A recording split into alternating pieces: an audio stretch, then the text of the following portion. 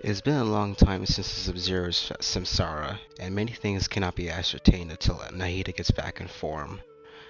Today you go to the Adventurers Guild as usual.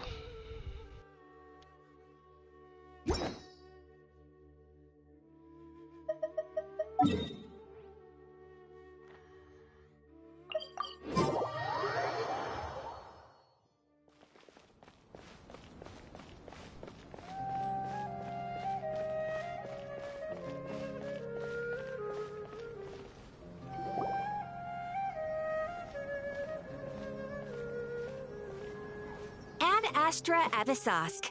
We meet again, you two. Hi, Catherine. Do you have any commissions for us today? Commissions, huh? Let me think. Oh, how about this? Please attend the Academia's Academic Symposium this afternoon and recite a love poem on stage. What? Wait, say what now? And if possible, please also use your camera to capture the reaction of the audience upon finishing the poem. Huh? What kind of commission is that? The audience would definitely have a reaction.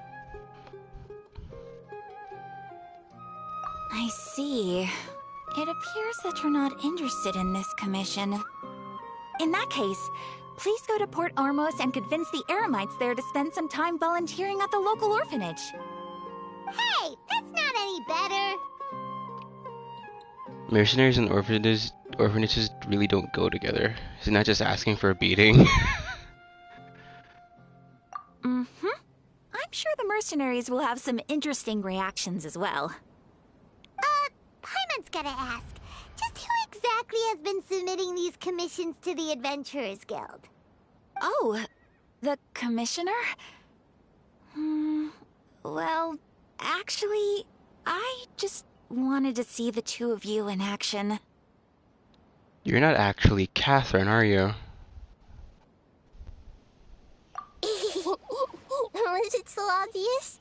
I was hoping you would actually take one of those commissions. That kind of chance to observe humans doesn't come by often. Ah, so it's Nahida. Paimon just knew Catherine wouldn't crack those kinds of jokes. When did you get into her head? From when she said, Ad Astra Abisask? So it's been you this whole time? Are you done resting up, Nahida? Yes. I've been sleeping ever since we parted ways, and I even had a really, really long dream. So the Akasha can't take away the dreams of gods. What did you dream about? It was another dream about the Sub-Zero's festival, except it was a happy one. In my dream, I was sitting in the middle of a flower terrace, and everyone in Sumeru City was holding hands as they danced in circles around me. They danced round and round, and everyone looked really happy. I also got to sit on a gigantic flower carriage. Ferris, the Knight of Flowers, raised me really, really high above the ground, and I was throwing an endless amount of Yalda candies at the children. You know, Nahida, maybe your dream is how the Sub-Zero's festival really should be. It's meant to be a joyous time where everyone gets together to celebrate your birthday. Yeah, but in reality... Huh? Wasn't I describing a really happy dream? Why are you both looking at me like that? Wait, could this be an example of the emotion known as pity? No, we aren't pitying you. That would only make everything worse. We just don't want you to feel too sad. By the way, have you had a chance to visit Dunyarzad? How's she doing? The Homianis haven't allowed any visitors after the festival, so we haven't been able to check on her. Yes, I paid her a visit right after I woke up. She was resting at the time. Her condition is stabilized. However, since Elazar is a manifestation of the withering on the human body, we can only cure it by finding a way to take care of Irminsol's own withering. But for the moment, our top focus should still be figuring out what the sages are up to and what they're planning. Right. Who knows what'll happen if they manage to pull off another scheme like the Samsara of the Sub-Zero's festival. So our first priority should be investigating and putting a stop to the sage's activities. As for how we should pull that off, let's discuss it somewhere else. There are too many adventurers around here. Oh, good point. Sorry, adventurers. We're gonna be borrowing Catherine for a little while.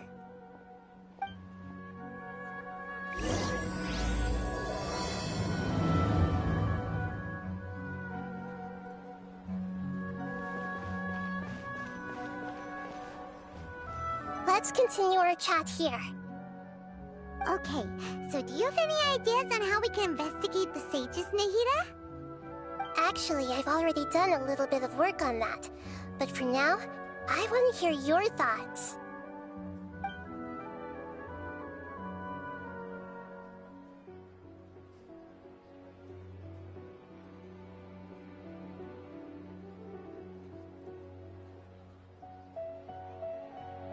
Is this a key figure in the academia?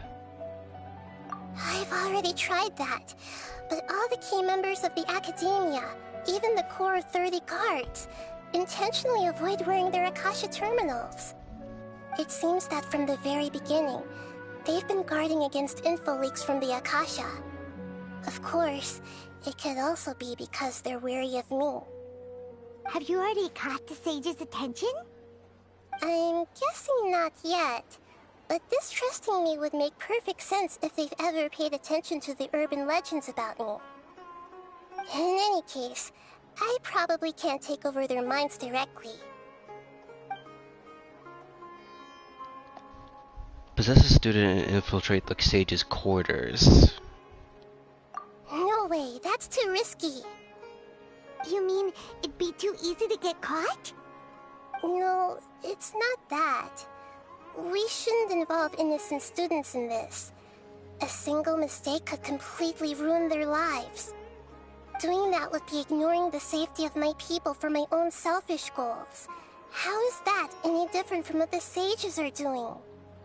That's a good point. Spoken like the god of Sumeru. We could grab someone close to the sages and question them? We're in the dark as of now. Since we still don't know anything about their goals, any rash move could tip them off and lead to terrible consequences. After all, every person in Sumeru City is one of their hostages. I can't think of anything else. Are we really out of ideas? Nahida, you're super smart, so you already have something in mind, right? Don't keep us in suspense. Spill the beans already. According to a popular theory from the Vahumana Darshan of the Academia, rejecting impractical motions at the beginning of a planning session will give more weight to the actual proposal. Okay, but aren't you the god of wisdom? You don't have to use that kind of gimmick to make us take your ideas seriously. Well, I've been thinking that if I can't directly possess the leaders, and if I can't get ordinary people involved, then I should find someone who's already involved, but hasn't decided to side with the sages. You're saying we should recruit a spy? That does sound like it could work. Oh, before coming back, we met someone named Al-Haytham. He seems like he acts alone, and he likes doing stuff behind the Academia's back. They probably aren't in cahoots. Actually, I already have someone in mind. Do you still remember that female scholar named Setaria? Setaria. Paimon remembers now. Isn't she the one who's always trailing behind the Grand Sage of the Academia? We ran into her basically every time the Sub-Zero's festival repeated itself.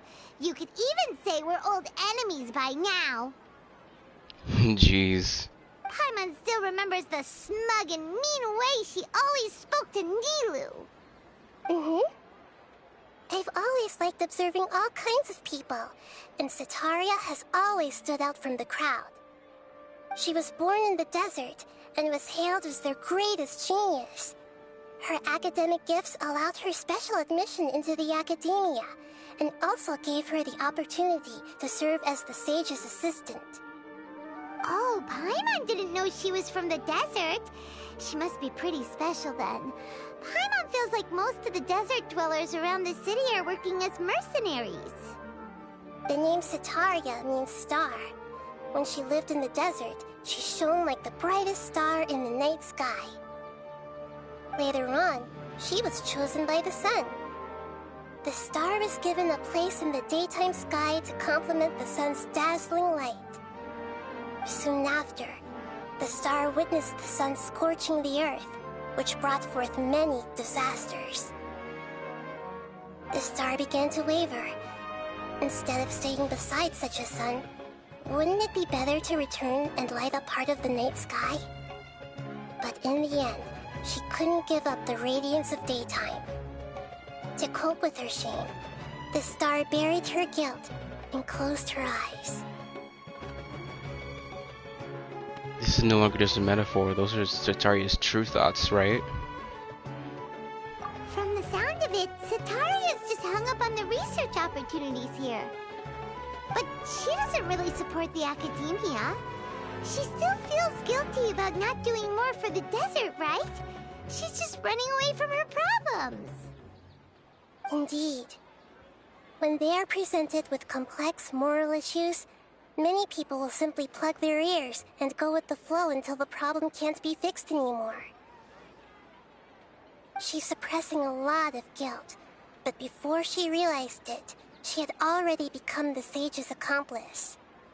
She can't deny her part in their schemes anymore. Sounds exactly like the person we need. Right. We must somehow make her face her problems again. That way, not only can we get useful intel from her, but she can also use it as an opportunity to redeem herself. From my past observations, Setaria will take a day off from the academia every 10 days to do some shopping in the city. Tomorrow afternoon just happens to be a shopping day for her. That'll be our chance. To prepare, let's go check out some of her favorite spots, and have a quick chat with a few of the vendors there.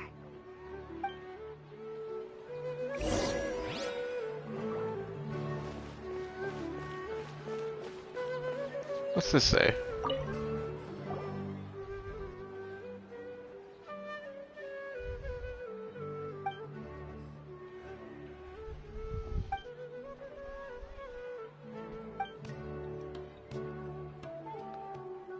A riddle?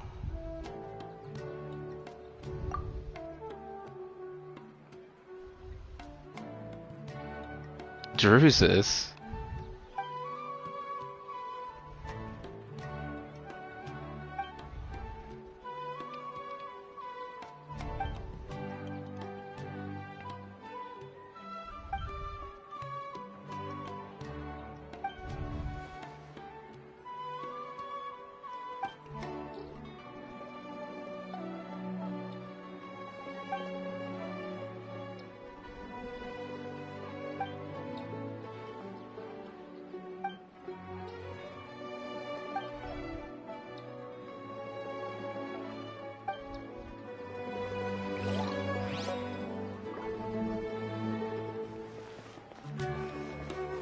Okay. I'll look at that later.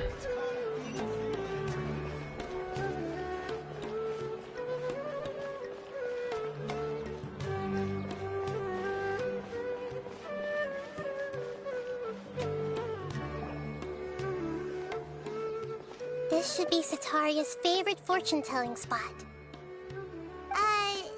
So should we ask the fortune teller about Setaria?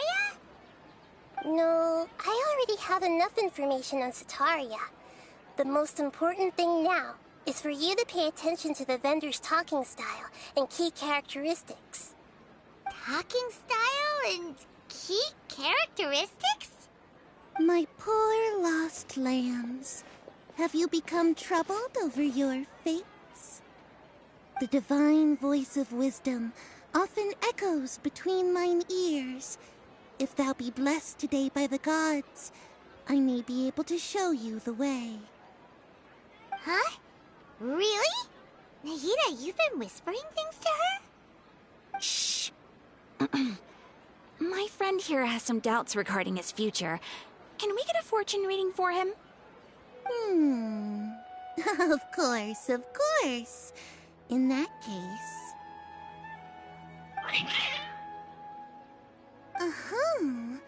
It would seem that Harut and Marut are quite wary of you. Perhaps, at some time in the past, you have somehow offended the gods. Bruh. Only mocking the god of Animo, questioning the Lord of Geo's financial savviness, and brawling with the god of Electro. Do those count? Oh, nothing. Go on, pick an aspect for her to divine. Divine my prospects in health? Health prospects. No problem at all.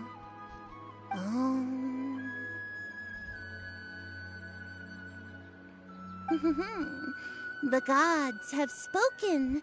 The truth shall be revealed.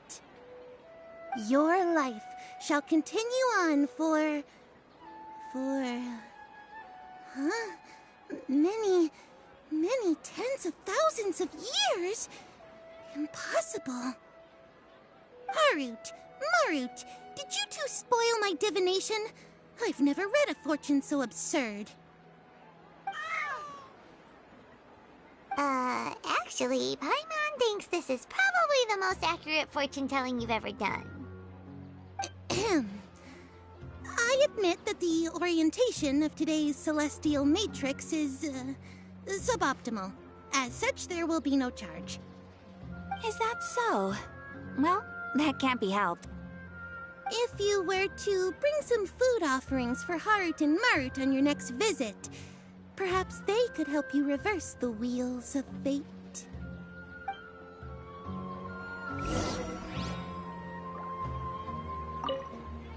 I've never seen Harut and Marut be so wary of anyone.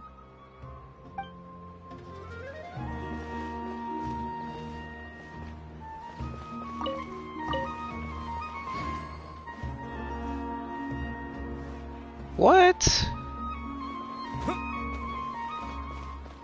Bro, I love cats.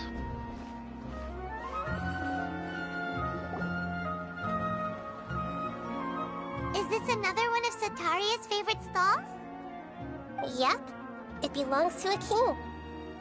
His father helped Sataria a lot when she first moved to Samari City, so she still comes by whenever she has time. When I start talking with him, listen carefully to the details of our conversation. Ah, dear customers. Would you like to look at some pottery? We caught wind of your great craftsmanship, so we specifically came to take a look. Oh, I recognize you. Aren't you Miss Catherine from the Adventurers Guild? Sounds like I'm in for some big business. Speaking of, where did you learn this trade? I suppose you could say it all started with my dad. He's a mason by trade, but I picked up an interest in clay while apprenticing for him. After that, I began making pottery by myself in secret, and I simply changed trades when my works turned out well. Although it's a pity that I'm no longer making much use of the knowledge provided to me by the Akasha. That's nice. You're making a living doing something you love. So is your father still working as a mason? Oh no, not anymore. A few years back, he fell from a roof and broke his leg. Since he had already saved enough Mora over all these years, he's just enjoying the retired life in Port Ormos nowadays. Oh, so he's got it. I see. We wish him peace and happiness in his retirement. I'll have someone in charge of logistics at the guild come by another day for some goods. We'll leave you to it. Take care now. No problem. Rest easy, all our goods are sure to meet your every need.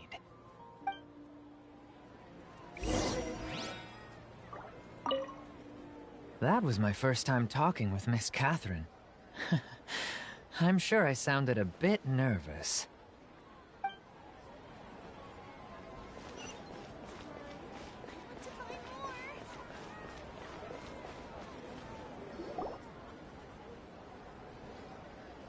This should be our final stop.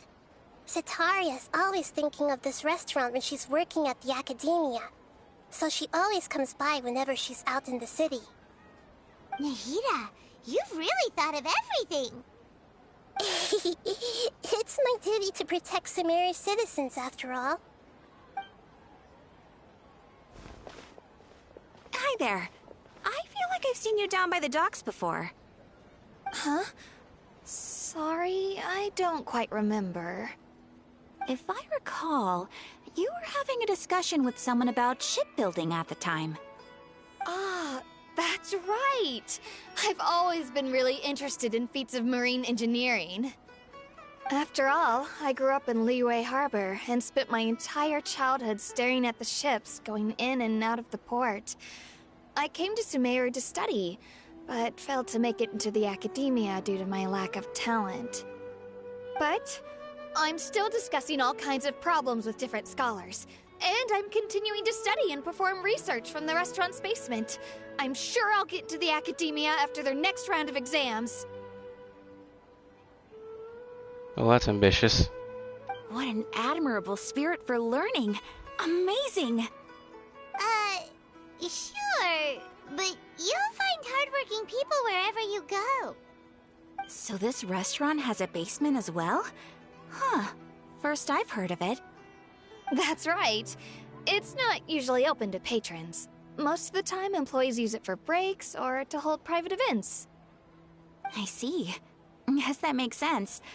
Well, good luck with your studies, Miss Chishan. Thank you so much. As long as I can make it into the academia as an official student, I'll be happy.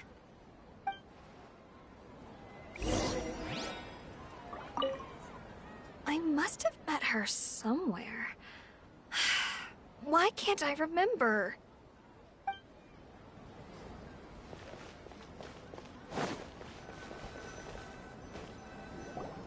So, was that everybody? Mm-hmm. 3 familiar faces should be enough for Cetaria. What's the point of all the information we've collected?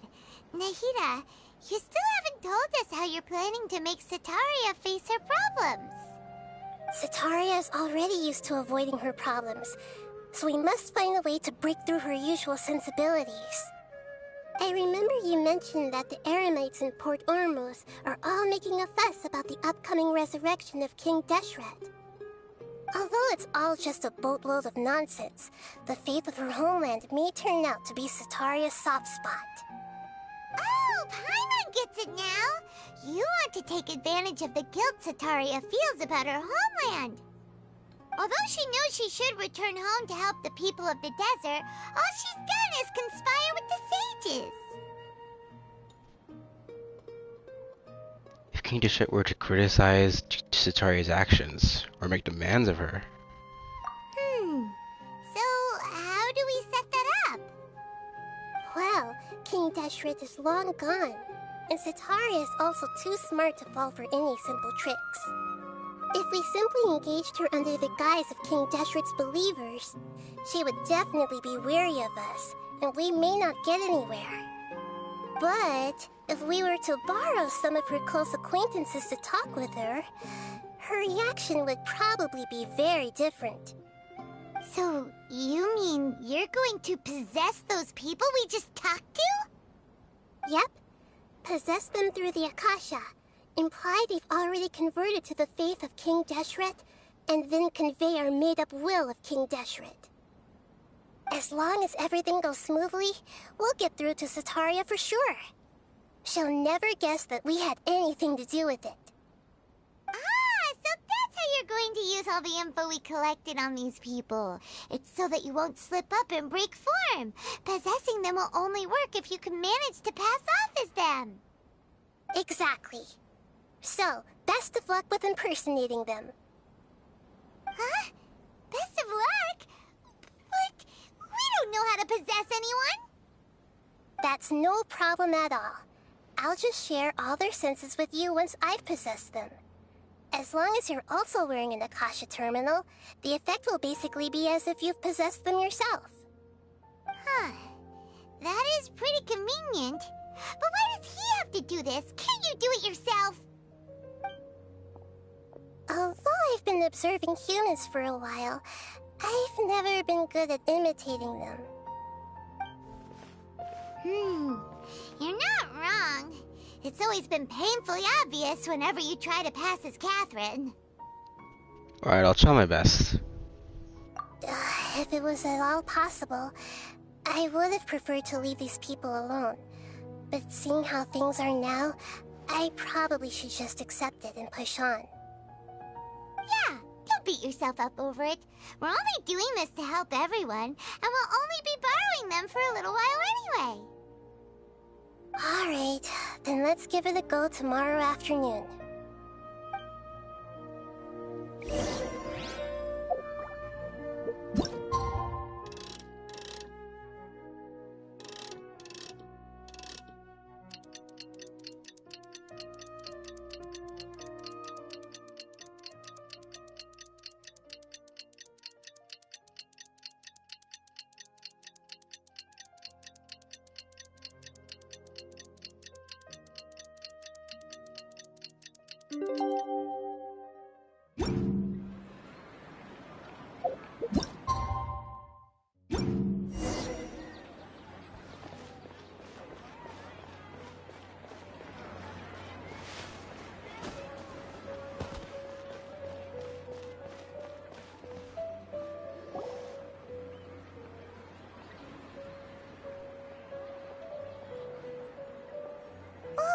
Here she comes. Satori is here. Let's quietly follow her. Once she starts talking to her acquaintances, we'll find a safe spot to begin possessing them. As for how we'll sway her to our side, I'll leave that to you. I trust you'll know what to say. Paimon's starting to feel kinda nervous. Okay, let's go. Looks like they've already started talking. Let's find a hiding spot and get started.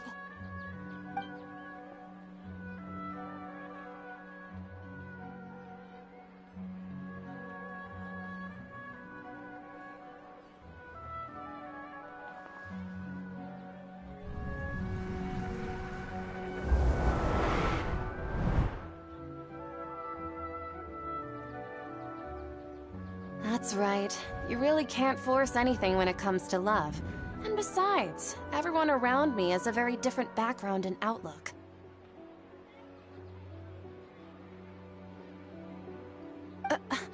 Are you still listening to me, Nabia? Eating chips, cookies, and Hershey pie at 3 a.m. Oh wow.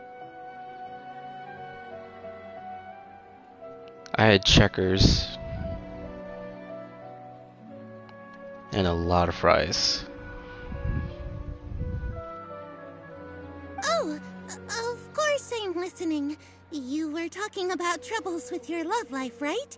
I heard everything you said. Okay then. You just seemed a little distracted for a moment there. Strange. Your cats seem pretty worked up. Is something wrong? I always thought they were quiet, happy kitties. Oh, what are their names again? Harut and Marut. Ah, that's right. They are just little darlings, aren't they? Harut and Marut. So, which fortune do you want me to read for you today? You must have come for another echo of the divine voice of wisdom. Traveler talking as a different character. Of course, the time they talk is when they're possessing someone. Yeah, I'm gonna say it doesn't count, because we're not hearing Zach Aguilar's... Aguilar? Aguilar's voice? And they still don't speak out the choices. I'd like to get another reading on my love prospects, but to be perfectly honest with you, I feel like I've been a real mess recently. A mess? Well, could you do a reading on how long it'll take me to finish my current project at work? I really just want to get it over with. I hear you. No problem at all. The gods will reveal the truth.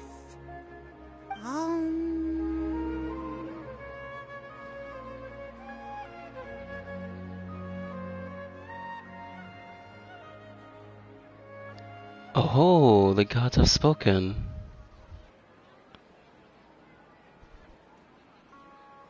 Shoot, I hope this is right. Sorry, your new laugh is just so hilarious. Oh I can't no. help it. Oh, please pay no mind to those kinds of details. The gods are asking. Sitaria, why haven't you gone home? Why haven't I gone home? Do the gods really know everything I've been thinking about? Sitaria, why don't you just go home? It's a demand now instead of a question. Oh, the gods seem to be truly upset. I'm sorry. I know I failed the gods. Please pass on my most sincere apologies and ask for their divine forgiveness. And if I may ask, Nabia, is there a specific god who's speaking to you right now?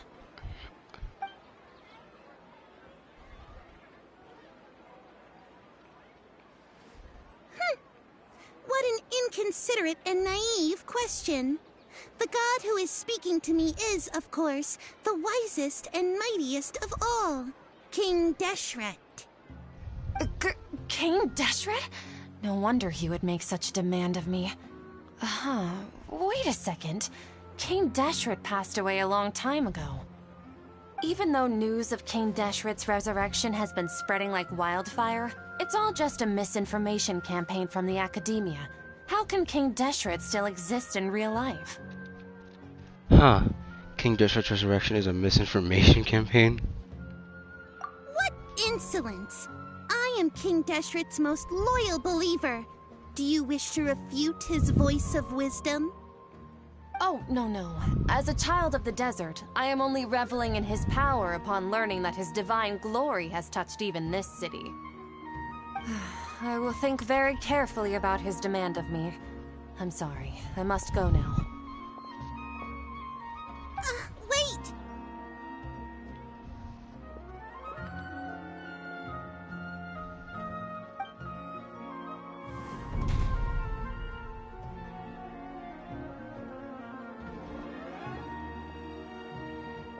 Whoa!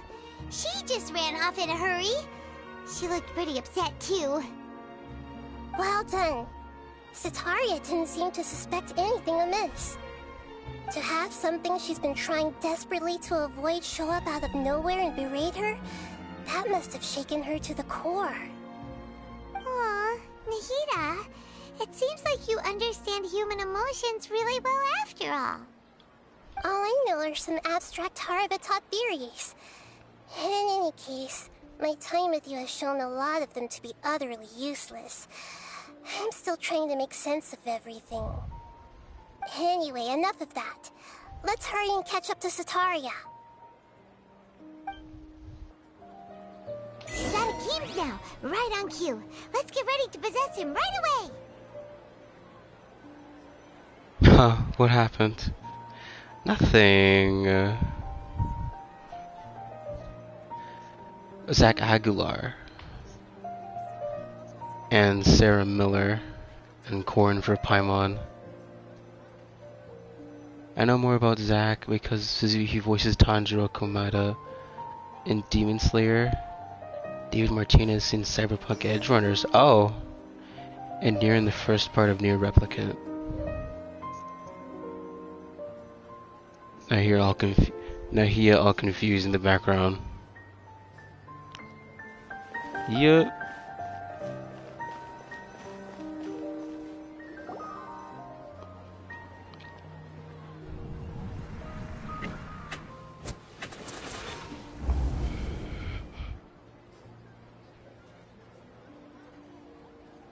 It's okay. I just got caught up in something.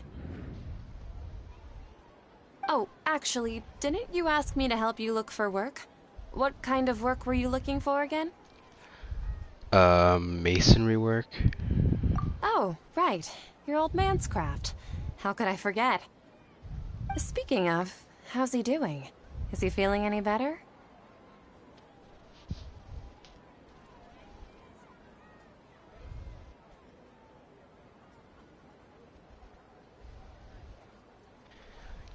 If he broke his leg, it will make more sense if he's able to walk by now, wouldn't it? Oh, that's good to hear. I have been thinking a lot about him. If I could get some more time off, I'd love to pay him a visit. Okay. Actually, while we're talking about him, is he still living in Port Ormos? Yeah, he's been retired there for a while. If you could find the time, please write him a letter. Let him know that recently, faith in King Deshret has taken root in Port Ormos and has begun to spread across Sumeru. He has a quick temper and has always been a devout follower of the Dendro Archon. I don't want him to get into a fight with those King Deshret believers because of a difference in beliefs. Oh? So, who are you siding with in all of this? The Academia or King Deshret? I'm so jealous of you.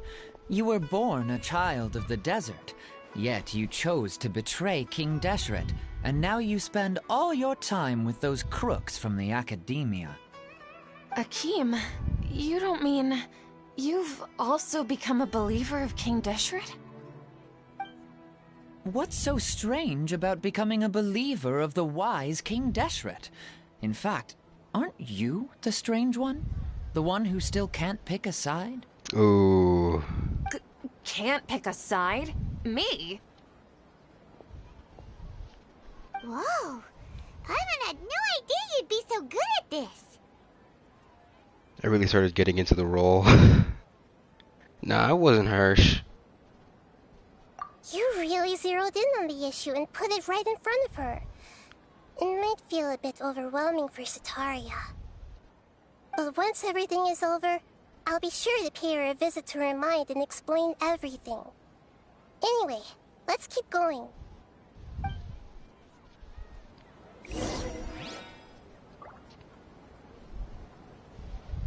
Come on! Sataria's already started talking with Shishan!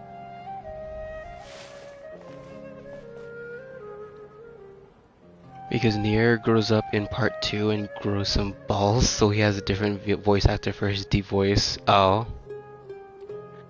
The stealth version. Nier is a middle-aged man instead. I just thought you were with Catherine. Oh. Like during the cutscene?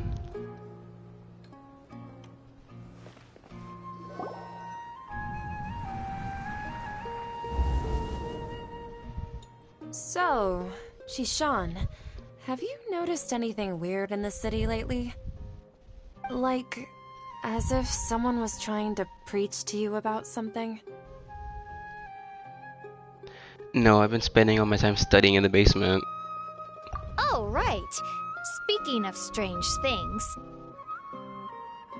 Imagine if she could follow you in the overworld. Imagine if any playable character could follow you. That would be so good. They actually do a bit of that during that event with what's his name? Ito. The test of courage. I want more of that. I celebrated the Sub-Zerus festival so many times that I lost count. That was really weird. Wait, how could you be aware of that? That should be impossible. Nothing in the report indicated anything like that. Are you still failing to realize that the Academia's lowly tricks could never deceive all of Sumeru's citizens? Shishan, don't tell me that you've converted to King Deshret as well! What an absurd question. You make it sound like I should be ashamed for becoming a believer of King Deshret. In reality, shouldn't you be the one who is ashamed? You, who works side by side with the Academia, and treated people as nothing more than experimental subjects? Please, please stop! Even now, Sataria's still trying to run from her problems. Did I push too hard? Nah. She can no longer justify everything to herself. Hey, she's trying to talk to the guards! What should we do? Imagine the whole party in the overworld, but the others are watching from the side until you switch to them.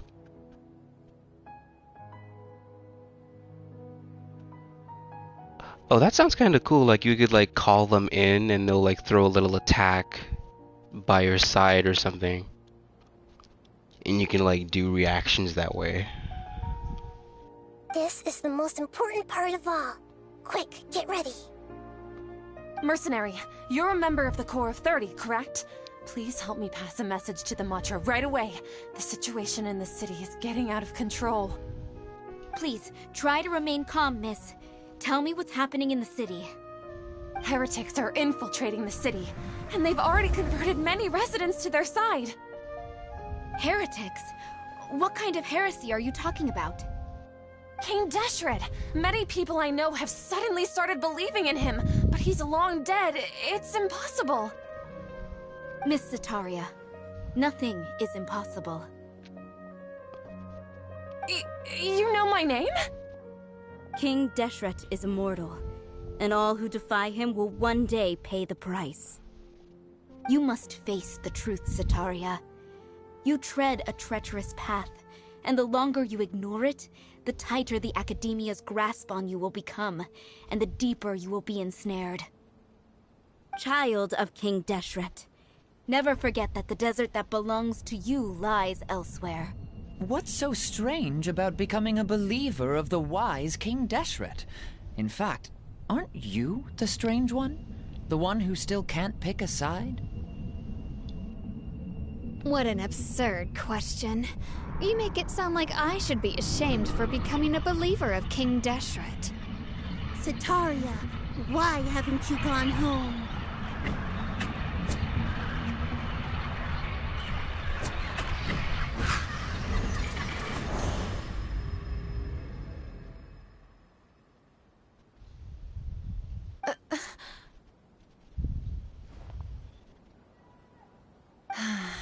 It seems that no matter where I run, I only keep finding more believers of King Deshret.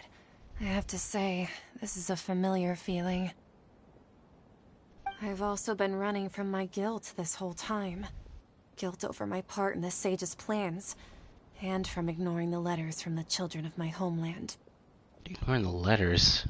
But no matter how much I may try to ignore or get rid of it, my guilt always comes back. It's not too late. You won't necessarily lose your research opportunities by facing the truth.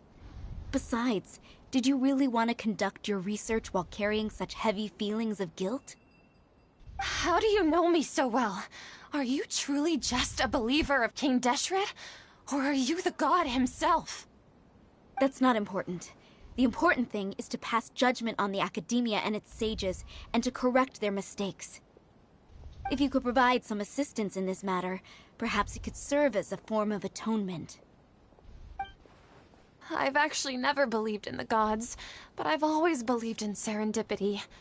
Your appearance must be a fated opportunity for me to get out of this wretched situation. Please tell me, what can I do for you? Good, we convinced her. How much do you know about the sage's current activities? I was just one of the designers for the massed dream harvest scheme, which is what happened around the Sub-Zeru's festival. But I know very little about the full scope of the overall project. I'd assume that only staff with the highest clearance would have access to those confidential documents. I've just been working to meet the Grand Sage's specified requirements. However, there's something that's been really bothering me. I heard that a scholar who was previously expelled has returned to the city, and even the sages are still quite wary of him. Interesting. An outcast that even sages are still wary of? To fight against the Academia, we will need to figure out the nature and the purpose of their work. Is there a way for us to get access to the confidential documents you mentioned? It should be possible if we're willing to take some risks. After all, I'm an assistant to the Grand Sage, and I've been working on many tasks outside of the project. One thing, though, I won't be able to transfer the documents to you through the Akasha once I get my hands on them. The sages have always closely monitored all activities within the Akasha. Let me see... let's use the most primitive method. Send someone to pick up the documents tomorrow evening at the Academia entrance. The Academia entrance. Wouldn't that be too conspicuous? Don't worry about that. I assure you, this won't be a trap. I'm only suggesting this location because it'll draw more scrutiny for me to leave the Academia again. It'll be safest for me to distract the guards long enough to hand you the documents. All right, I trust you. So, if I were to successfully complete this task, would it mean I've atoned for my wrongdoings? That'll depend on the judgment of the Dendro Archon. The Dendro Archon. That's right. Her people are the ones we have endangered. As the God of Wisdom, she's also the one responsible for judging and guiding the scholars. Maybe it's time for me to find a god to believe in. Just as Nahida predicted, we've managed to bring Sataria to our side! The Traveler's execution was ingenious. He's the one who deserves all the praise. Well, now that we've made plans to meet again tomorrow evening, all we can do is pray for Sataria's mission to go off without a hitch. Pray? But if we're going to pray to the gods, aren't we just praying to you? God of Wisdom and Guardian of the Scholars? Me? No. The truth is the true Guardian of Scholars. I've always believed that. Anyway, let's meet again tomorrow evening at the Adventurers Guild.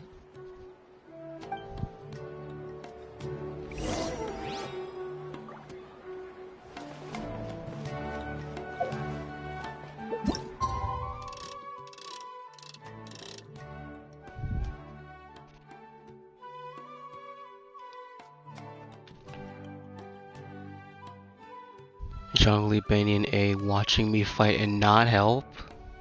Dang.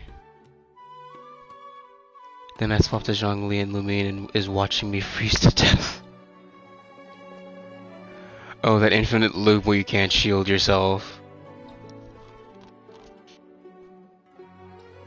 LMAO, me as Zhongli frozen, spam the space bar. Felice and Brony watching me get my butt kicked, it's for sure reason. Benny, oh, I have to go in now. I'm gonna regret eating chips before sleeping after my hair dries.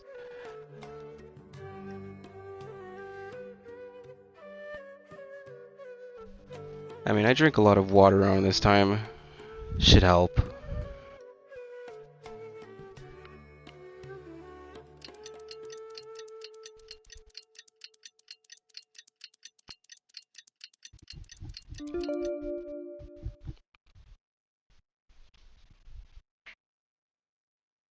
That's what I meant when I joke about the party on the sidelines watching. They're just watching you mess up.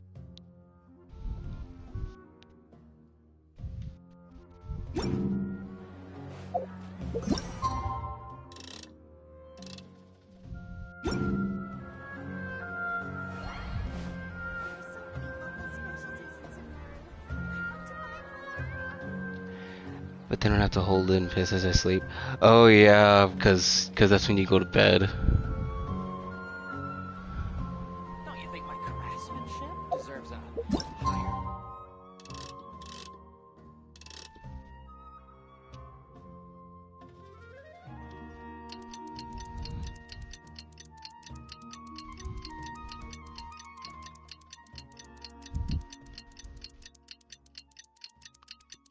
The meme of the two boomers laughing. We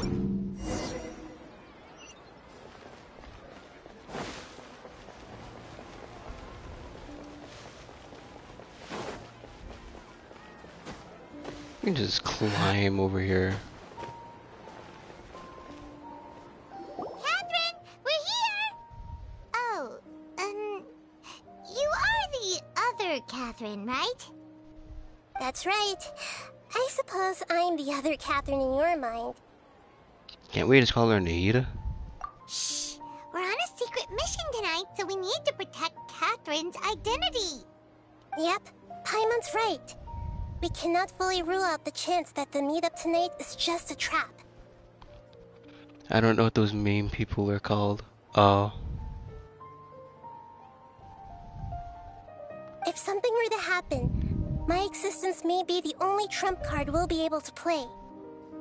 After all, the Academia should still be unable to confirm the existence of my consciousness in the outside world. Yep, exactly, just what Paimon was thinking. I still doubt that. So where's Catherine? Actual Catherine? Probably asleep. Anyway, enough about that. Let's just make sure to be on our guard. Speaking of which, don't you feel something is off? I'm using the auto-suggest Catherine. Oh, the spelling. Off? What do you feel is off? It's just a little too quiet around here. It's the middle of the night. Of course it's quiet. You're not getting paranoid, are you? No, I think he's right. It really is a lot quieter than usual. If you look around, there seems to be fewer people on the streets. I'm not sure if this is the case for the entire city, though. Huh. Maybe it's just a coincidence. Maybe Setaria figured out a way to not only distract the guards, but also to get everyone to go to sleep early, just so we can exchange the documents in peace. That'd be cool. I also can't quite figure out why things feel a little off. But now that we're here, let's go ahead and meet her as we planned. Well, regardless, as long as you're here with us, Paimon feels a little safer.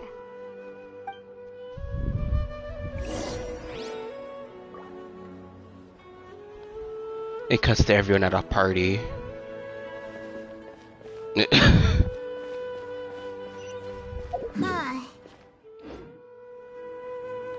Oh, did I cut it off? Oh, my bad.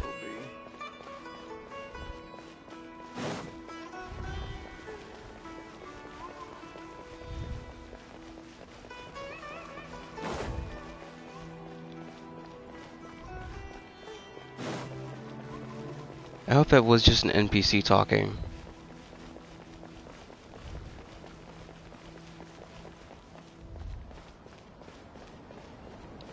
All I heard was wah.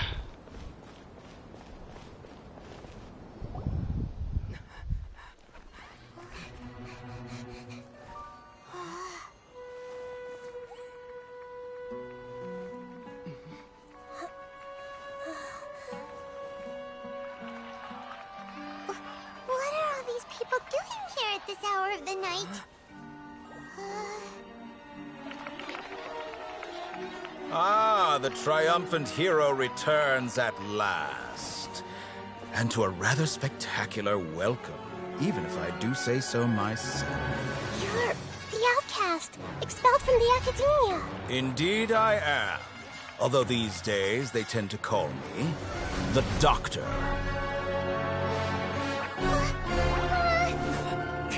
If you're looking for your researcher friend, she has already been taken into confinement. With some basic caution, she could have discovered the listening device on her person. Clearly, she lacks the degree of rigor expected of a true scholar.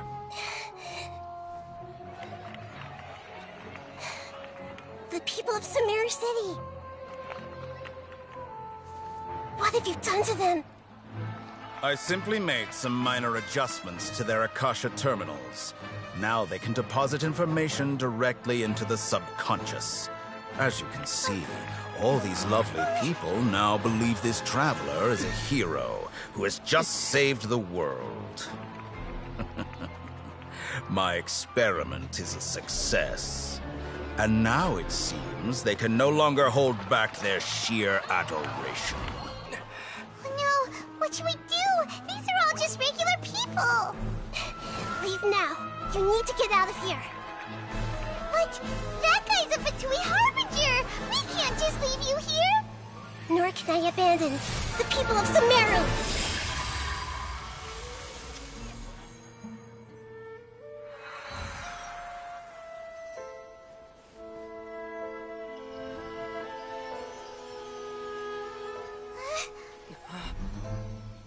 Don't worry.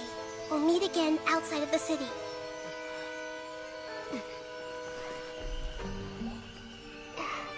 I see.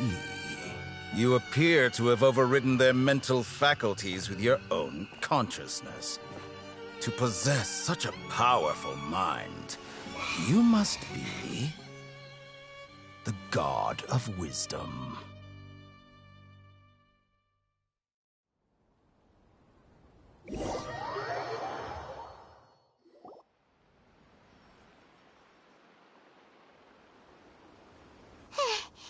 This should be far enough. Whew. Paimon needs to catch her breath first.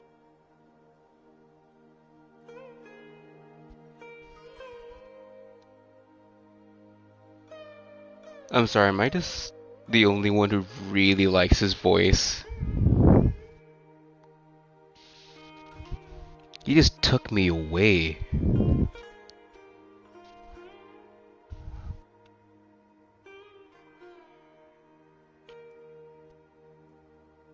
Please telling me we're getting an interlude act of the Archons reuniting. We have no clue. At least one of the, what's it called? Some of the originals talking to each other eventually, or sending each other a letter.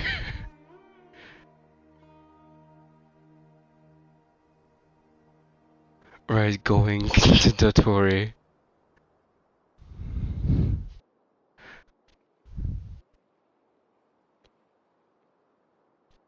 Everyone, I hate Dotori. Me. He's an inspiration. Foreshadowing Traveler actually saving the world in the end game. I knew those rakshas were a bad idea.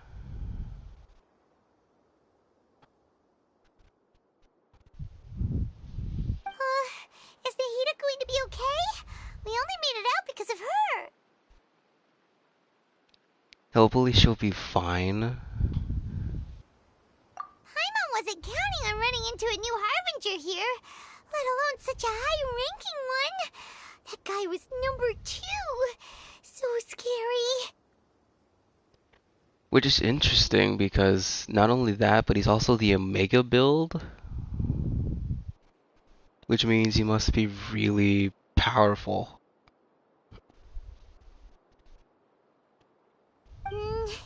He called himself the Doctor. Remember, Tainari told us about him. Sataria did say that someone who once got expelled from the academia came back recently. And that even the sages are wary of him. Yep, sounds like she must have been talking about the Doctor. We underestimated the scale of this problem. And the parties involved. Yeah, now that the Doctor's in the picture, we're no longer just dealing with the academia. They're in cahoots with the Fatui. But what are the Fatui after this time? Another Gnosis? We need to find a way to reunite with Nahida. Yeah, things would be a lot easier with Nahida's help. Nahida said we'll meet again outside of the city.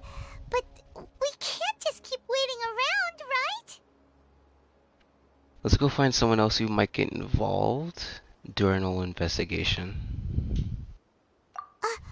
You mean... Let's go and fight Dignity. Oh, right! Wasn't he invited by the sages to work on some project when we were staying with him in the Vidia Forest? That has to be the same project. Even though he turned it down at the time, he might still know something. There's no time to lose. Let's go to Gandharvaville.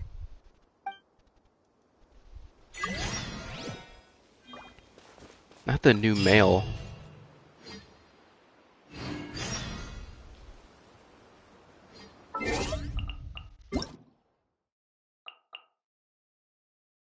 Oh. Yeah, good thing I got that taken care of.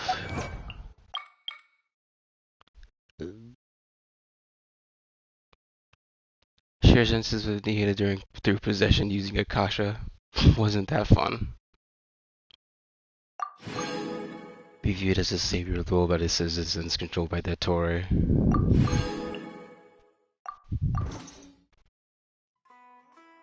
He's so hot, but he killed Crippus and tortured Kale, but he's so hot. He's animal? He's from Sumeru? Yeah. So you gain more after maxing out XP, right? Yeah. Like all your future XP is gonna get converted into Mora. Which means like it'll accumulate over time and you'll basically become rich. Like that 500 bonus XP from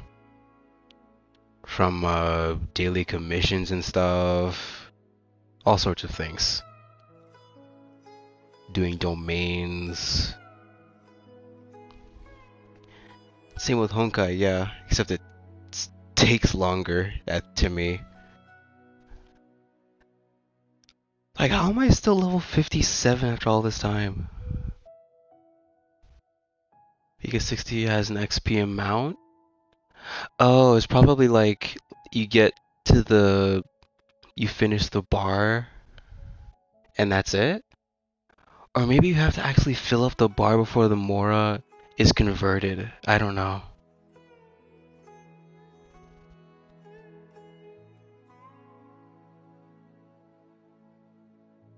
Darn, I didn't think of that.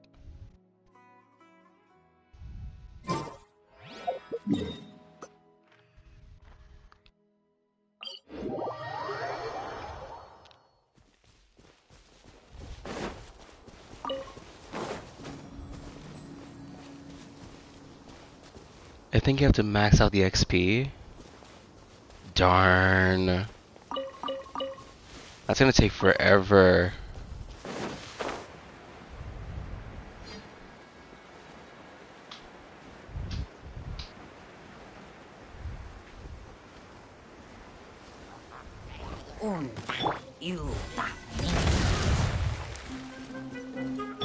Rain outlines your fate.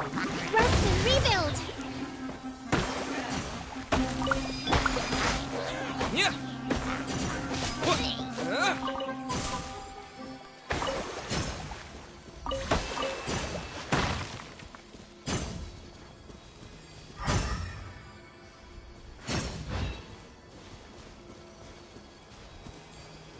I don't see anything to shoot at.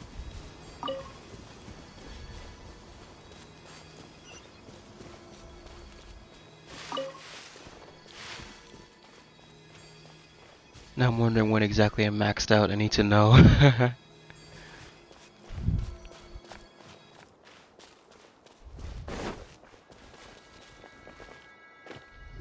Hold it right there.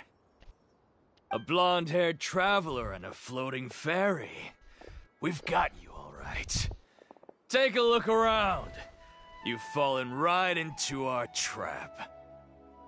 Here goes. Are you mercenaries from the Corps of 30? Did you come here to arrest us?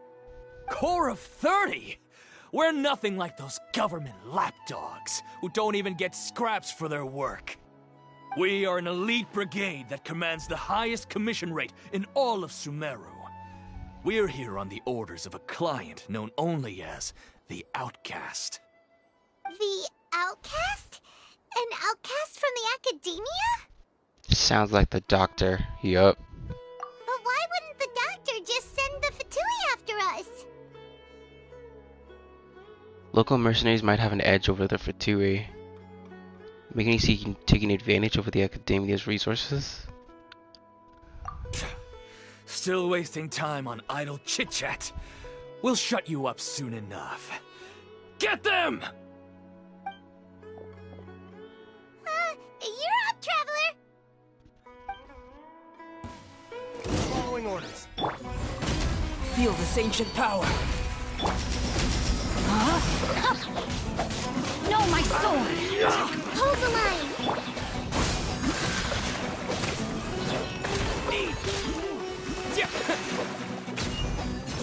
Close enough. New punches. Terminate! Witness the power of Gugwa! Where do you think you're?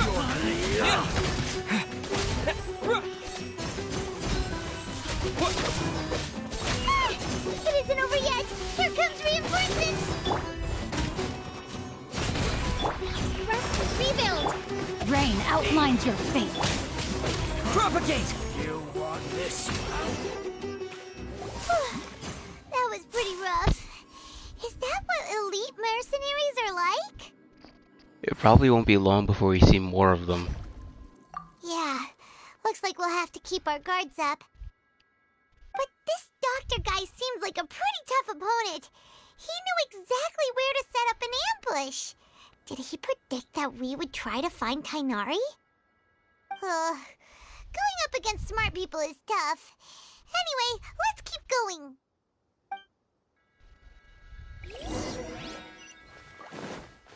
This new team build is really cool.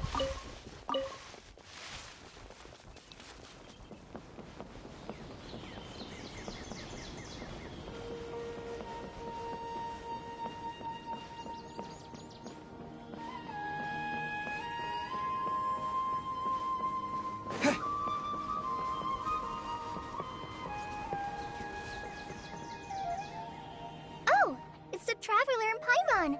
What are you two doing back here? Kale! It's nice to see you again! Are you doing alright? To be honest, I'm not doing too well. My Elazar has been progressing at a faster rate lately. I'm finding it harder to complete more intricate tasks. As a result, Master Tighnari is taking me off the patrol schedule. He will only allow me to stay here and coordinate other people's tasks. Oh, Kale! Seems like curing airman still is our only chance. Speaking of Tighnari, did he go off on patrol? We're here to talk to him. Oh, Master Tighnari? He just left the Avidia Forest a little while ago. He was headed to Party's DI. Huh? He left? What? Isn't Tighnari always saying that he never wants to leave the Avidia Forest? He even turned down the Sage's invitation. I thought it was weird too. Master Tighnari always prioritizes his work as a forest watcher above everything. He almost never leaves his post. He left in a hurry this time, though. He didn't give a reason? No, I only found out that he left through a message he left behind. He also made sure to delegate all his tasks using a schedule. To leave in such a hurry? I'd guess he had something urgent to take care of. Master Tighnari originally studied in the Amorta Darshan of the Academia, and Partis DI is something like the Amorta's research base. Many rare shrubs and grasses have been planted there for research. I know that before he became a forest watcher, Master Tighnari once spent a long time conducting research at Partis DI. A research base, huh? Gotta wonder what kind of research Tighnari just decided to work on all of a sudden. Oh, we don't have a lot of time, so let's go look for him at Party's DI. Take care of yourself, Kale. Don't worry. I'm fine. I'm used to living with Elazar by now. If you run into Master Tighnari, please send him my regards. Got it. Will do. See you later, Kale! I had already made up my mind, to be honest with you, so I didn't try to hide my current condition. Don't worry about me. I'll be fine.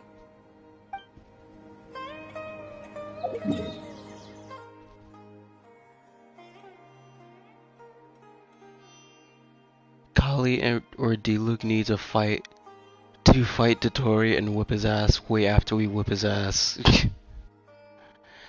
Imagine Tighnari is a Dotori clone. Oh gosh. Everything is a lie. Honkai also has an XP bar for Captain level 88. And I think I had to cap it out to start getting coins. It's been so long, I didn't think of that. That sucks. Oh yeah, let me make condensed resin real quick. I forgot about it.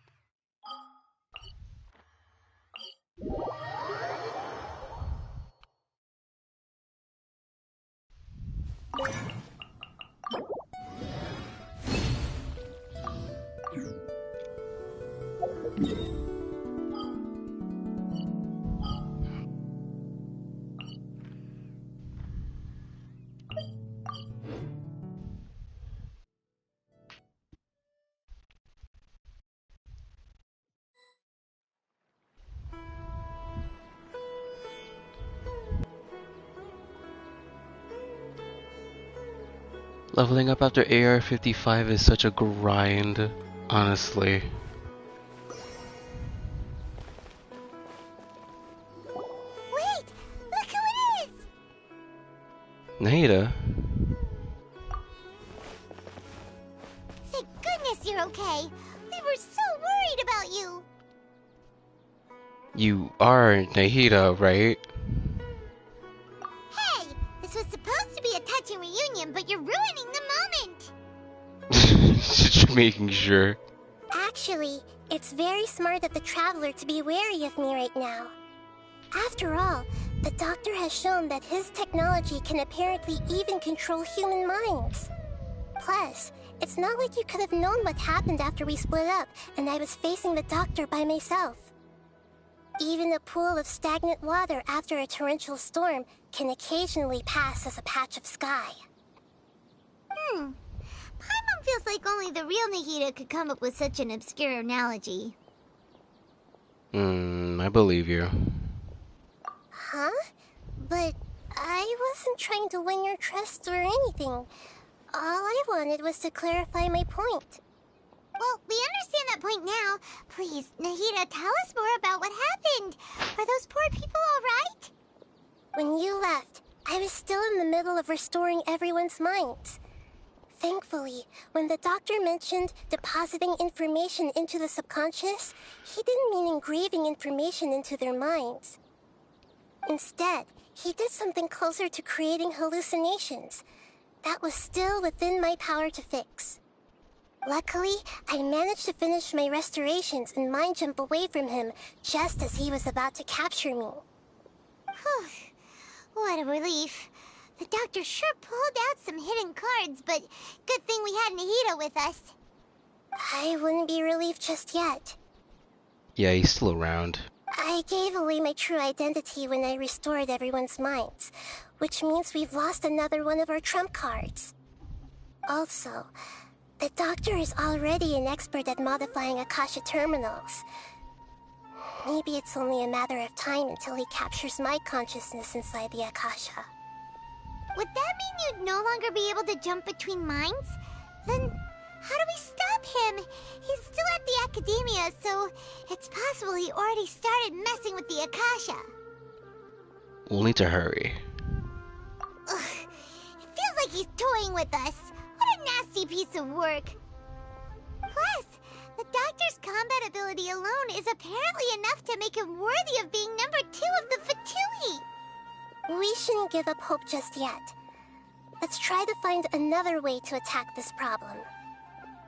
Actually, Nahida, how did you know we were trying to get to Party's DI? Have you been waiting for us? Yes, I have. I can see the Traveler's elemental energy, so I deduced your destination by looking at the direction you were moving in. You didn't come here for sightseeing, right? Did you find any leads? We're looking for a scholar we know. His name is Tainari, and the sages once tried to reach out to him. Why don't you come inside with us and see what we can find? Okay, let's just hope we won't get him into trouble.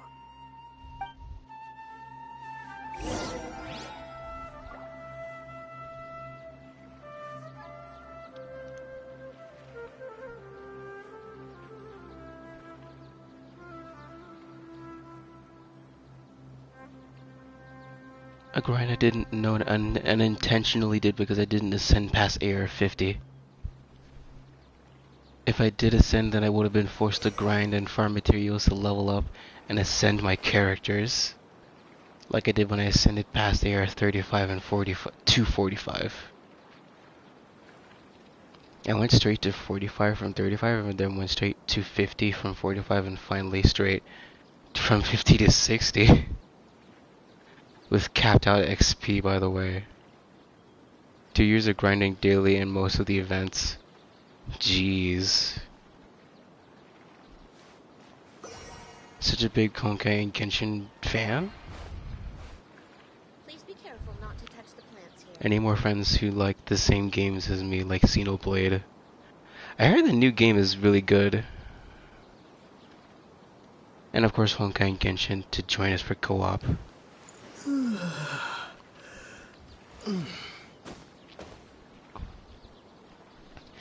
Yeah, it would help so we wouldn't have to wait for co-op raids.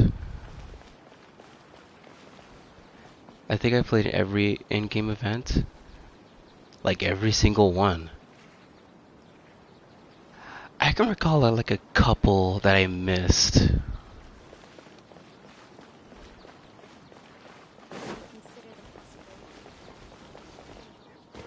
But they were like smaller scale events.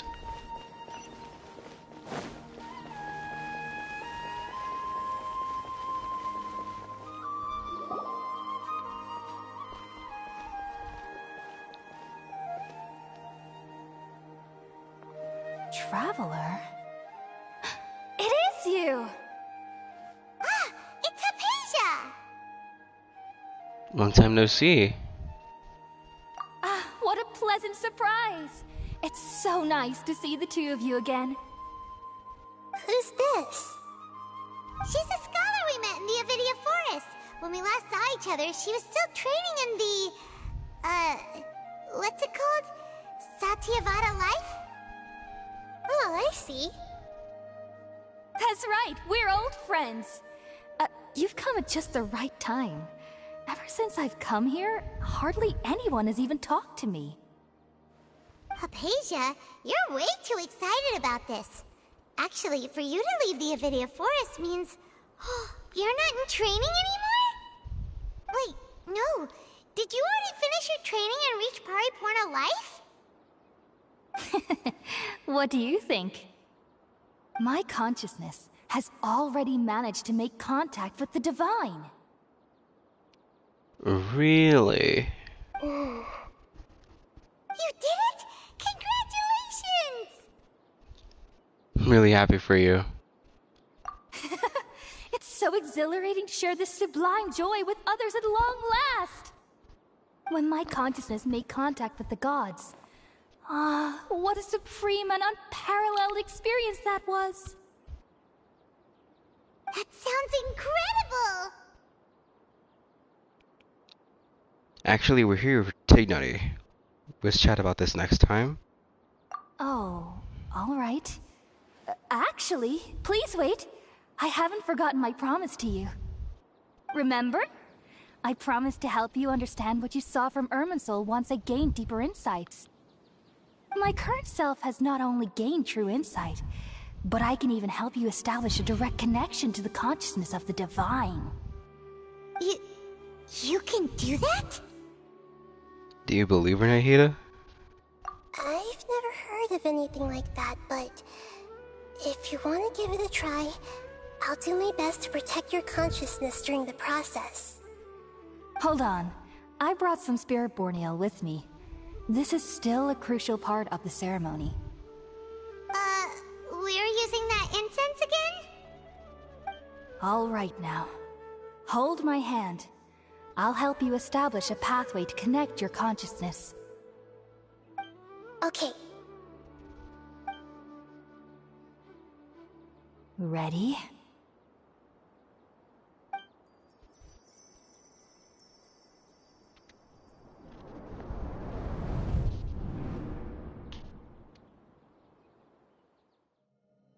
It took 3 betrayals for me to finally understand. The world is just an elaborate tapestry of lies. My fury will never be quelled. The first to betray me was a god. My creator. My mother. Valuing strength above all, she saw no worth in me and I was discarded. The second was a human. My family. My friend. Consumed by fear, he saw me as an abomination. The third was one exactly like me. A hope for the future. A fledgling barely out of the nest. Powerless before his mortality, he broke his promise to me. Humans, they can't be trusted. And the gods fill me with pure loathing. So I said good riddance. I denounced the world and laughed in its face.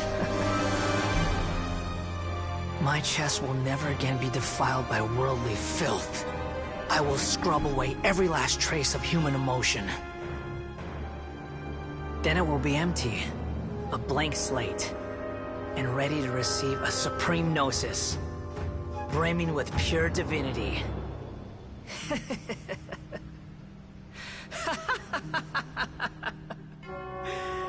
There is no need to fear. The pain will be brief. Your era is coming to an end.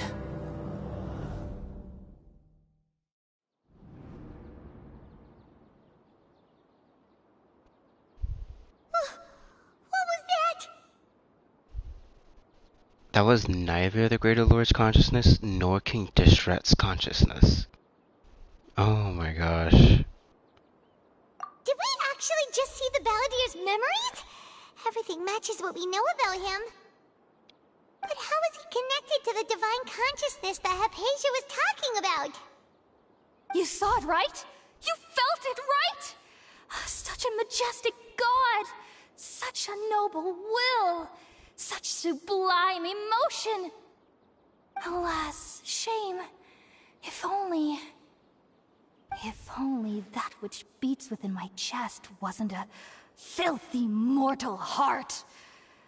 Oh, great and merciful God, please grant me forgiveness and salvation.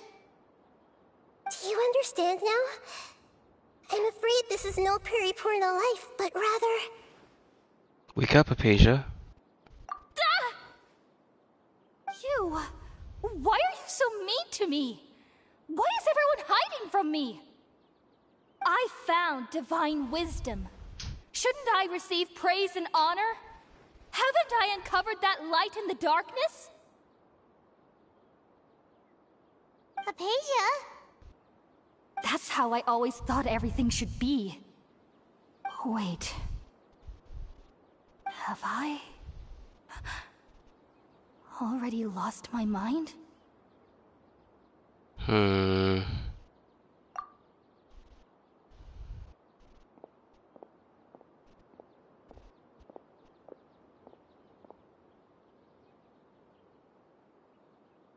Wait, something isn't right.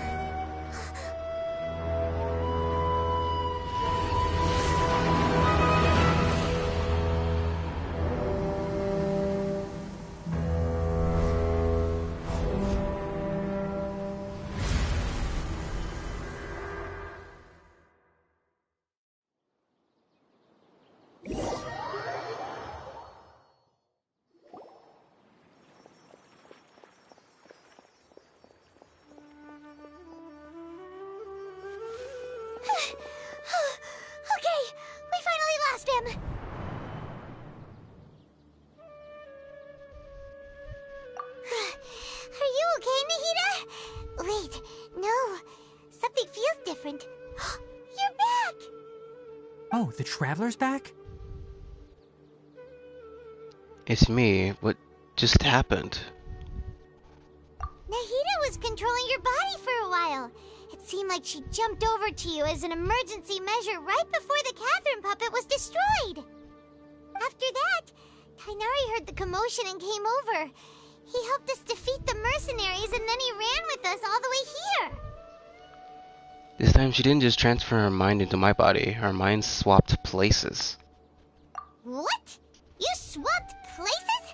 You mean your consciousness also went into Nahida's body? Wait, then where is Nahida's consciousness? Where is she now? I never imagined that an individual's consciousness could be transferred around like this. Had I not seen it with my own eyes, I would have never believed it. I don't think this can be achieved with current human technology. Also, while we were running, the consciousness in your body told me to pass on a message. She said, "The doctor has found a way to trap my consciousness, so I can't journey with you anymore. But even in a moonless night, a shower of starlight can still drown out illusions and lies." Oh no! Nahida's trapped in the sanctuary of Surasthana for good this time. Was that message all she left for us? It's pretty vague. It's in a code only we know. We can't let the doctor figure out what we're up to. Oh, that makes sense.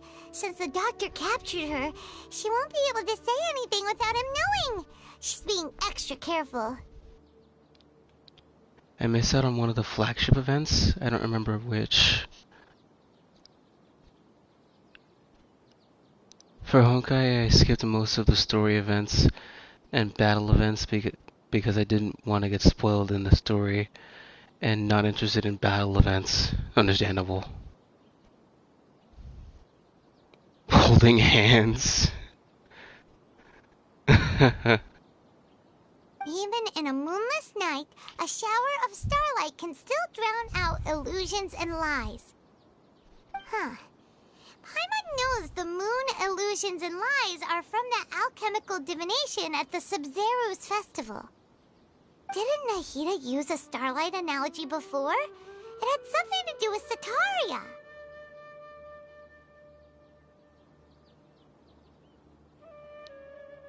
The moon refers to Nahida herself, starlight refers to the people of the desert, illusions of lies refer to the Academia's plans.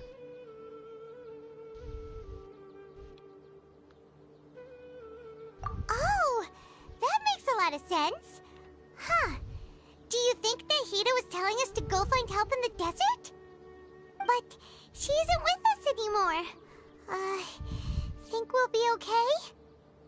Paimon, you said Sanctuary of Surasthana.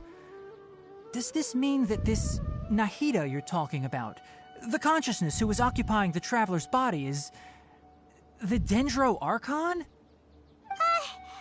Your guess is correct, but the situation's a bit complicated, so it's really hard for us to explain right now. That's all right. A scholar's curiosity doesn't need to be appeased right away. As for the complicated nature of the situation, safe to say I have witnessed that for myself. I've spent some time with you, and it looks like the Dendro Archon's also on your side, so I trust you. Thank you, Tainari. Oh, actually, we came here to ask you a question. What do you know about the project that the sages have been working on? Ah, that. While I was indeed invited to join that project, the sages were always secretive about its scope and goals, so I eventually declined. All I know is that that project has something to do with the restoration of Irminsul. I think I know what the project is about. I just received some new intel. Huh? Did you see something when you were in Nahida's body? The Academia is turning the Balladeer into a god. What? Do you have any evidence?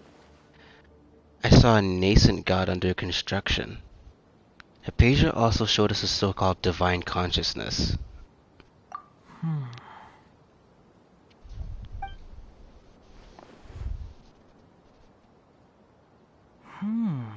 So that's what happened. That explains why Hypatia's symptoms were different from those of the other scholars who went mad. It's because she made contact with the consciousness of a new god who is still in the process of being born.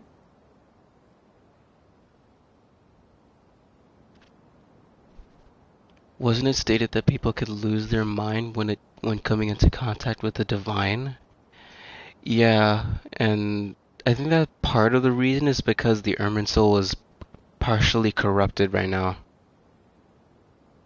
Otherwise, it would have been a lot safer. My eyes are tired. Oh yeah, it's like 4:30.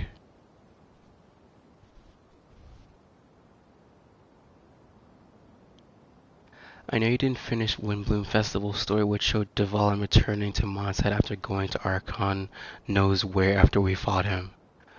Oh yeah, Windbloom Festival.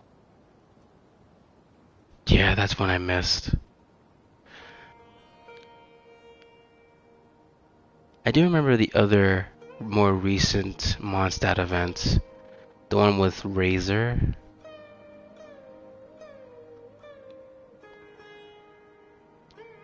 It could be possible story quests won't stop at just 3 acts, though they're really slow at adding new story quests. Last time they made a story quest, Act 2 was Raiden and before Zhongli, only those two. I'd like if they add more in the each update. Yeah, true. Noah also has the only one with two acts for her hangout events. I did play some of the Windbloom mini games though. I remember shooting balloons with bows. Tighnari, did you leave the Avidia Forest because of Hypatia? I did. I noticed Hypatia's mental anomalies, but since her symptoms were rather atypical, I secretly took her to Pardes Dii and began searching for a way to return her to her normal self. If I didn't take action, Hypatia would have already been taken by the Matra to the desert, doomed to a life of exile at Aru village.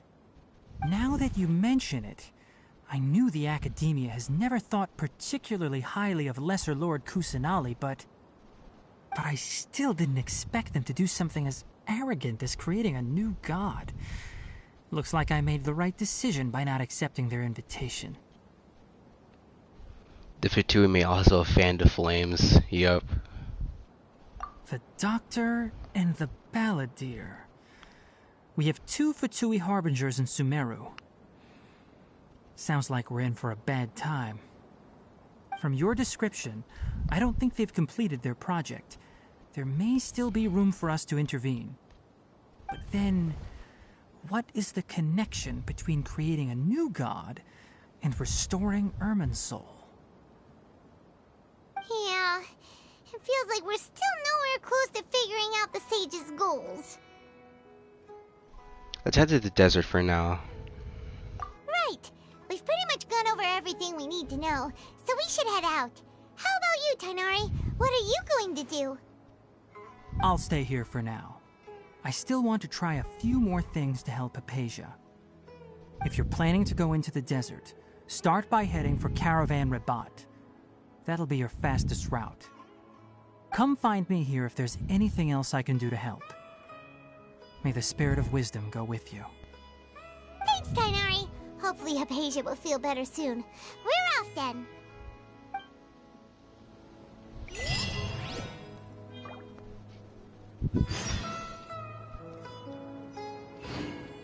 If they're not adding more Archon quests, then I want more story quests. I never got to beat you properly at the balloon shooting. We only played once where I used Ganyu and then swapped to a PS4 controller for a controller duel. Oh yeah, I remember that. So Dottore is helping Scara? Yeah, he's helping him become a god, but that's pretty much it. That's part of why Scaramouche let him do experiments on him. I started late. Oh.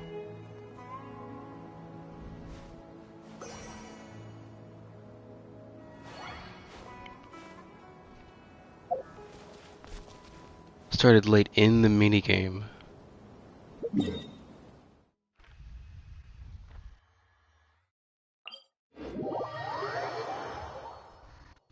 I've already traveled here before.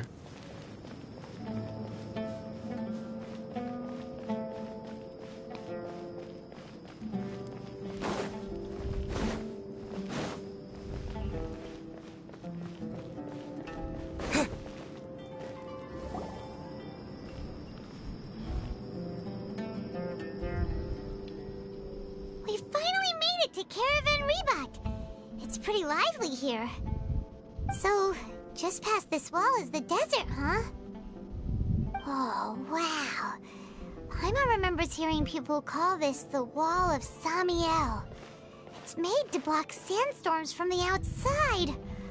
Oh, if it's this tall, it's gotta be the divine work of Greater Lord Rukkhadevata, right? Truly awe-inspiring.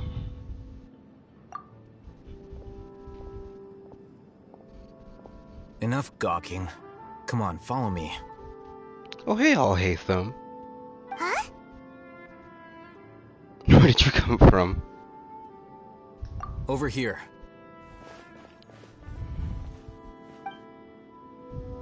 Oh, Haytham went that way! Let's hurry up and follow him. Wonder what he's up to.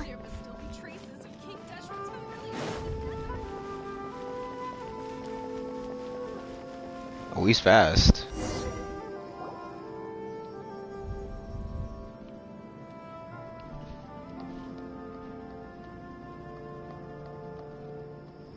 What the... Where did he go?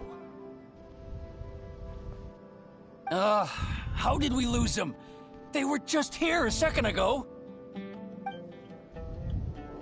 More Eremite mercenaries? Who are they working for this time? Anyway, Traveler, it seems like we were being followed again. You were too careless. You should have noticed those hopeless amateurs trailing you a long time ago. We couldn't have shaken them without you. There's no need to thank me. I've never cared to keep track of personal favors. All I did was correct a mistake I happened to come across. It's a habit I developed at the academia. You really gave Paimon a scare, Al-Haytham. We never thought we'd run into you here. Last time we met at Port Ormos, didn't you say you were going back to the academia? Wait, don't tell Paimon that you're here to take us back on their orders! Oh, so you've already landed yourselves on the academia's hit list. I can't say that I didn't expect it. However, had I wished to turn you over to the academia, don't you think you'd already be the Eremites' honored guests by now? Oh, right. You do have a point. Did you participate in the Sage's big project? I have no interest in running errands for that project. As a scholar, I've always belonged to the camp that promotes researcher autonomy. And these days, you're more fascinating than anything the Sages can offer. So you were actually looking for me? Not quite. To tell you the truth, I'm still investigating the Divine Knowledge Capsule. Unfortunately, I've run into some difficulties. Everyone says the capsule originated in the desert and was eventually moved to Port Ormos. If I am to get to the bottom of this, I must understand how the capsule first came to be. I like the way he says capsule. Which brings me back to you, and why you're so interesting. The leader of Ain al-Ahmar used the Divine Knowledge Capsule right in front of you, and upon seeing him, your expression became perplexed, and you were lost in thought for quite some time. To have that kind of reaction, I think you must have realized something. Are you interested at all in sharing what you've been hiding from me?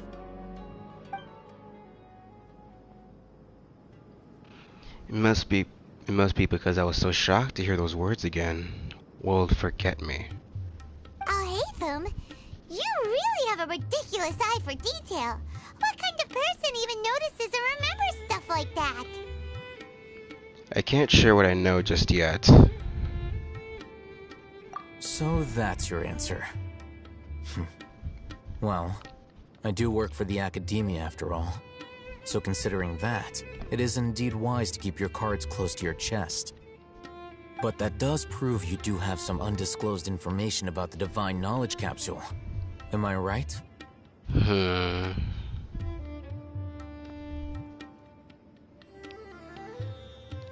This is like the story making us go to Liyue, but we already traveled to it. I'm already 2 steps ahead of you. Because we needed to level up our AR, so we already traveled through all of Liyue. Be glad he's not sprinting. And then I sprinted.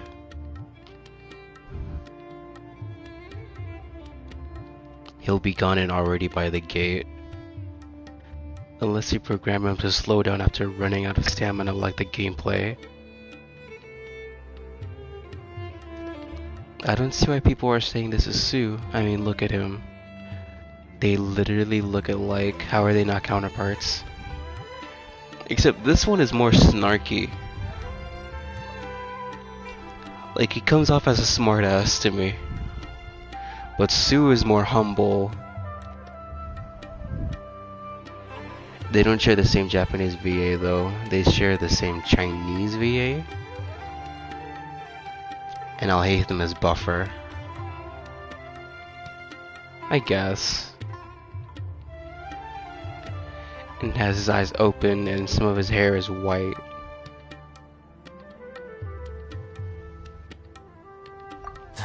No matter. Rather than simply learning the answers from you, I'd still prefer to investigate on my own. Speaking of, you two are also headed to the desert? That's right! We have the same plan as you! But we don't really have any concrete goals at the moment. Then I'd suggest starting with Aru Village. It's the largest settlement in the desert, so it'll probably have more resources and intel than anywhere else. Well, would you like to head there together? Sounds good. It's always better to travel with someone you know. Let's go!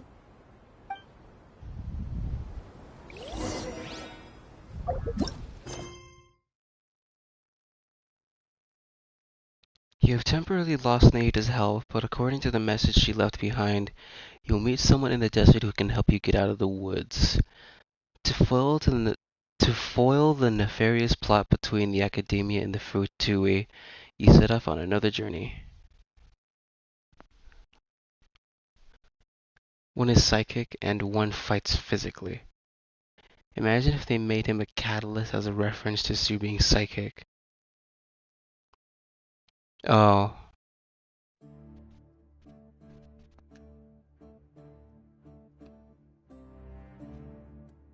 I saw some of his leaked gameplay. Oh wait, I probably shouldn't talk about that.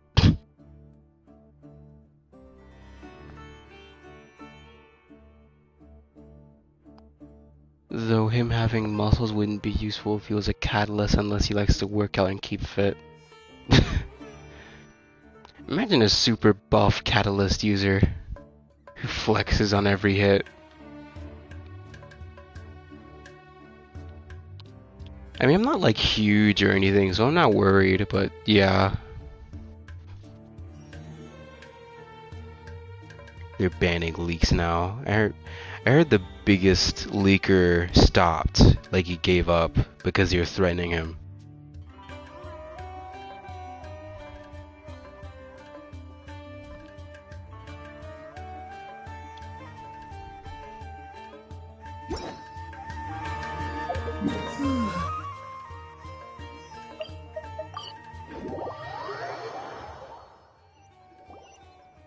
Before us lies Aru Village, the safe haven of the desert folk.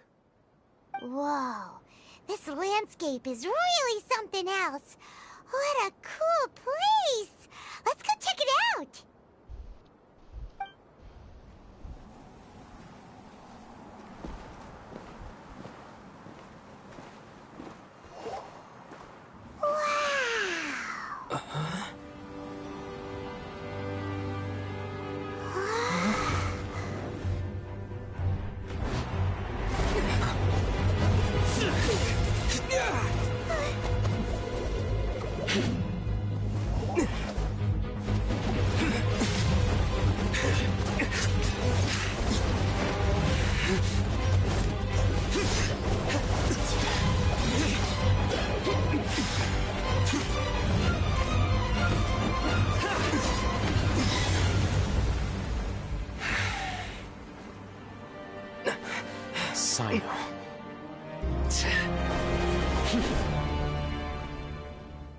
Unless my memory fails me, we have barely spoken 2 words to each other before now at the Academia. Would you care to enlighten me as to when and how I invited the General Mahamatra's wrath? Alhaitham, do not think you can escape my judgment just because you managed to escape my attack. Judgment? So that's how you'd characterize your actions here, is it? Or would elimination perhaps be a more accurate description? Had I used my full strength, not even this traveler would have been able to stop me. Though styled like an assassination, I sought only to ensure that my target would be unable to flee or resist. Standard practice for the Matra, as well you know. I'm taking notes from my writing. Seemed to me more like your own personal touch. Who is that, Alhaitham? Did you call him General Mahamatra? Yes. General Mahamatra Sino, head of all the Matra at the Academia. He's a formidable hunter, and the ultimate nightmare for any who have committed academic crimes. You seem to have placed a lot of trust in Alhaitham, to the point of blocking an attack for him. If I were you, I'd never choose to side with him. I wouldn't believe a single word that comes out of his mouth. I have been pursuing this scribe for a long time. I urge you, stand back and do not seek to defend him any longer. Otherwise, there will be consequences. I don't trust him as much as you seem to think, but that doesn't mean I'm going to stand by and do nothing. Has Alhaitham done something wrong? Hyman doesn't think he's as bad as you've made him out to be. I won't waste my breath explaining things. Alhaitham, I saw it during our fight. Take it out. The divine knowledge capsule you're hiding on your person. Unless you want me to retrieve it for myself. Very perceptive of you. Nothing escapes a Matra's senses. Wait, the divine knowledge capsule? Didn't it fall into the Matra's hands in Port Ormos? So you did lie to us. No wonder you speak with such confidence, Sino. But I must admit, I'm very curious. What does this capsule mean to you? To be honest, I didn't completely trust him during the first quest either. And why, as General Mahamatra of the Academia, are you all alone in the desert? Oh, we knew. As far as I'm aware, the other Matra have been speculating about your disappearance. Have you been given a mission that's, let's say, morally dubious? Let's go somewhere alone, he's so hot. If I was the real target of your mission, what was stopping you from simply using your authority and resources to judge me within the walls of the Academia? Is it a mission from the sages? I should have known you'd be difficult to deal with. You two? Ugh.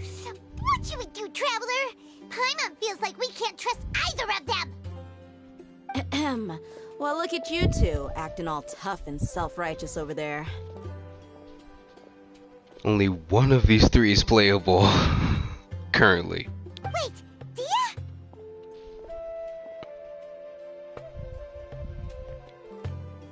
Great! Finally, someone that we can trust! You gotta help us out here, otherwise these two are gonna start fighting again!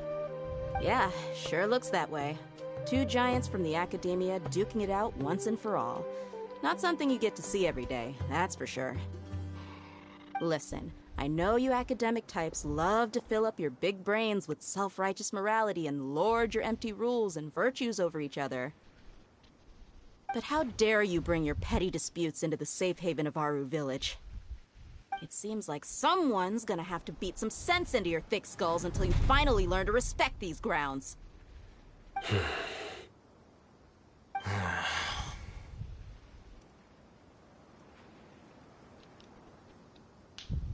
Neither of them can afford to be distracted by Dehya. They're still looking for an opportunity to attack. Hey, did either of you hear a word I just said? Whoa, what's going on? The wind's so strong.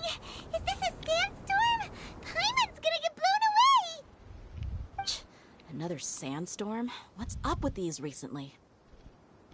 Hey! All of you, over here, quickly! We have to take cover! Someone's calling for us! Oh, this wind is too strong! Let's get over there! That sounded like Candace. Come on, you two. Jeez, are all of you academia folks such hard work? Move it! All right, stop yelling.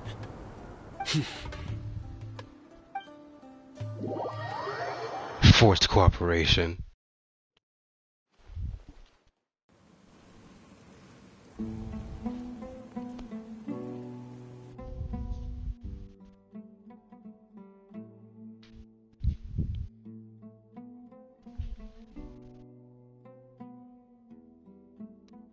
I'm currently using speakers, don't want water on my headphones, and I'm too lazy to get my Apple earbuds. Oh. He's bad boy to the bone.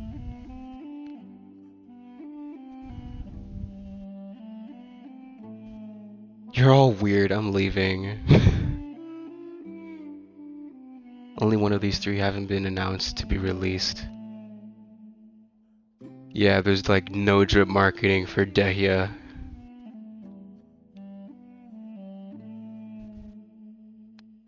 Candace D's nuts has shown up.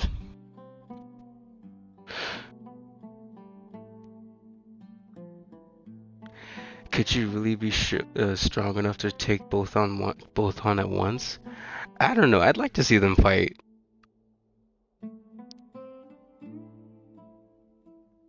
Like, just let them fight. They couldn't bring the same Japanese voice actor who voiced Cloud to voice Alhaitham, though Takahiro Sakurai is in a controversy right now. It's better not to talk about it on stream. Oh, wow.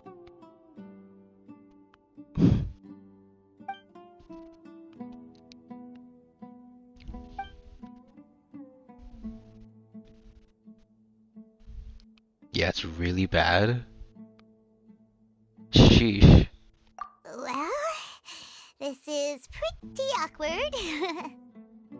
Hey, wanna play sardines with 3 people who wanna tear each other limb from limb? Sure, why not? Sounds fun. The air is so thick and heavy. Paimon can hardly keep floating anymore. My sincere apologies, everyone. This is the home of our village chief. I will have to ask you to make do with this small room until the sandstorm dies down. Please, let me introduce myself. I am Candace, protector of Aru Village. Our savior has come at last! Nice to meet you, Candace. The name's Paimon. Thank you so much for helping us. You have my gratitude. There's no need to thank me. It's only right to help each other when the weather gets rough. Wow, she's so gentle and caring, like a nice older sister. Unlike those guys over there. All right, now that we're all better acquainted, we should return to the topic at hand. As a guardian charged with the responsibility to protect my fellow villagers from harm, I was observing your conflict from afar, even before the sandstorm started.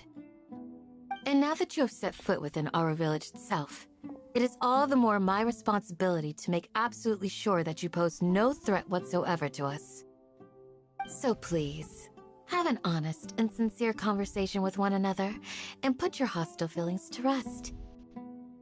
If anyone dares to start anything again while they are under this roof, I will not hesitate to send them out for some quality time with the creatures of the sandstorm.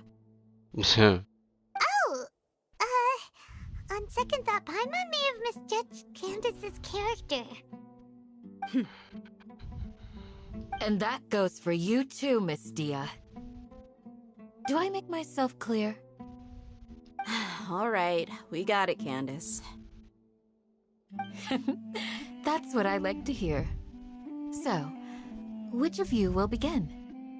I was supposed to be a mediator, but I might have gotten a little too involved just now. Anyway, one of those two should probably start talking.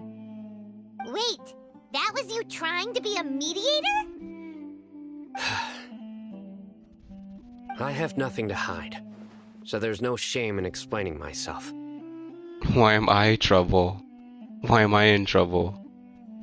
While Al-Haytham wasn't wrong about the other Matra not knowing my whereabouts, it's not because I've been assigned a morally dubious mission.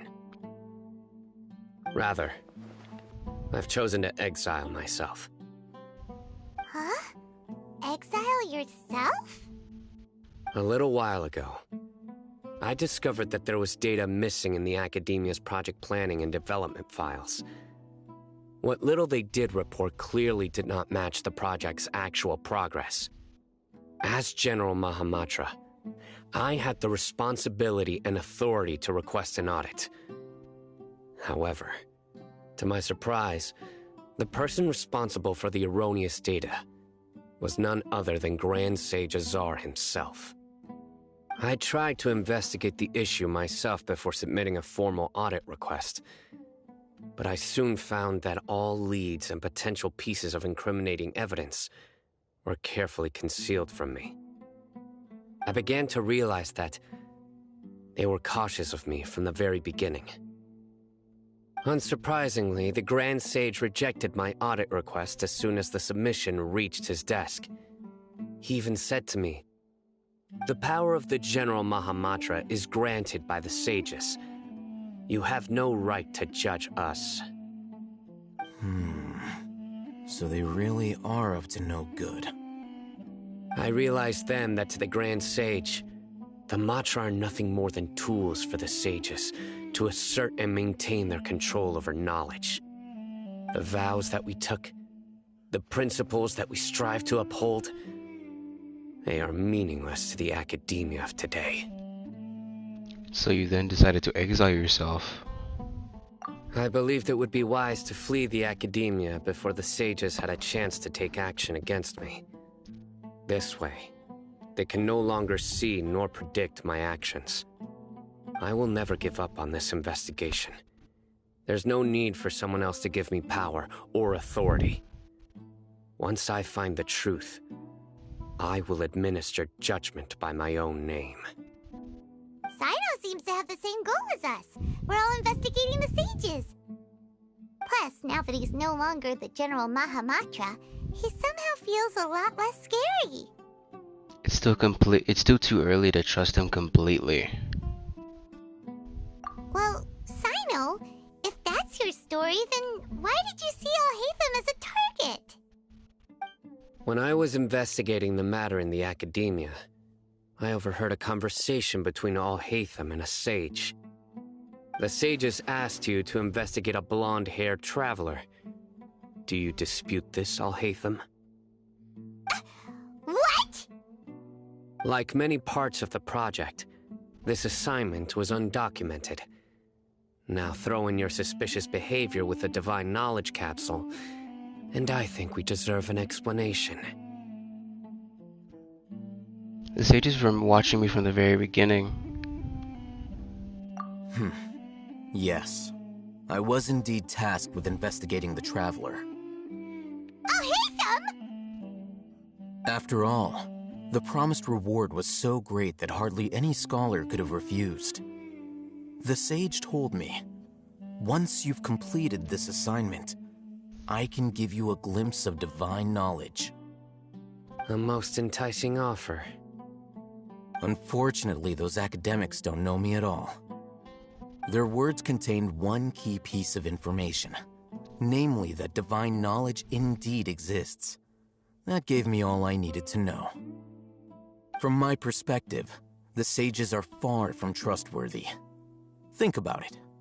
Isn't it a little strange they're so willing to share divine knowledge with anyone, even as a reward? So, I began my own investigation following the lead of the Divine Knowledge Capsule. In the end, I realized my wisdom in committing to this rather than collaborating with the sages. Had I been less guarded, I probably would have ended up like that Ain al-Ahmar mercenary, incapable of remaining sane for long enough to hold a conversation. You mean that the sages originally planned to dispose of you, using one of those capsules that drive people insane? What about your encounter with me? I'd already given up on the assignment by then. I only told the Academia I was waiting in Port Ormos for you to appear so they wouldn't suspect anything. So it came as quite a surprise when I encountered my erstwhile target while investigating the Divine Knowledge Capsule.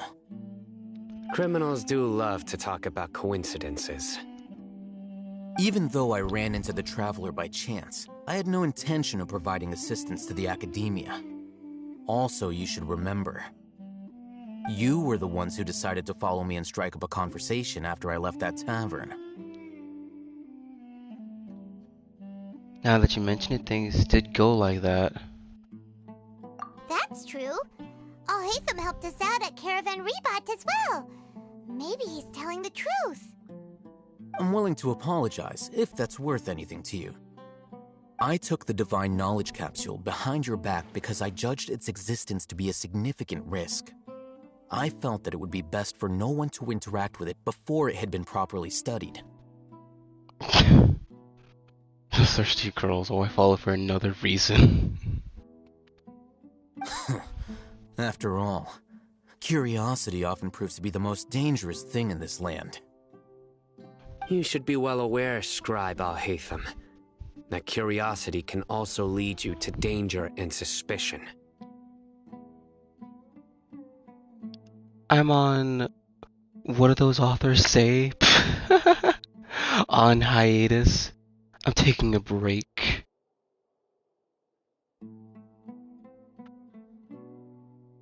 My hair is taking so long that it still hasn't dried yet. It usually takes an hour. Luckily, because I spent 30 minutes in the kitchen eating snacks. I fished the bag of chips. That was a normal big size. Finished it in one day. Lay's Classic is so good.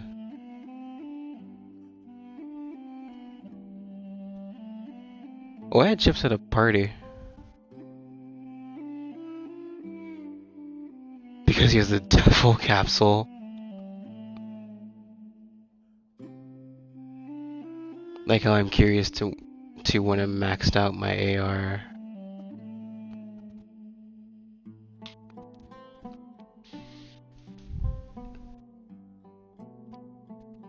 Answer me this. Did the sages share any information about their project with you? Have I not made myself clear? You and I are both distrusted by the Academia. Do you really think they would tell me anything? Fine. Although you haven't completely proven your innocence, I won't regard you as an enemy, for now. As you wish. Good.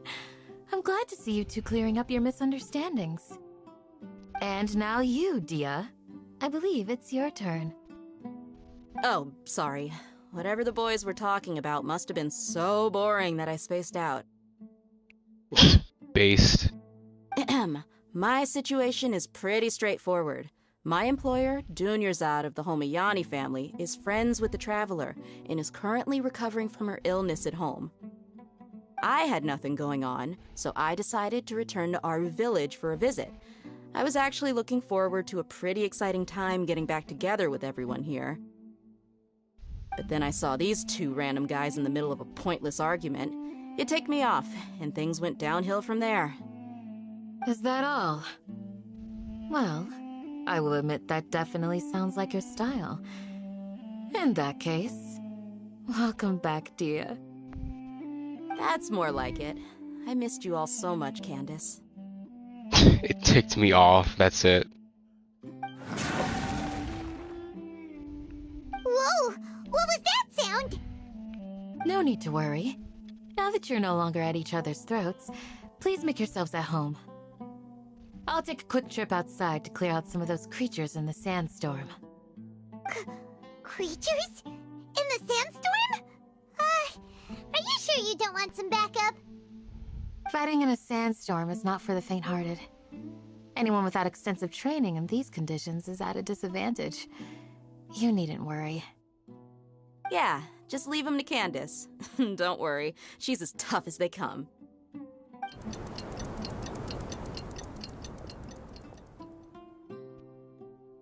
The wind's died down. That means the sandstorm's over, right? Candace still isn't back yet, though. Is she alright? Maybe we should go out and check on her. When you put it that way, even I'm starting to feel a little worried. All right, let's go. We've been here long enough, and the boys are as chatty as the floor.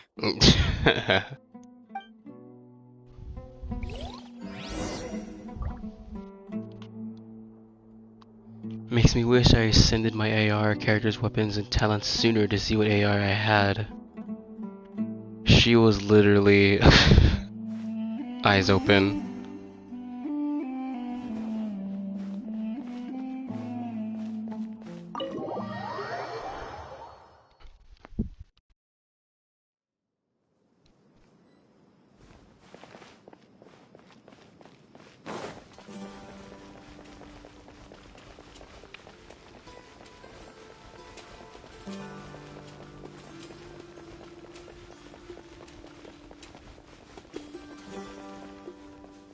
Hoping to buy some handmade goods.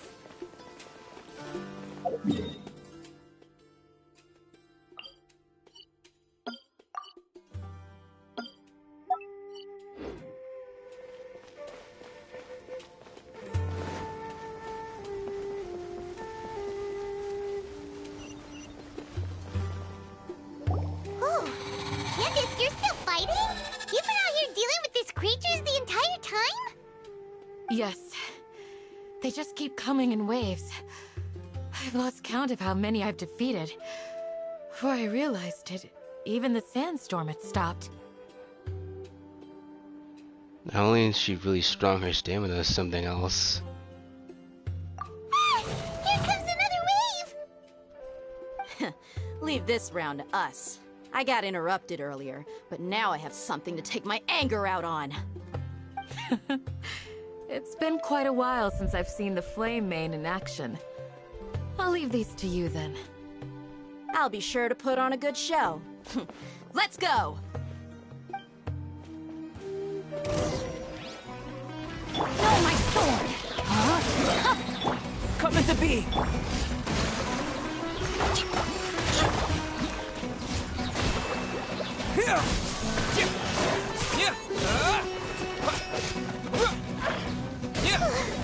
Here comes another wave! When are they ever gonna let up?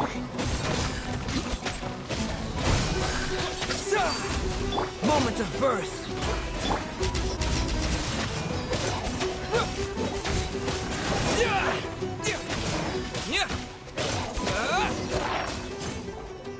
The creature stopped appearing. Was that the last of them? Love those explosions. What we fought just now was probably the aftermath of the sandstorm. So we should be safe for the time being. Well fought, everyone. No injuries, I hope. Huh? Who are you? Ah, my apologies. I haven't had a chance to greet you yet. I had my hands full taking care of the village's elderly and children. I am the chief of Aru village. Everyone usually calls me Uncle Anpu. It's a pleasure to meet you. Sir, I am also originally from the desert, but I have not been back for some time now. May I ask if such sandstorms are common? I can't say they've always been common, but recently the storms have become increasingly severe and frequent. Besides sandstorms, we also occasionally get earthquakes. According to an investigator who stayed in the village a while ago, these unusual natural phenomena are related to the withering of Irminsul. Another effect of Irminsul's withering.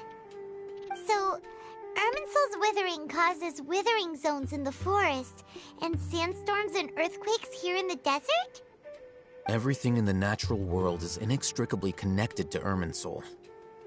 These regional symptoms can indeed be a reflection of Irminsul's present state. Everyone in Aru Village needs to take good care of themselves. Speaking of which, why haven't I seen a single village keeper since I got here? Village keeper? Who are they? Village guards like Candace? Does your curiosity know no bounds? Village Keeper is how Aru Village refers to mad scholars, exiled here by the Academia. Most of them are scholars who lost their sanity after a period of training in the Avidia Forest. The Academia believes that their crazed mutterings may have a negative effect on the psyches of other scholars. So, they're forcibly exiled to the desert. Though if you ask me, it's all a boatload of nonsense. Tignati also brought this up before. Her page was also nearly exiled to the desert. Alas, that's exactly what we've been trying to investigate. One by one, the village keepers have been mysteriously disappearing without a trace. The voice still came along. No point thinking about it now, but I'll keep wondering. Oh, the AR thing. Rena's the only time we've had an NPC fight alongside us. I know, it's so sad.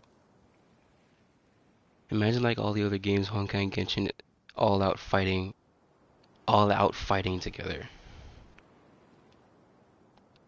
I know Honkai has that in some story levels, but that's it. They also have that thing where you can have a character drop in at the end of the mission and fight with you.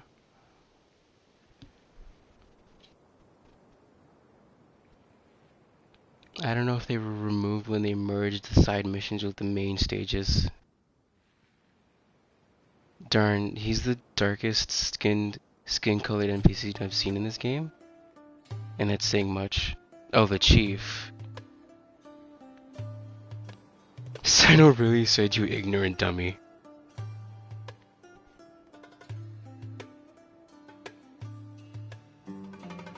That was funny.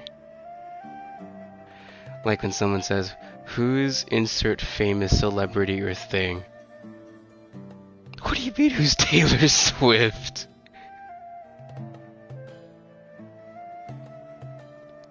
Me who lives under the rock.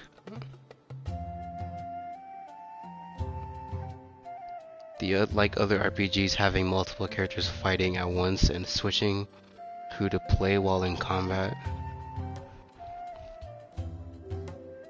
The funny Teresa artwork, but it's Paimon.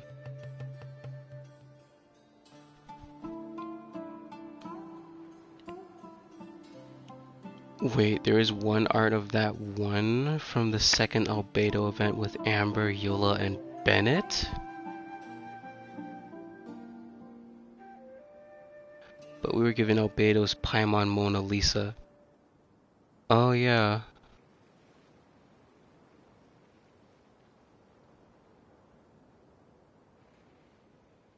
I think I still have that photo. I put mine in my teapot. But no one in the village has ever seen them leave. If you're planning to stay around the village for the next few days, I'd appreciate it if you could keep an eye out for them. I've had encounters with those people in the past. I'll see what I can do to help. Oh, derpy Paimon. The other photo. We didn't get to keep that painting. Oh, so it must have been a screenshot? The Magi are the ones responsible for their exile. Now that you're no longer with them, are you trying to alleviate your guilt and atone for your past sins? I'm fascinated by how you think. Atone for your sins. Mock me if you will, but if you are guilty, I will eliminate you, regardless of my position or identity. Oh, you're the former General Mahamatra. You must be an expert in these kinds of investigations. Thank you for your help. I'll help too. Is it because you're reminded of Hypatia? Oh, these poor scholars. First they lose their sanity, now this! We need to help get them back home, safe and sound. But, is it really a good idea to tag along with Sino? You seem like you really don't trust him. That's why this is a great opportunity to watch him. Dehret and the others are here too. I'll be grateful for the assistance. No doubt you will do a better job than some of my former subordinates. Let's start by finding a spot to share what we know so far.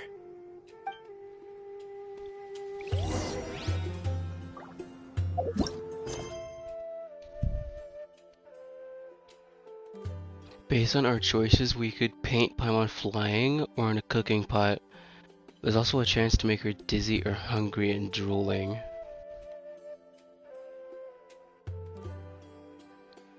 Yeah, and then she'd judge based on what you picked.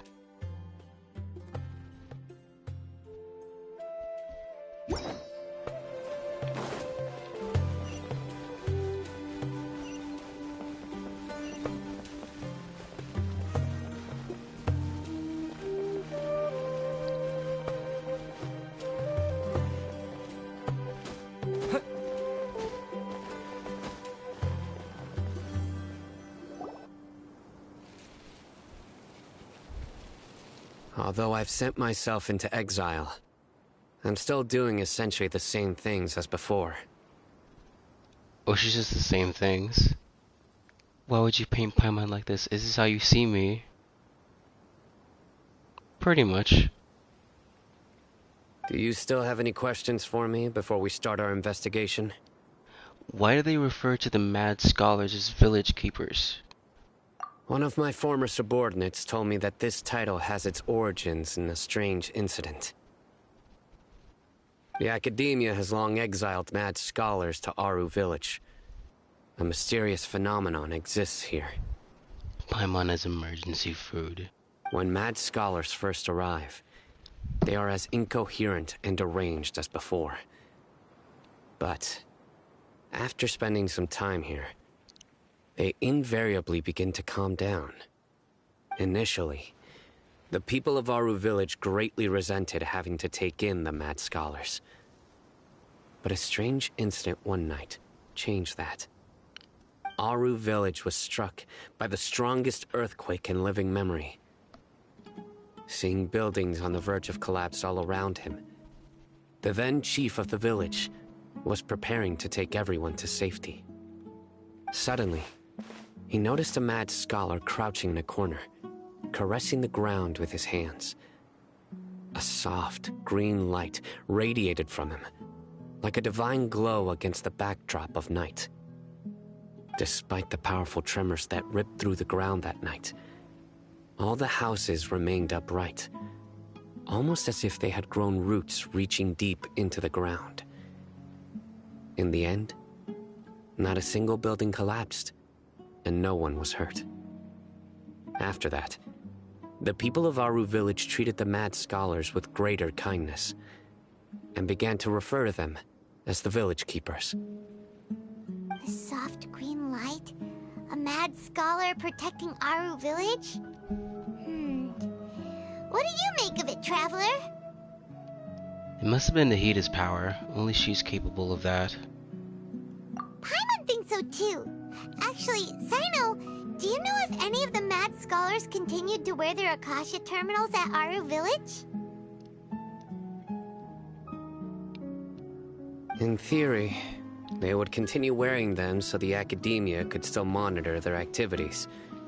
With that said, the main Akasha system would no longer have any interaction with them. I'm cursed getting Himiko stigmas. This is at least the 5th time I've got Miura Himiko B. That's the only part of the set I have. I wanted them for Kiana, but I got the whole set already. Oh, no wonder! Everything makes sense then! Add in the fact that they calmed down, it was probably Nahida who calmed them. If you are able to draw a conclusion from this one story alone, then it appears you possess much more information than I do. So, what do you make of the story? That mad scholar's power likely came from Lesser Lord Kusanali. Really? Lesser Lord Kusanali. What? You don't believe us? Lesser Lord Kusanali was definitely using the Akasha to give her power to the Mad Scholars! No, it's not so much that I don't believe you. I'm just struck by your reasoning. Lesser Lord Kusanali, the current Dendro Archon. Is she really active in Sumeru? The Academia has always placed far greater importance on the late Greater Lord Rukkhadevata. They've more or less ignored Lesser Lord Kusanali, and I've never had any reason to doubt their views. In addition, I've never heard any stories about Lesser Lord Kusanali and her deeds. To me, she might as well have been a god that never existed. No way! Nahida definitely exists! She's a... how should Paimon put it? She's a good Archon who's kind and wise. Even if she says weird stuff sometimes. She also saved me once not long ago. I've spent many years interrogating criminals, so I can easily tell when someone is lying. Good! Then you should know that we're telling the truth! That look in your eyes. I've never seen that from a liar. You two really must have met Lesser Lord Kusanali. How can this be? To think, our Archon has been amongst us this entire time. Among us. Alright, now it's our turn to put our skills to good use for this investigation. You bet. But easier said than done, especially since we don't have any leads.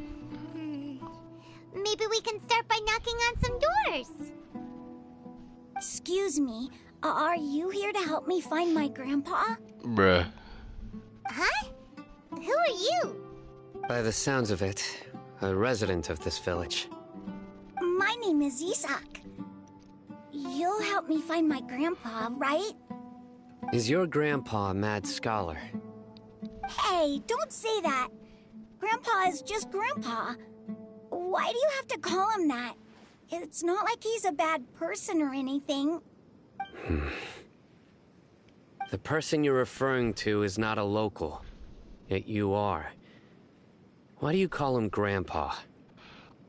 Imagine Paimon, Sino, or Ethos saying, "Who asked?" Oh man. Grandpa is just Grandpa. He's my family. I heard everything you said to the village chief. Please, you gotta take me with you. I want to find my grandpa. I swear I'll help. I won't be a nuisance. Oh man. Ah, so you're the one who was eavesdropping on us around the village chief's house. I was planning to go out and take care of whoever it was, but I had a vague feeling that they didn't harbor any ill intent. Whoa. Hatham wasn't kidding about Matra having sharp senses. Sino, he's just a kid. All he wants is to find his grandpa. Let's find a way to help him. Sorry. I was only listening in because I wanted to know where Grandpa went. Honest. If you don't believe me, you can ask Miss Candace. Please help him, Sino. All right. But first, let's confirm the facts with Candace.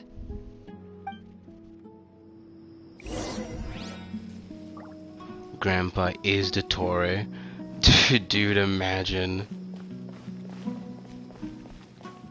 That would complicate things.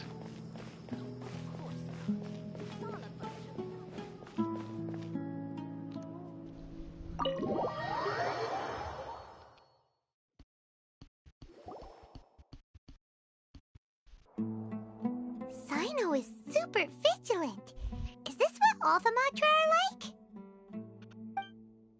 Ah, you're back already. We just wanted to confirm something with you. Do you know a boy by the name of Isak? I had a feeling he'd go looking for you. Huh? You knew this would happen? Yes. Although he tried his best to stay hidden, I still noticed him eavesdropping outside the window. He really wants to get his grandfather back. Isak's parents were both Aramite mercenaries who rarely returned to the village after finding employment in the city. He was raised by his grandfather. Unfortunately, it was only a few years before his grandpa passed away. Isak was still very young at the time, so various families in the village took turns caring for him so he could survive. Later, an elderly mad scholar arrived at the village. Isak thought the scholar bore a striking resemblance to his grandfather, and thus often spied on the man. However, the scholar was unkempt in appearance and incoherent in speech. Although Isak referred to the man as his grandpa, he was afraid and didn't dare to approach him. One summer night, the oft mumbling and bumbling grandpa suddenly calmed down and seemed to become more lucid. He even noticed Isak hiding in the distance. So Grandpa walked up to Isak and patted him on the head. He even took Isak to the entrance of the village, where he patiently taught the boy the names of the stars, and accompanied Isak until he fell asleep. The next morning, Isak woke up and wanted to go find his grandpa again, only to realize his grandpa no longer recognized him. However, even so, Grandpa retained his calm expression. It was definitely Nahida. It's said that those who saw the scholar claimed he no longer appeared to be crazy, but appeared to be living in his own world, almost as if he were sleepwalking. Isak was thrilled that his grandpa was able to find peace, and would follow him all the time, asking him things like, "Grandpa, want me to take you somewhere fun?" Or, "Grandpa, could you tell me stories about the stars again?" All this somehow just makes Paimon feel really sad. It seems like they both deserve so much better. Perhaps. Nearly everyone who lives in the desert has some form of hardship or regret. But even so, we must still continue on with our lives. It's also my reason for fighting. I must continue to protect this land. Lucid Grandpa was probably Nahida. She must have soothed the other mad scholars as well. From the look on Sino's face, he's probably connected the dots as well. Maybe the people have always had a considerate god watching over them. Huh? What did you say, Sino? No, nothing. As long as Isak keeps his word and doesn't get in our way, we can take him along. Perhaps you are more compassionate than I gave you credit for. Please accept my thanks on Isak's behalf, Sino.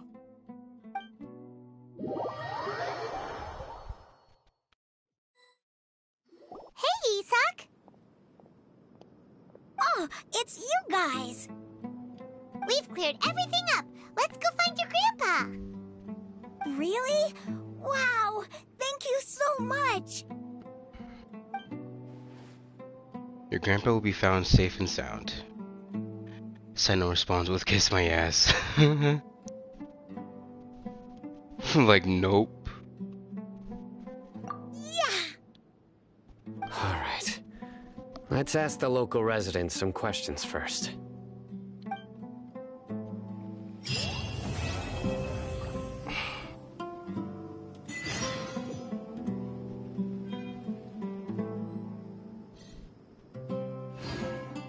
Oh.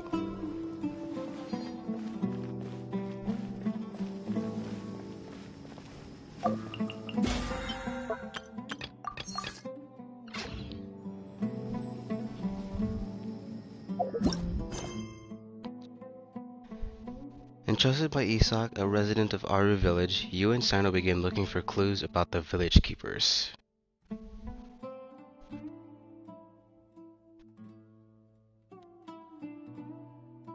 My name is Candace. It's nice to meet Candace, these nuts. Goodbye. It's Diz. It's like Diz from Kingdom Hearts.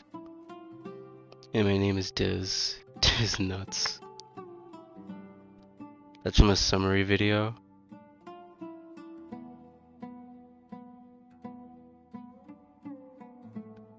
was like, gosh darn it.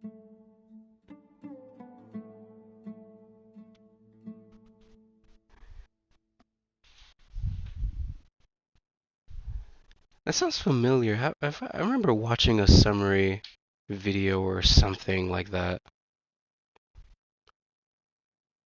Or was it something else? No, I remember watching something like, so you want to play X Kingdom Hearts game. Something like that. Like Kingdom Hearts for Dummies. They had someone make art of the characters.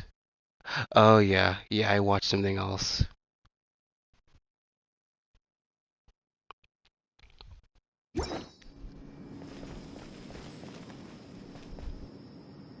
And that's a different video because the one I watched wasn't that. Yeah.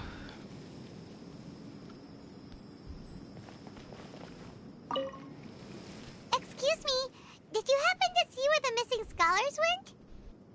You mean the village keepers? Oh, let me think.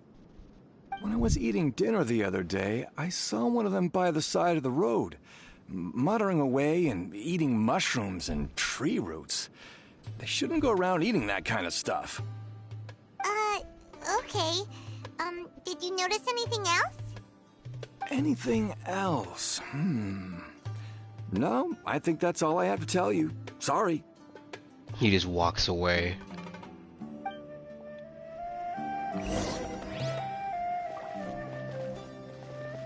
Allow me.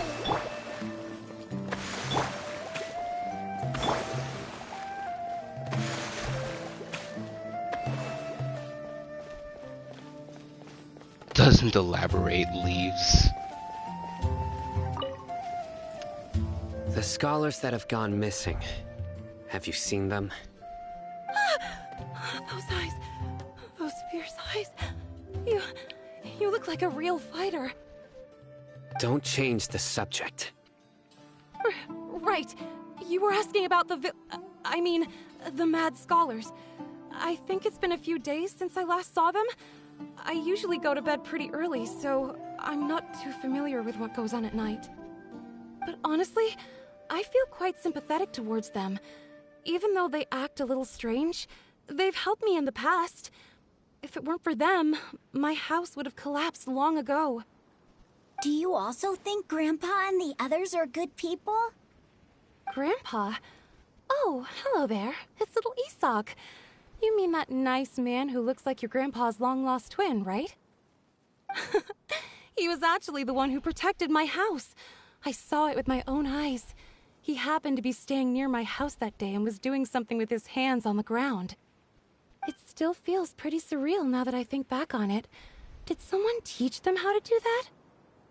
Well, whatever the case, I'll always be thankful to him and whoever taught him to look out for others. I'm pretty sure that if I ever went mad, I wouldn't be able to do anything like that. Gotcha.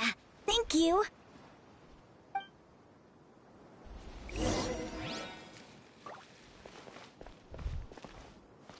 Kokomi's talents only scale off HP, right? Not healing bonus? Yeah, just HP. She just gets extra healing bonus. Wait. Actually, let me check.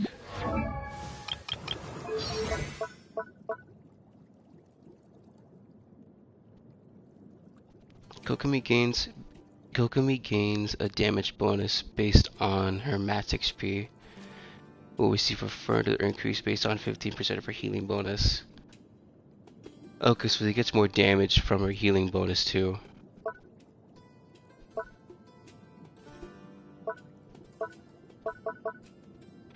But the talents themselves scale off HP only.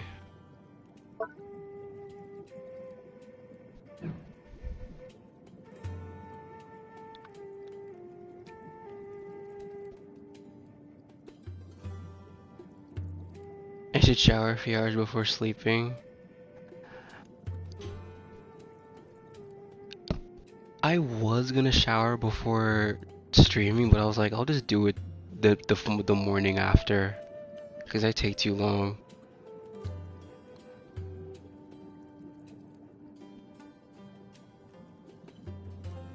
I saw Miko was considered S rank for role ranking. Did they optimize and buff her? Not that I know of. After the round of changes she got soon after her release, but nothing after. Maybe it's because of after Denjo came out. That's dumb how they made her like that.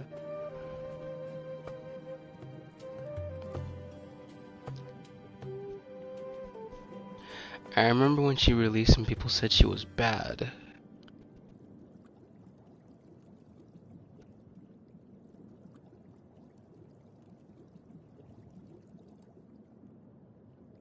Oh.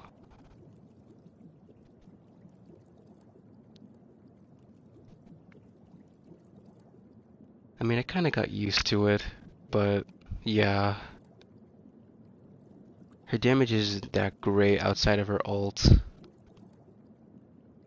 But she's like my best healer.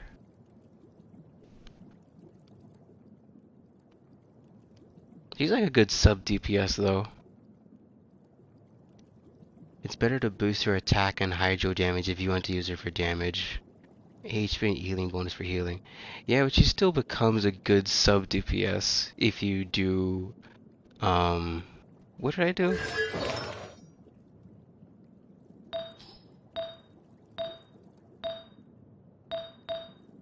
I made her a hybrid. So she's good at both.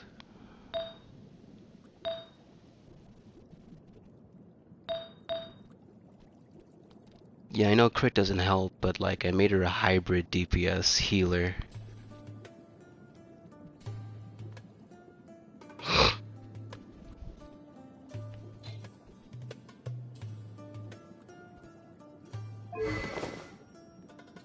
Also, I just happened to have her weapon because why not?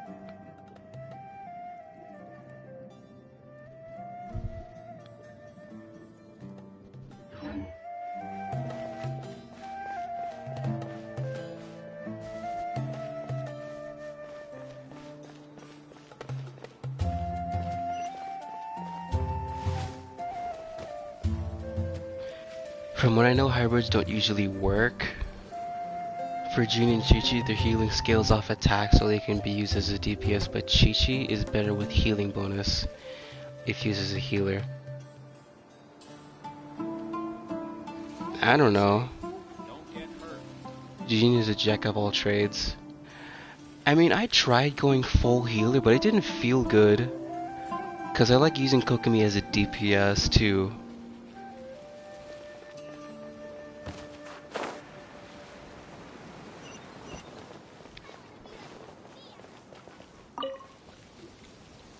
Sir, have you seen my grandpa recently? You know, the one who likes to sit and space out near the village entrance. Like, it strikes a good balance for me. Oh, well, if it isn't Isak. Oh, your grandpa, huh? It's been a while. The last time I saw him, he was spacing out by the road as usual. I went and asked him if he'd like any of the food I had prepared, despite my wife's protests. Like many people, she's really quite terrified of them. And speaking of my wife, she's still always complaining about how I don't make enough mora. It might explain why she's always mad at me. Oh, thank you. Thank you for taking care of him. Not the angry wife. It was nothing. You're looking for him, right? Did he go for a walk and get lost? Yeah. Ooh, that's no good. Well, once you found him, come by my place again and I'll cook a little something for the both of you. I've known you since you were very young, so as far as I'm concerned, you're family. Please feel free to come by anytime. Wow, what a nice guy! Okay, thank you, sir. Huh? What's wrong, Sino? Did something happen? Don't say anything for now. Isak, stay here. Let's head over there. Stay quiet as you move.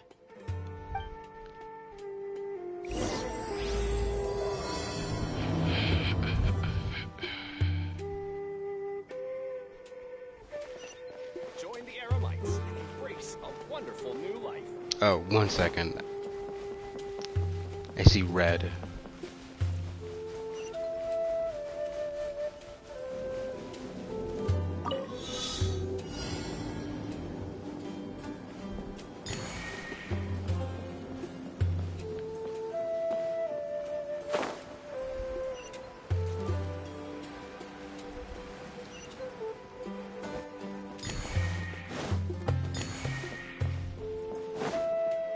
Ah, sheesh.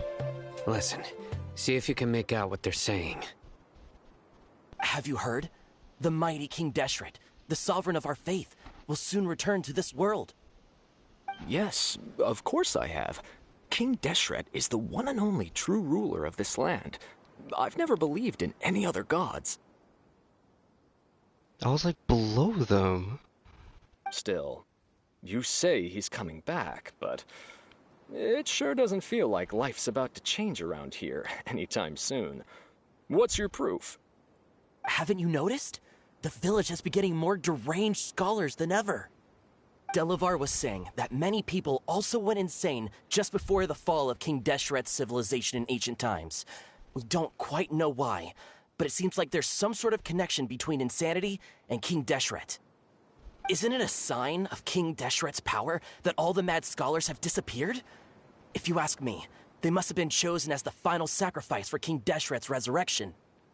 Huh. Now that you say it, that does make some sense. Does this mean our lives are finally going to take a turn for the better? Exactly.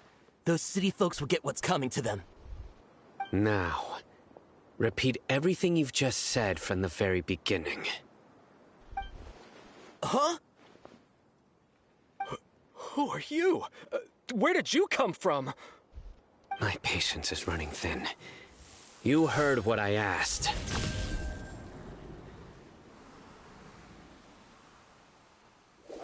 Yeah, bro, this guy's something else. Just look at his eyes. One wrong move, and he's gonna flay us alive. Let's not get on his bad side, okay? I am no match for this guy. Oh, okay, good sir. What is it you would like to know? Tell me about King Deshret's resurrection. Well, I only know a few things from hearsay. I went for a drink the other day and heard others talking about a rumor that the madmen will disappear and that King Deshret will return to this land. I'm not making this up, I swear!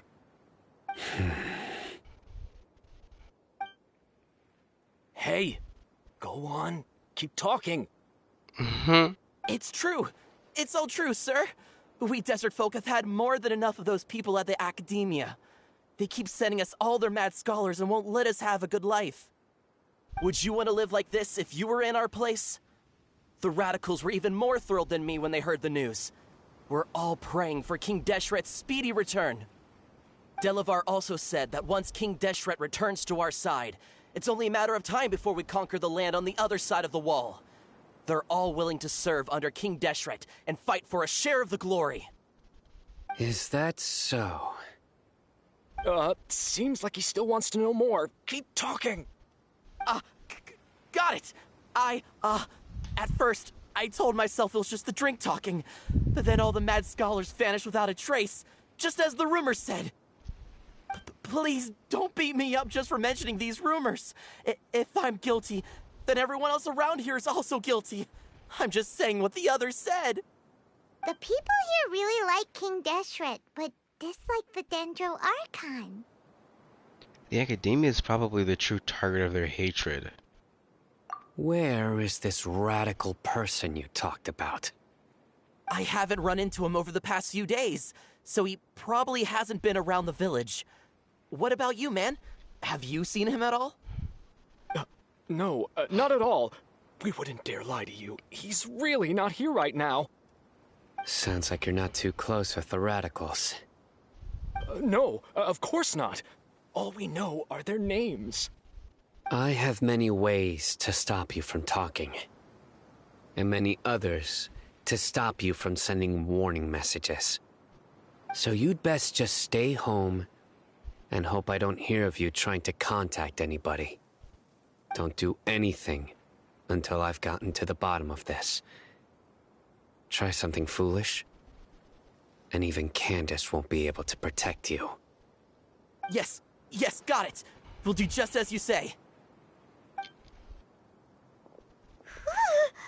That scared Paimon half to death.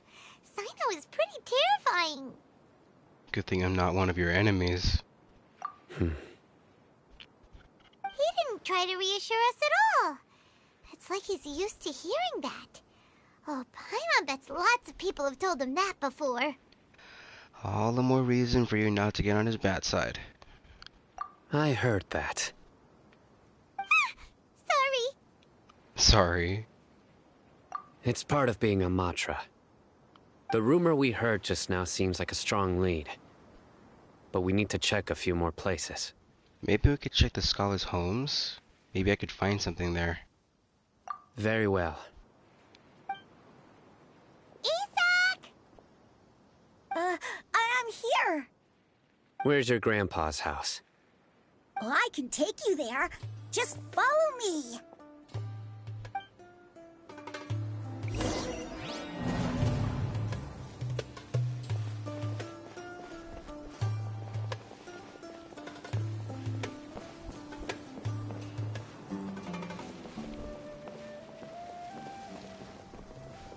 Grandpa, he likes to be alone. Sometimes he stares at the sky in a daze, and other times he just pokes at the ground with his fingers. Every now and then, he yells out at the top of his lungs, so a lot of people are really scared of him. But he's a good person, really. I know he is. I swear, he's just like my real grandpa.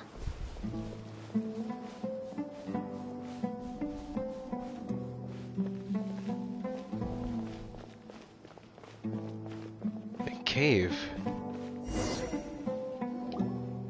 Well, this is where Grandpa usually stays. There sure isn't much here. What's that smell? Sano, did you catch a faint whiff of incense? No. Incense? Please don't say it's the same one as before. It's definitely that one. But are you okay? Are you getting dizzy or need to lie down? There's a scent that you can sense, but I can't. A certain traveler here once passed out from that smell. Thankfully, Tighnari saved the day. And then he gave us a long lecture to explain all about how it worked. So, you know Tighnari? Huh? You know him too? Are you two friends? Yes. Now that I concentrate, I can also make out the scent of incense. Wait, surely Tighnari didn't lecture you too? No. No need. Tighnari wins Thinari.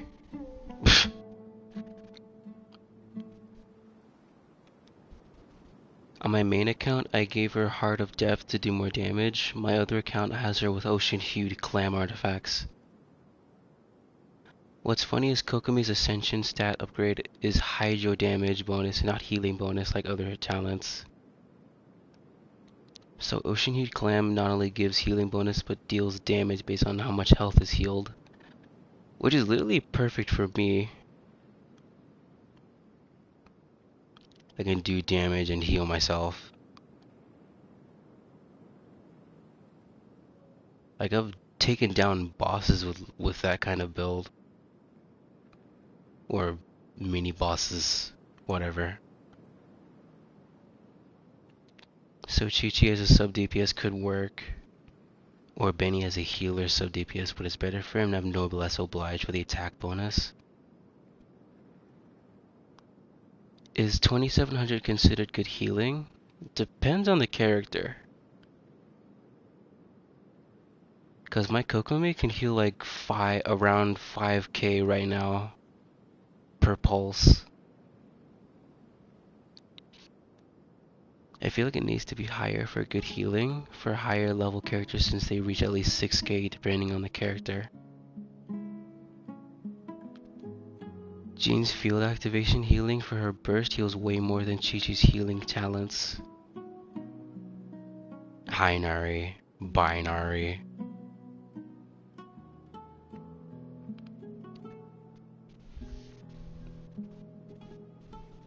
I just pronounce it the way that everyone says it's supposed to be, like Tignari. Binary. I can't handle this scent very well. Did you first encounter this scent at Tainari's house? No, it was in the forest where a scholar was meditating. In the forest. From a scholar. Let's keep looking for more clues.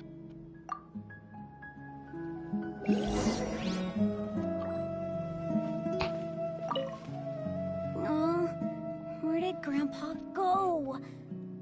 Please come home, Grandpa.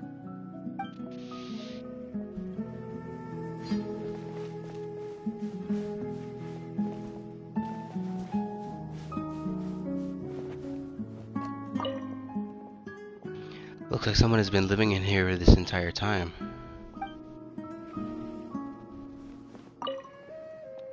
These are all daily necessities.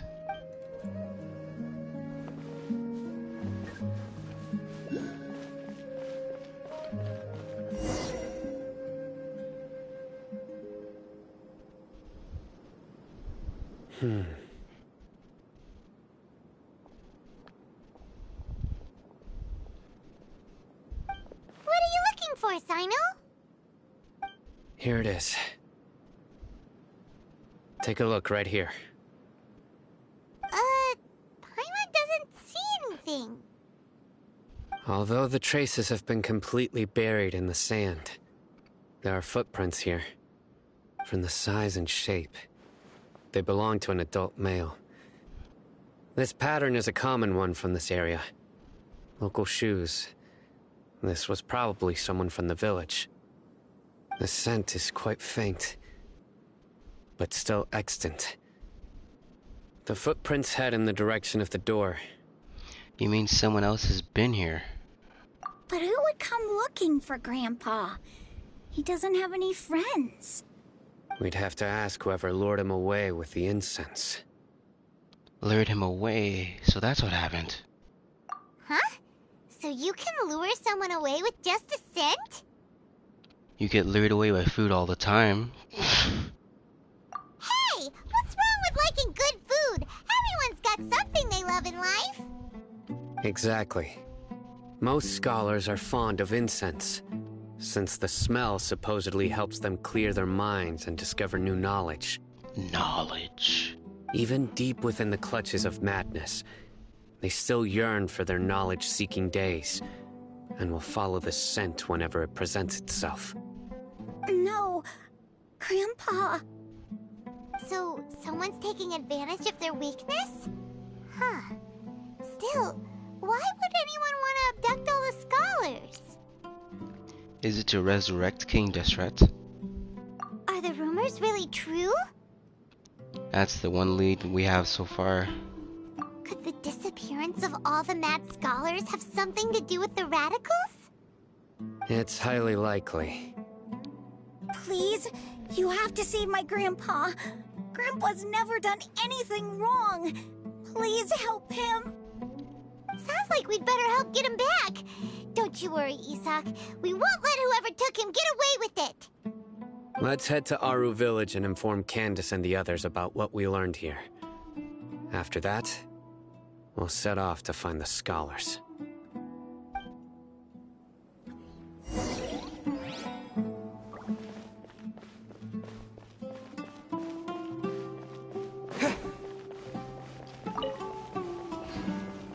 Sounds like Grandma since it's Nahida.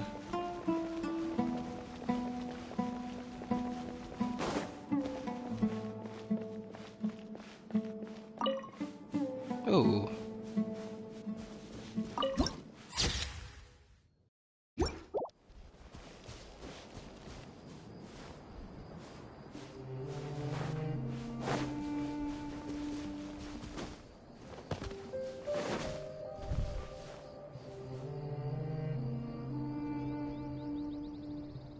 Grandpa sounds like grandma since it's Nahida. I misread?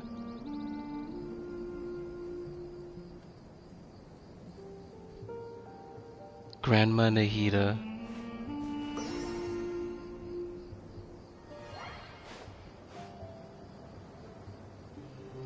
Yeah, I get it.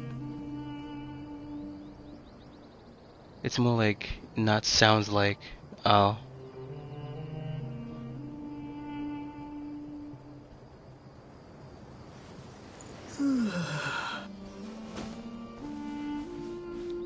I saw Dendroculus here.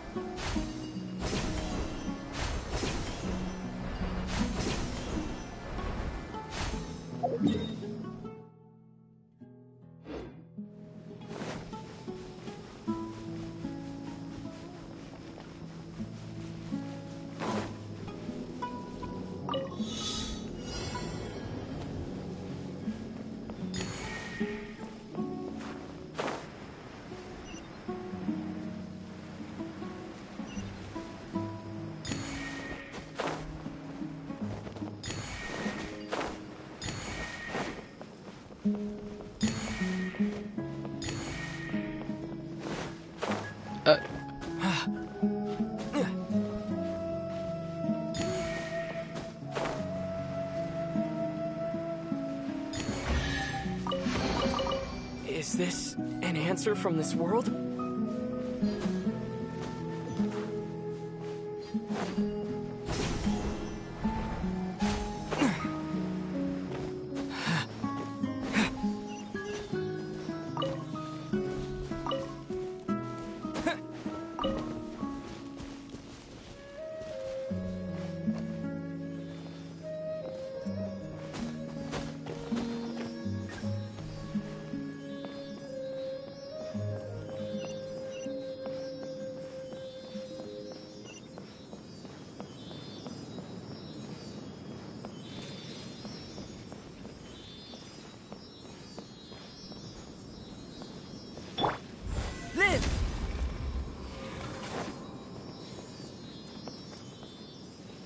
Burst forth!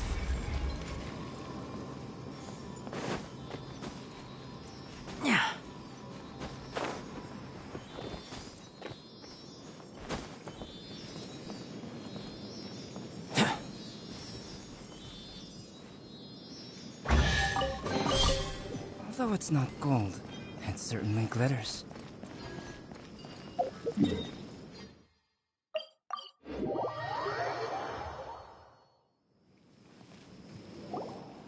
Right. The darker fabric definitely looks a lot better. That'd be my choice, too. We're back, Candace! We've got a lot to tell you. Ooh, with the darker colors. Ah, welcome back. Sounds like everyone's friends already. Oh, Dia's here too! You bet. So, everything goes smoothly? Reasonably. Alhaitham didn't go with you? We haven't seen him at all. Huh. I saw him around the village entrance earlier and figured he was investigating with you. I guess he must have gone off on his own. Did you find out anything useful? I see. So someone used a kind of incense to lead the exiled scholars away from the village.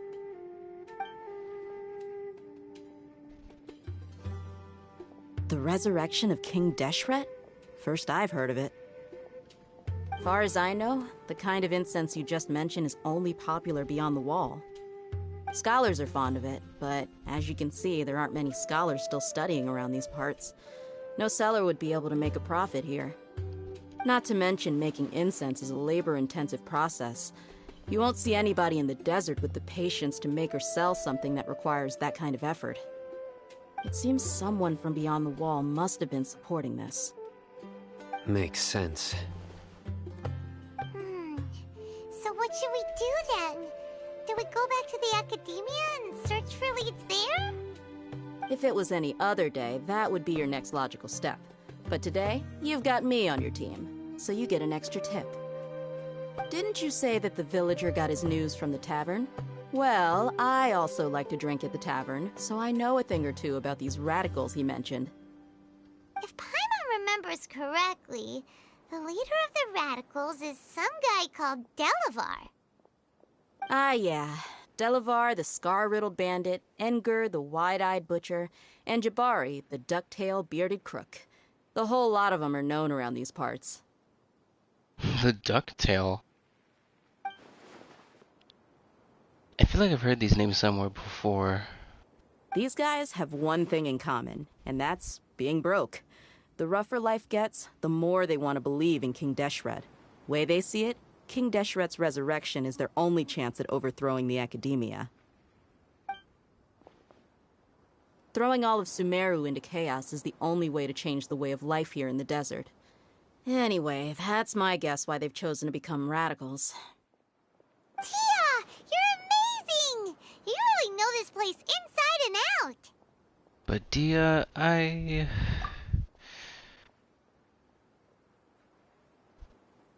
Huh? Dia's winking at me. Maybe I should stay quiet for now. No merc can afford to slack off on gathering intelligence. Every mora I've spent in the tavern has been a valuable investment. Let's head out.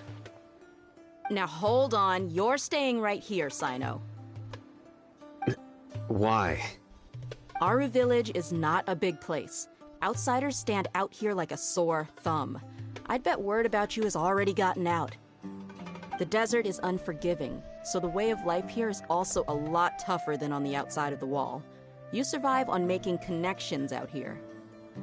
Compared to you, mercs like me are just third-rate amateurs. I've got no actual fighting skills to speak of. But that also makes it a whole lot easier for me to gain the locals' trust.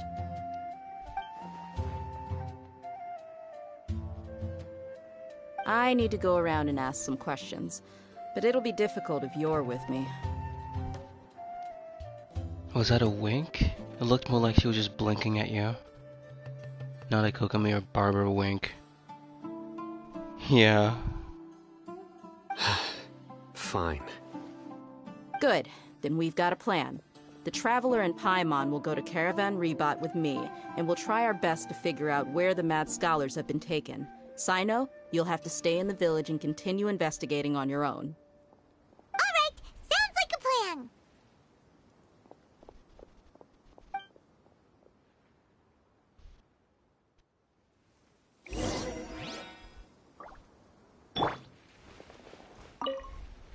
Sino, please don't take offense. I'm sure Dia just wants to help everyone solve their problem as quickly as possible.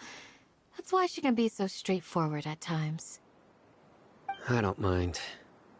Ah, I see. Well, from the way you were staring out into the distance, I thought you might have been mulling over Dia's words. No, I'm used to being treated that way. It's natural to fear strength. I take no objection to it.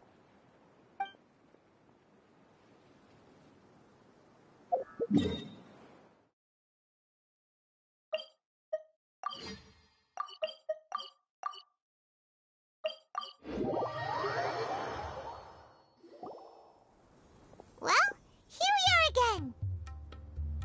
Sounds like you're starting to get familiar with the area. Paimon's amazed every time we see the wall of Samiel. How can a wall this tall even exist? It's almost unreal. I know what you mean. I had the same question every time I walked this way when I was a kid. Also, why is this high wall here?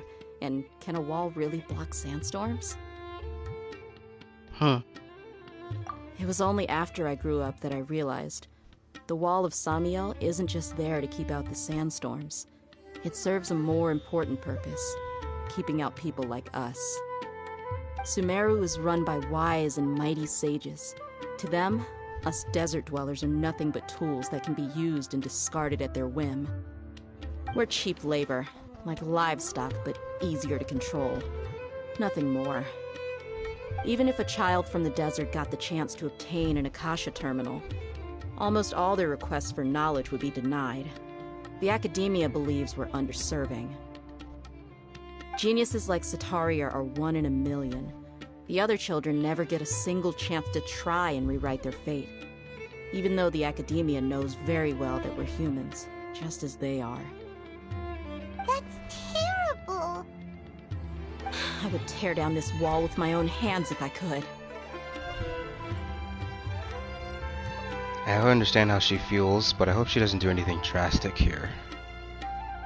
Hey, Dia.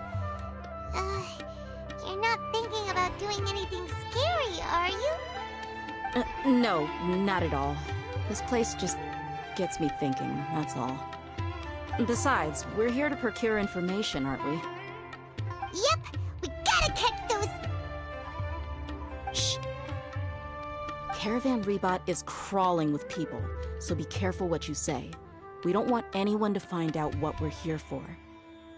Our mission started the moment we arrived here. Let's go check out the tavern. Maybe we'll find someone I know.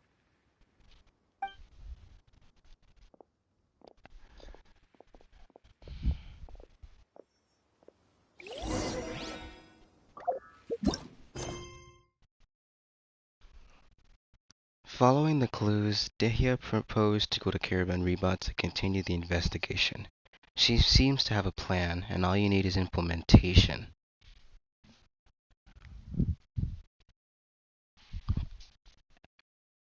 I remember before the desert was released and wondering if the wall was blocking it. Oh.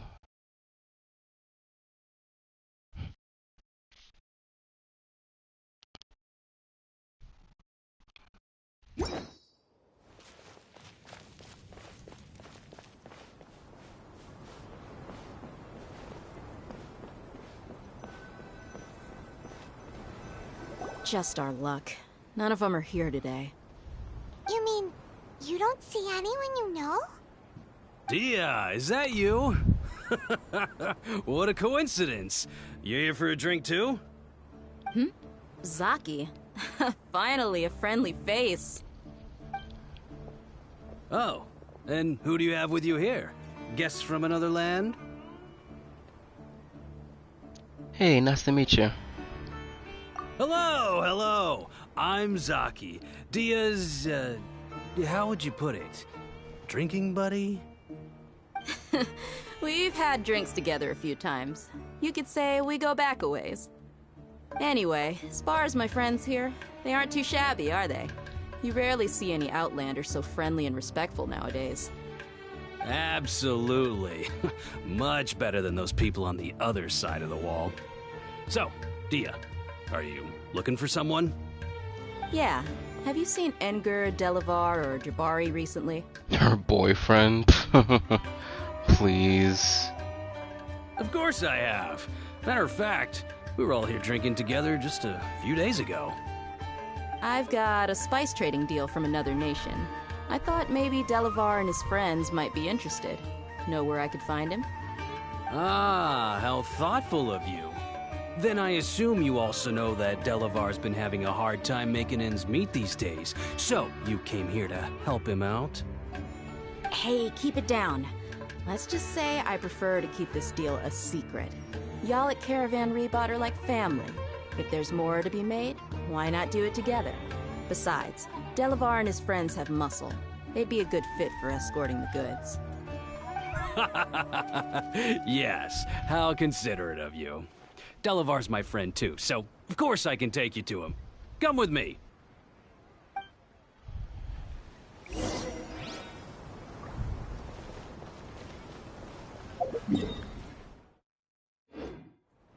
on, it's a rare opportunity. Let's go check it out.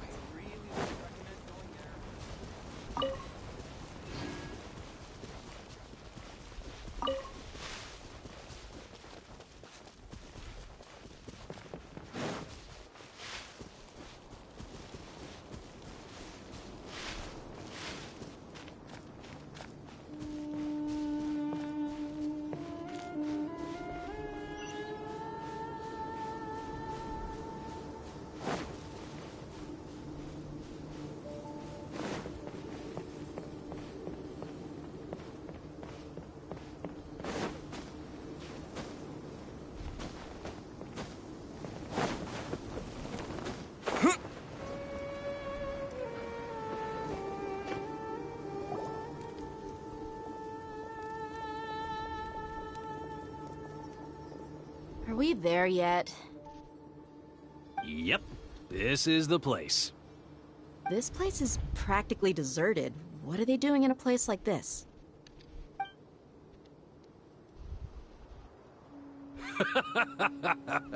Why don't you take a guess? Go on, a wild stab in the dark. You're like lambs to the slaughter. Again. Oh no! It's an ambush! What's this all about, Zaki? Come on, Dia. You really think we didn't hear about what you said back in Aru village? The boys have kept a close eye on you from the moment you set foot there. Not only do I know that you're looking for Delavar, I also know that you've teamed up with people from the Academia to look for the missing scholars. So, you've been watching us from the very beginning? Uh-oh. Paimon knew leaving Sino behind was a mistake! And you left the strongest one in the village, didn't you? Who do you think you are? You really thought we'd fall for your little business deal nonsense? So you and Delavar have been partners all along. Dia, I guess it's only natural for a traveling mercenary like you to be out of the loop. Those of us who hang around the tavern have stronger bonds than you think. But you got one thing right. We're all looking forward to an uprising in Sumeru. There's nothing more we'd like to see than the desert folk overthrowing the Academia. If that's the case, then I'm sure Delavar wouldn't miss a second of it. I'll be honest with you. If it weren't for what you said in the village, your little monologue about the Wall of Samiel would have convinced me that you're one of us. Delavar. And Enger, you're here too, huh? Long time no see, Miss Mercenary. You should have known the traitors are what us followers of King Deshret despise the most. Dia, I thought that you, a fellow desert dweller, would understand why King Deshret is greater than the Dendro Archon. Little did I know, you don't deserve to join us. Yeah, gee, what a missed opportunity. Adopting radical views and kidnapping innocent scholars, all because of some baseless rumors. Anything else I'm missing out on? See? There you have it. Mercenaries are just a bunch of faithless scum with only one thing on their minds. Mora. Pathetic. You're all like a pack of street rats. You're not wrong. Mercenaries are driven by Mora, and my faith lies with whoever's paying me. As long as there's a profit to be made, anyone can become my friend. Enough talking! Get him! Just as I expected. Let's teach him a lesson, traveler. Following orders. Coming to B! No, my sword! Hold the line! Propagate! We're open!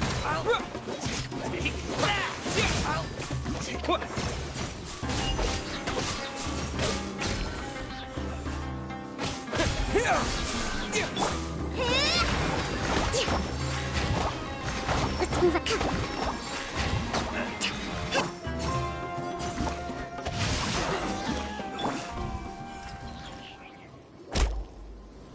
Impossible! How could you? So, what do you think about your meticulous network now, Zaki? How did you say it? It's only natural for a traveling mercenary like me to be out of the loop. I'm guessing your informant told you that I'm just an incompetent merc with no real fighting skills, correct? I mean, that is what I said after all. And of course you would believe everything he reported. The only thing you know about me is that I'm a mercenary, but you've never seen me in action. Even though you heard we went to handle monsters together, you believed that Candace was the only one doing all the real fighting. That so-called Flame Main is just a fraud. She admitted it herself. She just uses her connections to gain the trust of others. That's what you thought, right? Ugh. You lied in the village because you figured that we'd have people watching you. Got him. And you were stupid enough to fall for it. I figured as much the first time we drank together. You all thought you were so smart. Pathetic.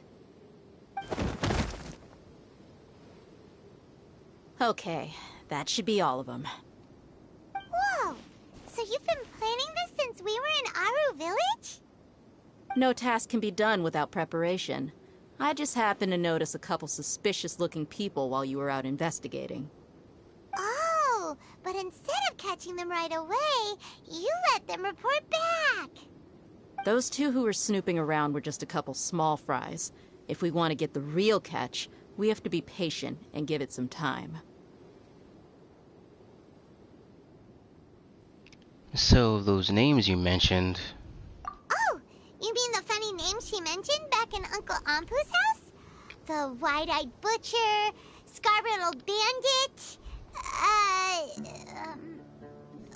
Paimon can't remember them all. That's just a bunch of drunk talk. Edgar and Delavar like to talk themselves up when they're drinking. Edgar, the wide-eyed butcher, and Delavar, the scar-riddled bandit, are the nicknames they came up with for themselves. Alcohol has a way of making people share what they really think. So Edgar and Delavar are always rambling in the tavern about how King Deshret is a superior deity. What about Zaki? He's just a numbskull who fell right into our trap. Zaki was probably the best hidden of them all. My initial plan was to find Delavar first, and then try to track him down. So who's a ducktail beaded crook? That's what you wanted to ask when we were at Uncle Anpu's house, right? Jabari is one of the villagers you talked to. You know, the one who wanted to treat Isak and his grandpa to some food. Wait, so he's a radical too? No, he isn't. I just needed to tack on a random villager name to make the eavesdropper think that I was making some wild guesses based on my impressions. Wow, what a genius idea! Well, that's an expert mercenary for you. Ah, you're too kind. It was straight from the usual playbook, if I'm honest. So, that thing you were saying before, is it really true? Hmm? About what? About how mercenaries only care about Mora, and that anyone's a friend as long as there's a profit. Does that bother you? I don't think you're that kind of person. What makes you so sure? Because even without an employer, you're still helping us out. Dia, do you dislike the Dendro Archon like the other desert folk? You two are pretty sharp. No, I don't have anything against the Dendro Archon. I've heard a lot of nice things about the Lesser Lord from Dunyarzad. I can understand her devotion and gratitude. Dunyarzad's just an ordinary person. There's no way a god would be so involved in the lives of everyday people, unless they were truly compassionate. I've begun to realize that the sages are behind everything that's happened recently. The radicals' blind belief in King Deshret, making the Dendro Archon out to be an enemy. It's all the Academia's trickery. But I see through it all. And unlike them, I can never be hostile towards anyone who's never done anything wrong. Dia. Anyway, looks like we're done with business here. Traveler, lend me a hand. Let's tie him up and bring him to the village.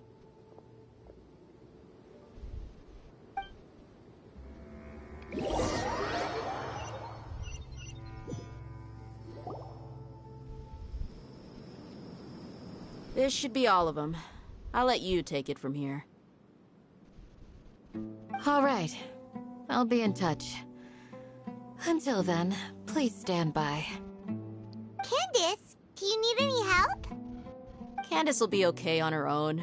I trust her, so you can too. She's been guarding Aru Village for quite some time now. If anyone is qualified to question the offenders, it's her. While I'm questioning them, why don't you pass some time by exploring the area? I'll meet you back here tomorrow morning, Traveler. Sounds good. As for these idiots, let's just hope they live to see another day.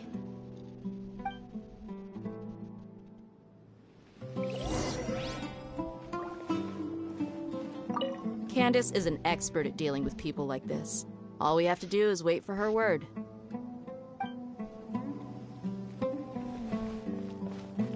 You heard the question. Now answer me.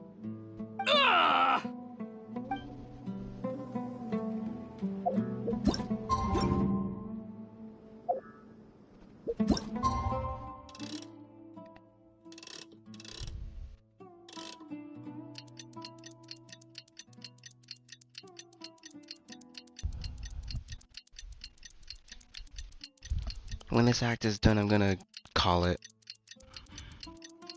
My eyes are getting sleepy. Oh, you're going to sleep too? Alright, good night. Hey, Dia! So let's sleep for a few seconds before waking up. Yeah. Hate when that happens. Right on time. Did we learn anything from the criminals? We'll know any moment now. Paimon's been wondering. You seem to know Candace pretty well. Have you been friends for a long time? We've known each other for some time now. She's a pretty interesting person. Even though she's an extremely strong warrior, she never misuses her powers against others. Oh, Paimon knows what you mean. Like a lot of martial artists say, never take the fight outside the ring.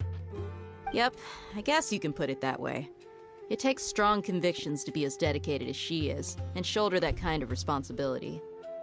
Us mercs, on the other hand, we pretty much live from one day to the next. Well, Paimon thinks you're great too. Really? Thanks for that.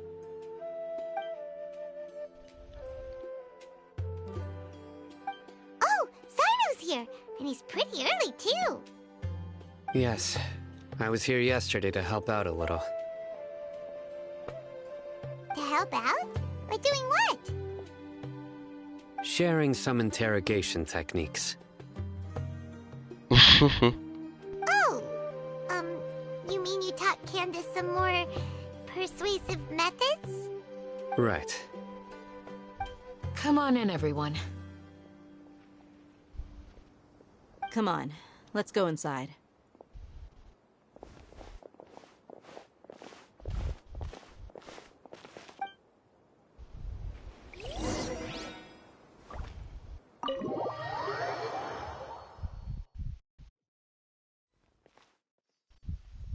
Candace, where? Whoa, you look furious. Do I? Huh. What gave it away?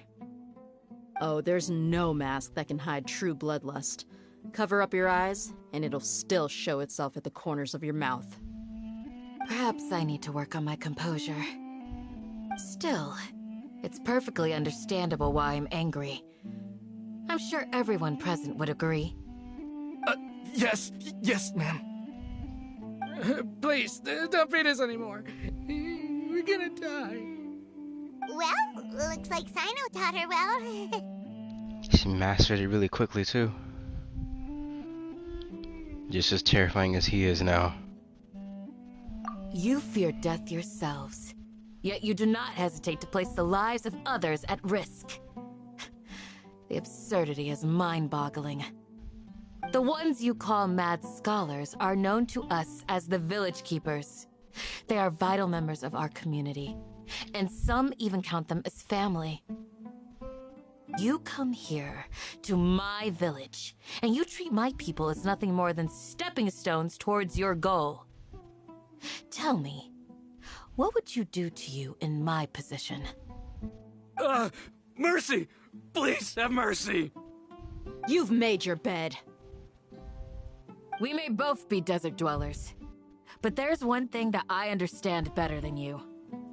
The resurrection of King Deshret will only result in war. And war serves no one. The people of Aru Village care little about which god is in power. Life may be tough and tiring, but we wish to preserve our way of life. A war would only cause us to lose all that we have. And that is not a responsibility that you can afford to shoulder. We understand. We're sorry! I'll tell you everything I know, please. Just let us go. I'm listening. You might not believe this, but it wasn't us who came up with this idea. Someone was spreading rumors in the tavern. That's how we ended up hearing about King Deshret's resurrection. Some mystery man told us that mad scholars will make the perfect sacrifice to usher in King Deshret's resurrection. They give their lives, and we can get anything we wish for. They're called village keepers. Slip up again, and you'll regret it. Yes, sorry. It was all that mystery man's doing. He told us to spread the word about King Deshret's resurrection and talked us into helping him. In return, he said he'll help facilitate the resurrection process. Where are the village keepers now? I'm not sure. That's one. Huh? One what? Strike. You get a total of 3. Then, you die by my hand. Wait, I'm telling the truth. We don't know anything. It was all him. 2. He got us to lure them out of their houses in the night with some kind of incense. We take them to a junction outside the village. Then the mystery guy takes them from there. You gotta believe me, please. I'm telling the truth, I swear. Just ask them if you don't believe me. That was indeed the truth. Traveler, go on. Do you have any idea who that mysterious person might be? You have to believe me. If I knew that, I would have told you his name right away. I'm not risking another beating to keep his secrets. No way. That guy, he wears a cloak, and he's always careful to cover his face. He calls himself King Deshret's envoy. I believe I may know what's going on. Uncle Anpu? What do you mean?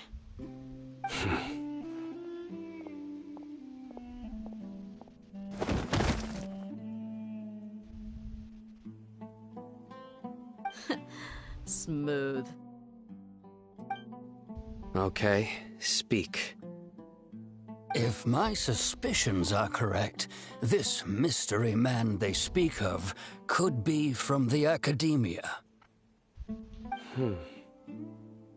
Some time ago, people from the Academia attempted to take the village keepers away. I refused, insisting that they are part of our community. It strikes me now that this secretive character shares the same goal they had.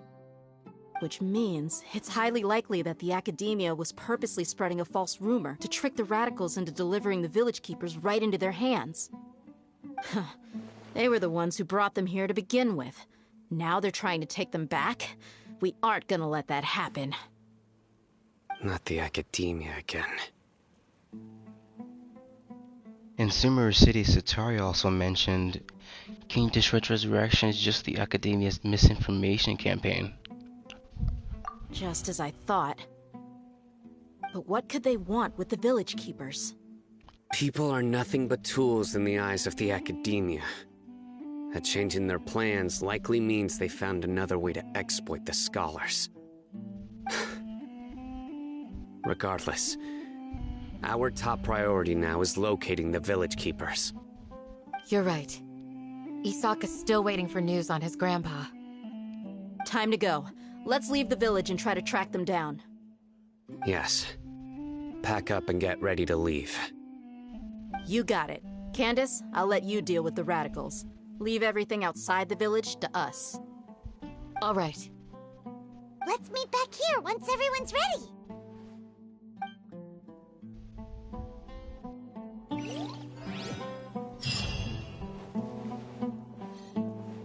What scheme is the Academia brewing now?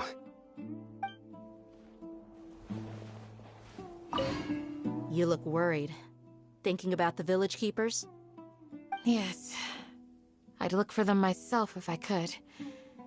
As members of our village, each one of them is very important to me. You have a strong sense of belonging here. I guess I'm the opposite. Mercs are stray dogs, wherever they go. Dia, don't say that. You can be a part of this community too. Thanks. I'll let you know when I feel like joining.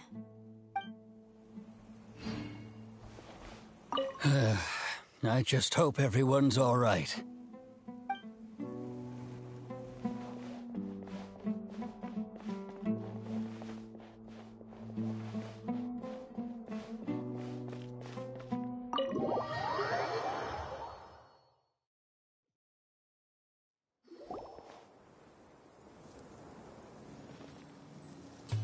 Let's get some food in us and then we'll... Woo! Where did you come from? Well, as you can see, I am merely sitting here and reviewing what we have deduced thus far. You were gone for ages, and now you're suddenly sitting here musing to yourself? Where have you been anyway? Hey, what's with the silence? You never think things through before asking questions. I'm giving you some time to make up for that. Paimon's so mad! Paimon's gonna give you an ugly nickname! Go ahead, I won't stop you. Never mind. Paimon's got nothing. There's just nothing super obvious to pick with this guy. It makes it so hard. Well, you've heard nothing to suggest I left this whole time. So clearly, I stayed in the village to investigate. Anyway, you plan to leave Aru village and keep searching for the truth of this matter, yes? Yep. We're not gonna find out anything more by staying here, so we thought that we might as well take the search elsewhere. Enough with the silent treatment! Maybe he's giving us time to think. No. I'm just surprised that you decided to team up with him. Alhaitham, you haven't helped us out at all ever since we arrived at Aru village. Bold of you to question our choices. That's true. Yeah, you're all talk. While you were investigating, I had my own work to do, which I've now finished. Really? Paimon doesn't believe you. To be honest, we aren't really a team, so I have no obligation to inform you of my whereabouts. Not to mention that going separate ways allowed me to find some important information that you all had missed. Huh? Right here in the village? Correct. What did you learn? I'm going to take you to someone. But before that, you need to understand where she's coming from. What does that mean? How do you think the residents of Aru village feel about what we're doing? In other words, do you truly believe every single word the villagers tell us? You mean some of them lied to us? Hiding the truth does not necessarily equate to lying. Again, these people have their reasons. Remember what Candace said? Most people in Aru village don't necessarily care which deity is in charge of Sumeru. That's because whether King Deshret or the Dendro Archon has power is of little significance to them. By contrast, the perils of their daily lives are ever-present concerns. They won't simply share everything they know with you without good reason. That's why you believed there was no further information to be found in this village. So you're saying we can find new info from someone we've already spoken to? Glad you're following along. Among those you have talked to, there's someone who was consciously keeping you out of the loop. In fact, she's been observing your every move since you arrived. The reason being, to someone who only wants to live their life in peace, any external factors introduce unpredictability into the equation. Those eyes. Those fierce eyes. You look like a real fighter. Don't change the subject. It's quite obvious that she's intimidated by Sino's authority and strength. Right. You were asking about the mad scholars. She corrected herself mid-sentence because she's aware that there are King Deshret fanatics in the village. If she sounds too friendly towards the village keepers, she could easily make herself the radicals' next target. I think it's been a few days since I last saw them. I usually go to bed pretty early, so I'm not too familiar with what goes on at night. Remember? She made a point of denying her involvement in anything that occurs at night. But honestly, I feel quite sympathetic towards them. Even though they act a little strange, they've helped me in the past. If it weren't for them, my house would have collapsed long ago. After speaking to the village chief, it became clear that the village keepers had protected Aru village at night. In other words, the young miss was very much awake during that time. Then why would she lie? By getting involved with an outsider, she risks drawing unwanted attention to herself. As for why she might be so wary about all this, maybe you should ask her. I'll pass on this one. You said that she is afraid of me. If so, it's best if I stay out of this. We're on it!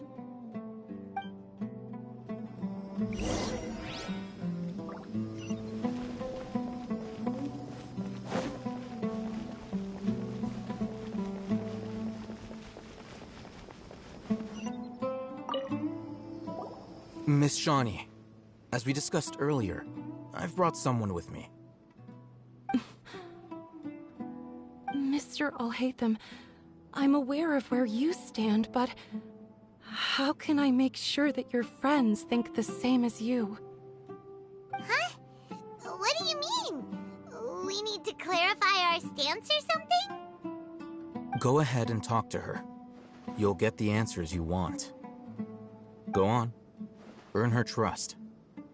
Is it really that simple? May I call you Traveler? Sure thing. Hi, Miss Shawnee. Hi, Traveler. I want to ask you something.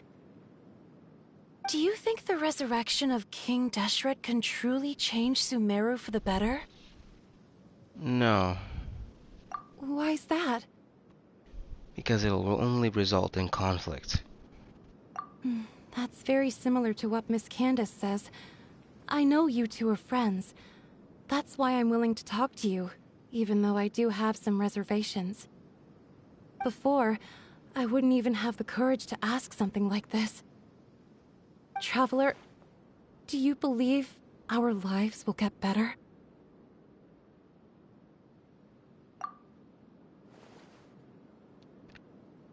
I can't promise anything, but I'll do the best I can. Yeah! We came here from another nation, so it isn't wrong of you to be weary. And we aren't really residents of any one nation. But even so, we've met lots of people from different places, and we've always fought for what we believed in. We have friends in Sumeru, and we want to help them. That's why we decided to stay here for a while.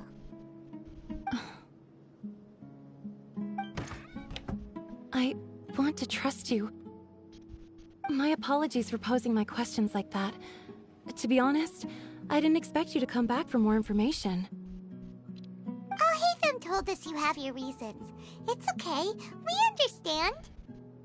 The fact is that only one side of my family is desert folk. I don't really fit in anywhere in Sumeru. Some believe in the Dendro Archon, while others believe in King Deshret. I don't belong to either side, and neither side would want me. Speaking of which, the Radicals mentioned that they despise traitors. Do they just think that anyone who's different from them is a traitor? Yeah.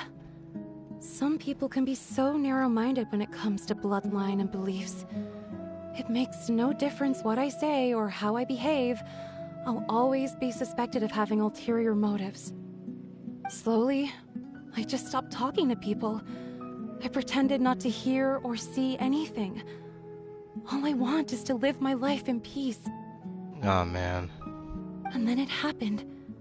The village keepers who had helped me disappeared with no explanation, and I didn't dare breathe a word about it to anyone. Until now. You can tell them. I'm sure he'll keep your secret. All right. I'll tell you what I told Alhaitham. I actually have a sharper sense of hearing than most. Sometimes, I hear strange crying sounds in the night. There are ghosts? Perhaps. I'm not sure. It's faint, but it's definitely the sound of crying. It comes from far away in the distance, and always carries very raw emotion. It used to be louder and more frequent, but ever since you arrived in the village, it doesn't seem to happen as often, and when it does, it's much quieter. I have to focus really hard to make it out. I confirmed this with the guards on night duty. They also have someone with a good ear, and he's heard similar sounds at night.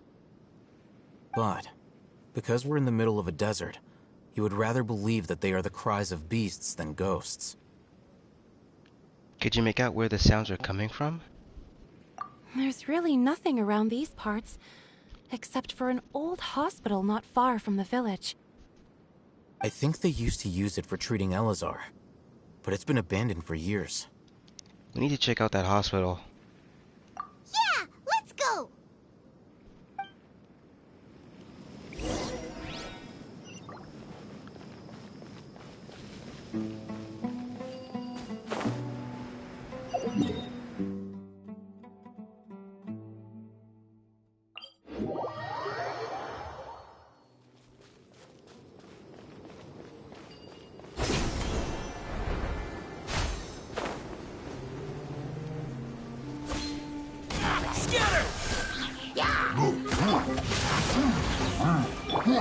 Burst forth! Rest and rebuild!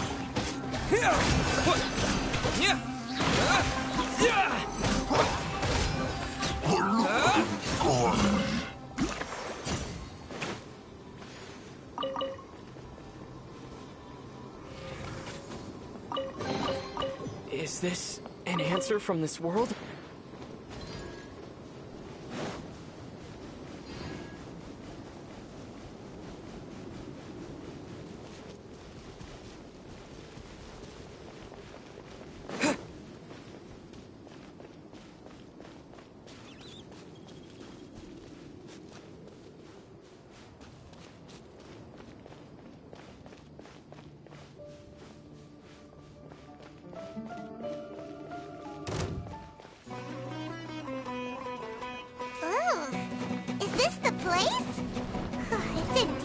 Shape, and there's sand everywhere.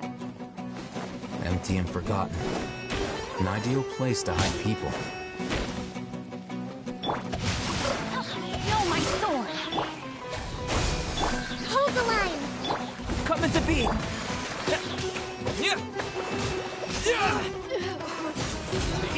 Scatter!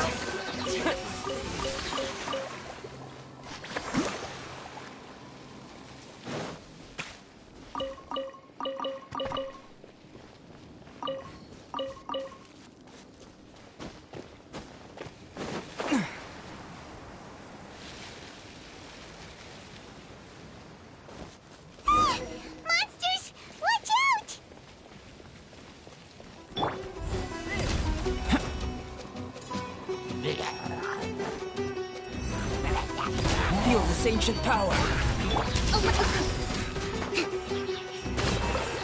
Rain Cutter.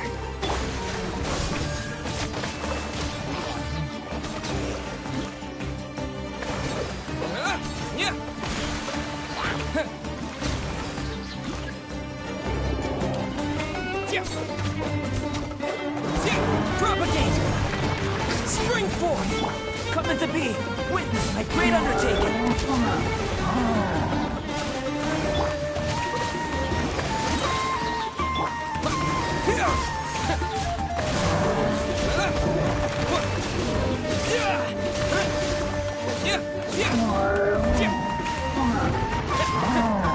Propagate! Burst forth! Let me read you a verse.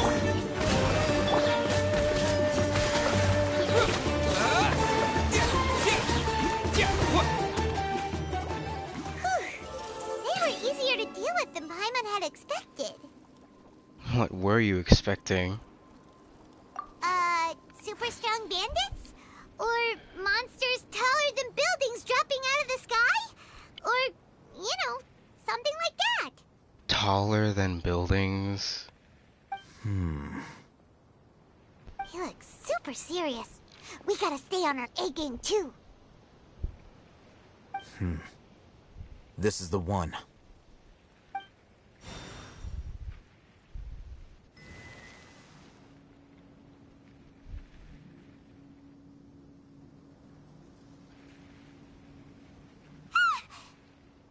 Let's go in and take a look.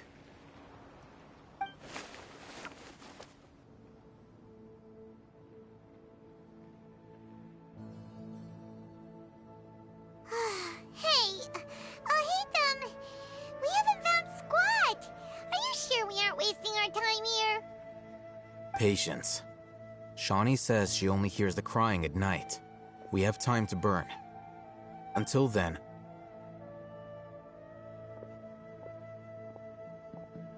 I'm taking a break. And just like that, he sits down. Wait, he even brought a book to read? What are you reading? Let Paimon see!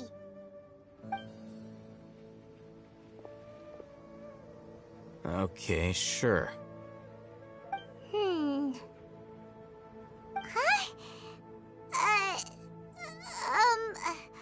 The natural position, which is the positional propensity of an entity in natural motion in contrast with an object in forced motion?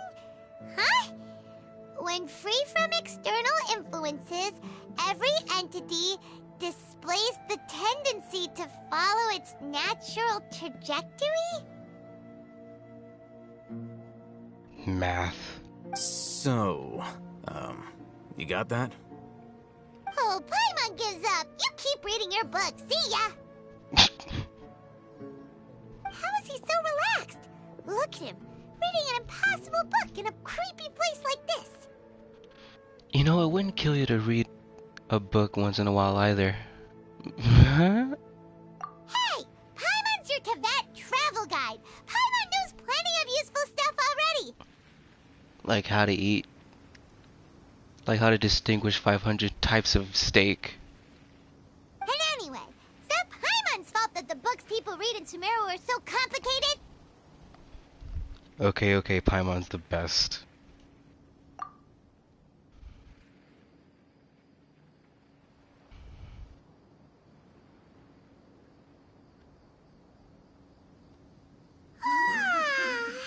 Paimon's getting so sleepy. Huh? What was that sound? There it is. It's coming from that direction.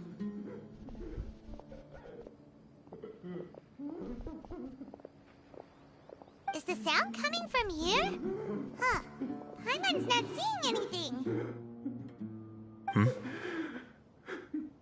It's from below. But there's no way we can get down there. Something is off about the interior here.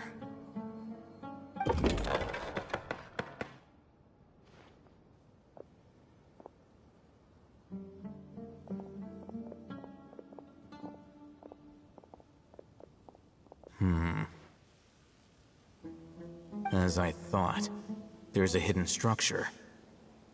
Wow. It's like they tucked another hospital into this one. Oh, it looks like there are other mechanisms around here. Let's keep exploring.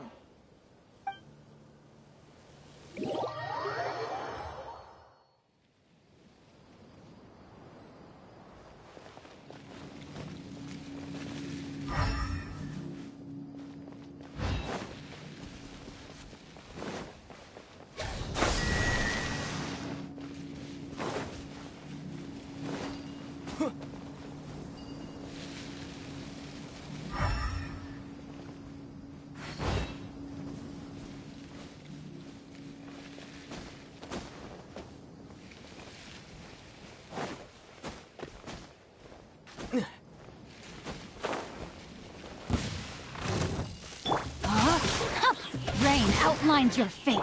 Live!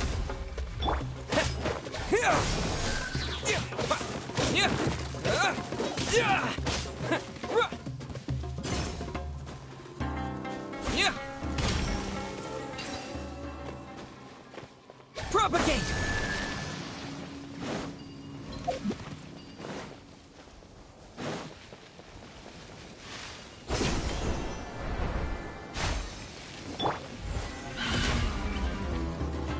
Feel this ancient power. Hold the line. Rain outlines your fate. Here!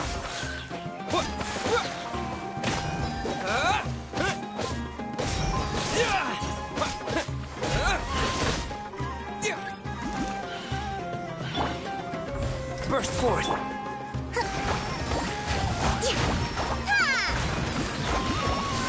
Allow me.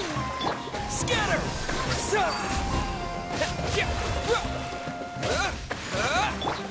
Witness the power of Gurwa.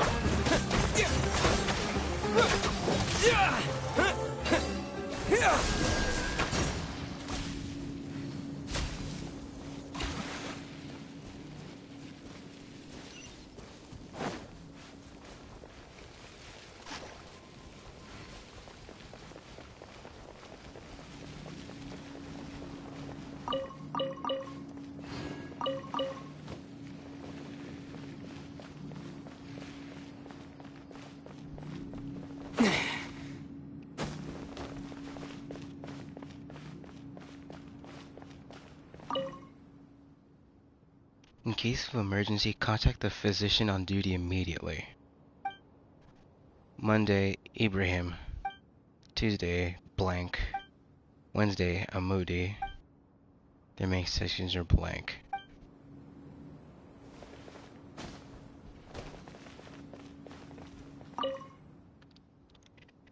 Patient Abbas, male, 23 years old, mole on the left side of forehead, left-handed. While his condition remains very serious, survival will be difficult without the professional medical care. The patient's survivability, once found, immediately inform. Don't give up, stay positive. All beings under the watchful eye of the divine, so don't ever give up. The rest of the document has been rendered unreadable by weathering.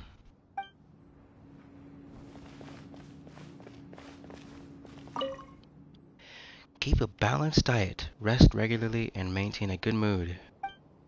Monday, minty bean soup, tachin, lunch, curry shrimp, pani puri, dinner.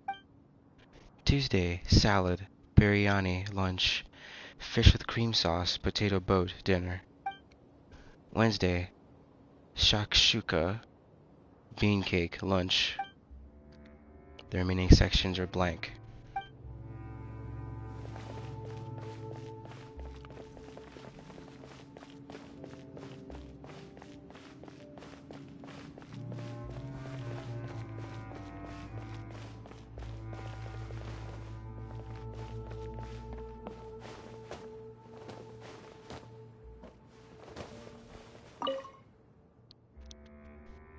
There seems to be the darkened remains of a stem inside the vase.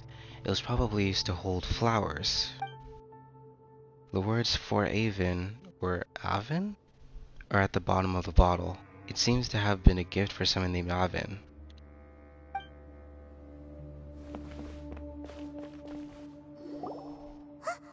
Look, there's someone over there. We need to be careful. Good idea. Let's approach him slowly without alarming him.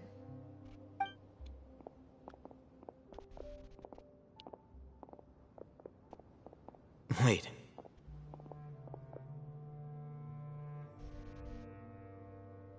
You're...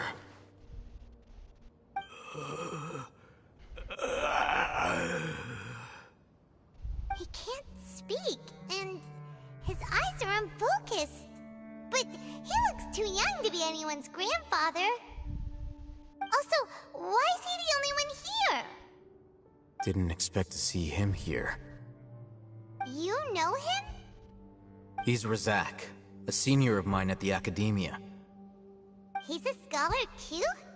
Is he the kind that holes up in a forest and mumbles stuff about training? No. And that's the problem. Razak was never involved in any of those things. He never trained in the forest, let alone reach Satyavada life. So how did he become like this? Leaving that question aside for the moment, him being here alone means that we might be too late. Looks like they've already taken everyone away. For whatever reason, they left Razak here. Perhaps they simply didn't have time to come back for him. There are drag marks on the ground. They're clearer by the doorway. Someone was forcefully drawing a cart that was loaded with something heavy. Loaded with people? That is one possibility. It looks like they were in a hurry, as if they were afraid of being caught. In their haste, they failed to notice Razak hiding in a corner.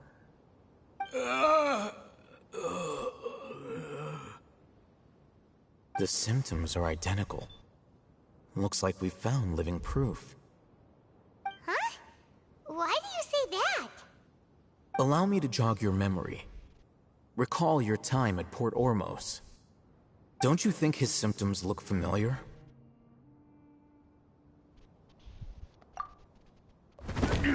The madness.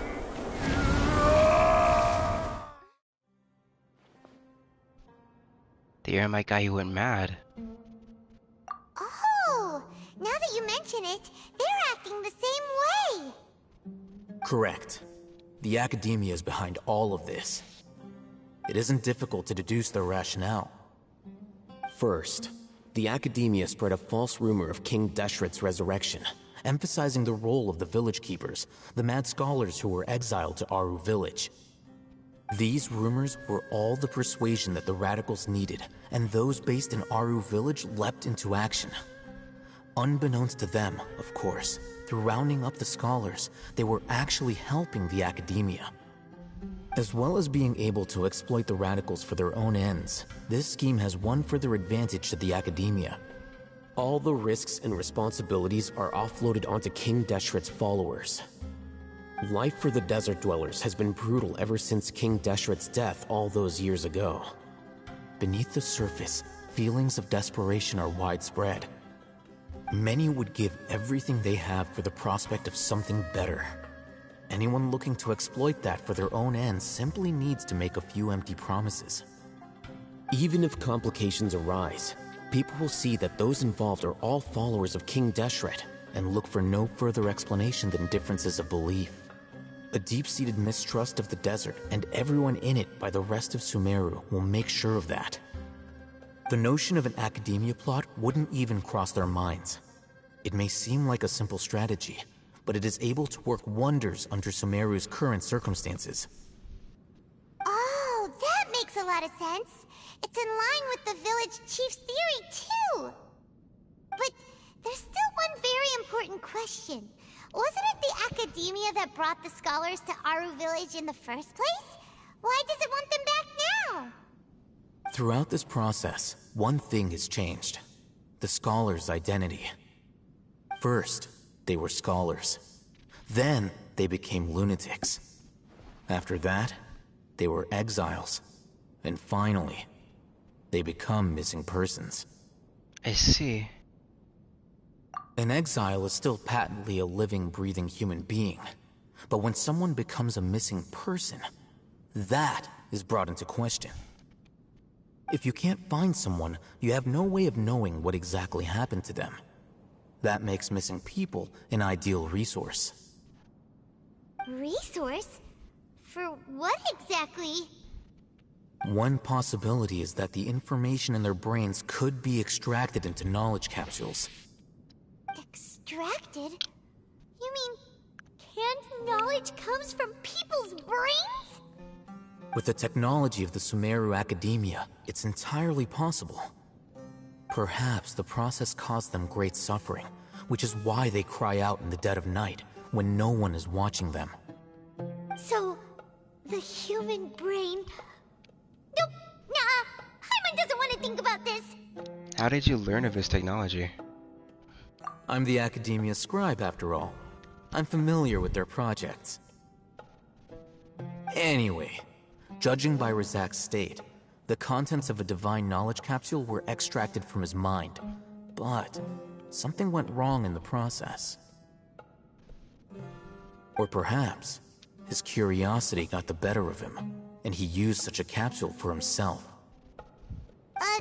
Paimon's a little confused. Can they just use anyone's brain? No, that can't be right. Most of the mad scholars have made contact with the divine consciousnesses in the forest. That's what the academia is after. It's also safe to assume that this knowledge has something to do with the Fatui, the doctor, and also the balladeer. They're using the divine knowledge capsules to turn the balladeer into a god. The look on your face tells me you've realized the answer. The academia needs people who have who have been exposed to the divine consciousness. That's right. To some scholars, gaining knowledge about the gods is their entire life's pursuit. Extracting canned knowledge is just one of the extreme measures they turn to. However, I can't help but wonder, what do they seek to gain from divine knowledge? The academia is going out of their way to look for forbidden knowledge, but what is their ultimate goal? I've spent quite some time trying to analyze the contents of the divine knowledge capsule, but to no avail. It seems like my way of thinking is too different from theirs. You mean you're not even slightly interested in getting your hands on this forbidden stuff? All scholars seek to expand the horizons of knowledge, but I'm not particularly interested in gods, so I don't share their degree of zealotry. Extracting information from people as if they were lifeless objects? If this is the direction of academic progress, then the academia may as well shut its doors. Sounds like you're really against all this. Of course. The academia's actions run contrary to their rules.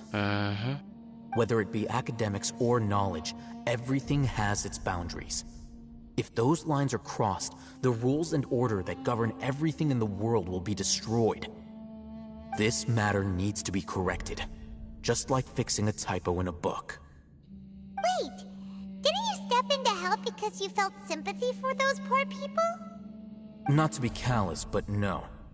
My criteria are a little more restrictive than that. There is no shortage of suffering in Sumeru, and the same can be said for the rest of Teyvat as well. What do you plan to do about that? Save every last person? Probably not. Paimon's not sure. Your motives are more specific and personal. You can say that. Simply put, I don't blindly place my faith into strength or heroism. I do what I want. The divine knowledge capsule is something I want to investigate in full. That doesn't mean I'm willing to take action for the sake of a few strangers.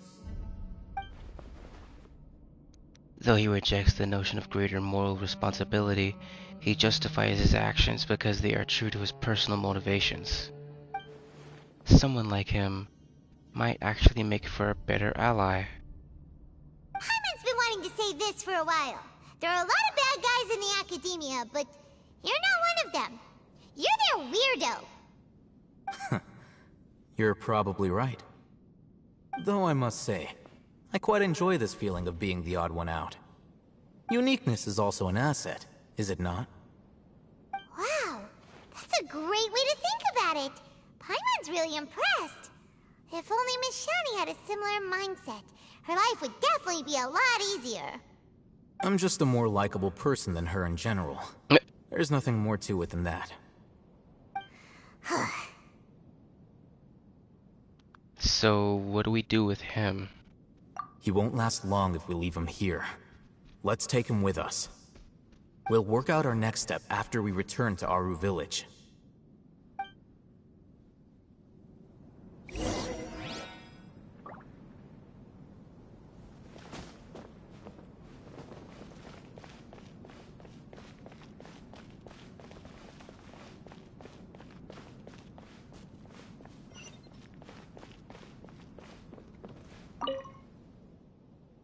There is a name inscribed on his bowl. Hakim.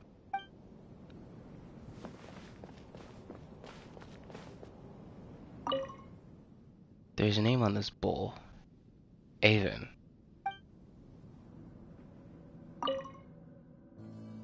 If there weren't crooked carvings of Arbaz, Abbas, and Sugar Jar on them, it would be difficult to imagine that this dirty clay jar was ever used to store sugar.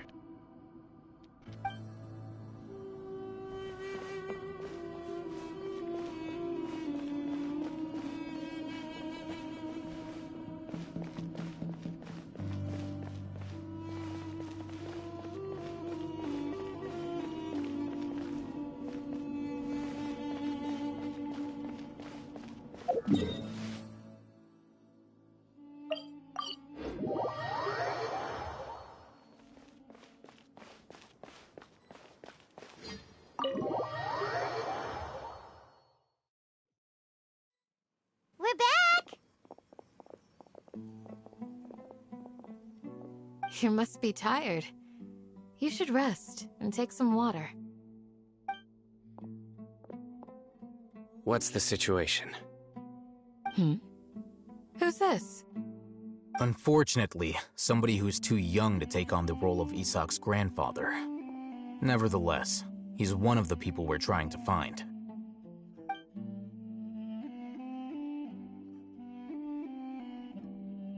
So, at one point in time, the abandoned Elazar Hospital served as the Academia's site for extracting divine cant knowledge. Yep, pretty much! Their plan must have been implemented at some point before we arrived at Aru Village, since divine cant knowledge has been in circulation for a while now. Yet, they fled once we were headed to the village, almost as if they knew we were on their trail. Why is that? Yeah, why is that? We may have a mole in our midst. One of us could be secretly revealing our whereabouts to the Academia. Huh? Are our friendships that shallow? Looks like none of you have realized wherein lies the issue. Care to share your thoughts? Sino, you're the reason why they can predict our movements. Wait, what's that supposed to mean? Choose your next words very carefully. It is simply a logical inference. I have my reasons. So what you're saying is, Sino's the mole. Interesting. And here I thought you were the most suspicious one, Al-Haytham, since you were always acting alone. I know. You have a point, but I realized something as we were returning from the hospital. Sino isn't like any of us. What are you trying to say? Do you still remember who you are, General Mahamatra? As a Matra, you are no doubt privy to certain kinds of information. Before you can take action against someone, you are required to have all the facts available, including the less than savory details. Simply put, the Academia has traditionally allowed you access to a wealth of sensitive information. Knowing their modus operandi, wouldn't you expect them to take precautions against you? If you want to raise a vicious wolf, you need to make sure that you can avoid its bite. The Academia is monitoring me? It's not that simple. The Academia has eyes all over Sumeru, but they have a special protocol for dealing with you. Every so often comes a Nyagarbaha Day. On this day, the Academia enters new information into the Akasha through knowledge capsules. I remember seeing a thick notebook next to the control panel once. Its contents were all about the General Mahamatra, his activities throughout the day, preferred methods of enacting judgment, everything. You're saying that the Academia entered my information into the Akasha too? But what's the point in doing that? My actions aren't important enough to be added into the Akasha. The Akasha is capable of computation. The Akasha's algorithms are entirely capable of predicting your movements using the data entered. When you would depart, the route you would follow, your destination. It knew all of this. It predicted my every move. The Academia has been watching you longer than you think. However, The fact that you resigned is proof that their suspicions were well-founded. So that's how it is. Sino adheres to his principles so strongly that he's actually a thorn in their side. Tenacity of will and steadfast faith are worthless to the academia. They need scholars who are easily pliable and mindlessly go after anything they can profit from. Sino, don't take it to heart. This just proves how much of a trustworthy ally you are. Uh-huh. They escaped because of me. Don't blame yourself. It's not like any of us would have known. Exactly. I have an idea. If they predicted my movements, then I might be able to guess where they went. Whoa, you bounced back fast. There is always an opportunity for safety after danger passes. Oh, so that's how it is! Paimon gets it now! If the academia is trying to avoid Sino, then the safest place would be... One step behind him. Yep, that's right! They'll want to proceed in the direction opposite of where I'm going.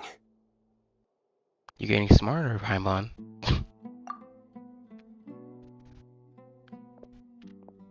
I must go. There's also something I want to investigate.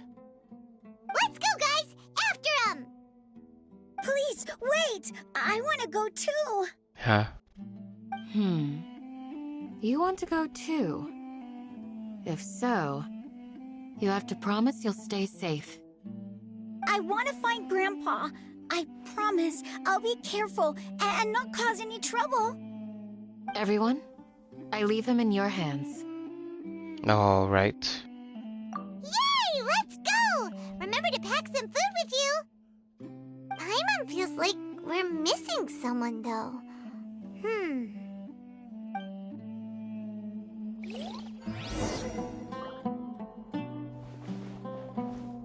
I'll be awaiting your good news.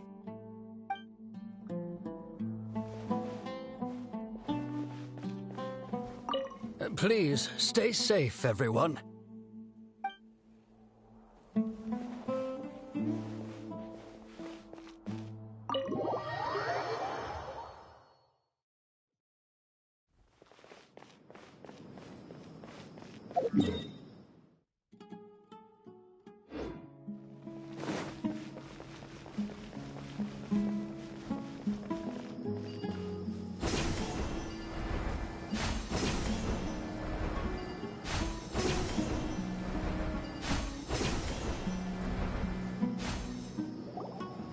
So, where do we go from here? Sino, do you remember the route you took? Yes. After leaving the village, we should head straight toward the desert.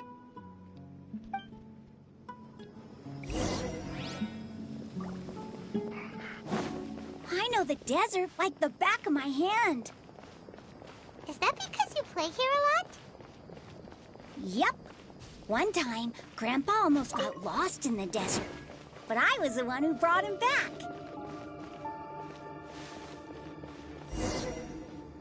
There's something here. What's this? It's buried in the sand. Looks like we'll need to roll up our sleeves and do some work. And Paimon thought running around everywhere was already enough work. That was not the time for complaining, Paimon. Okay. So, we have to dig it out? Whatever's down there looks like it's buried really deep.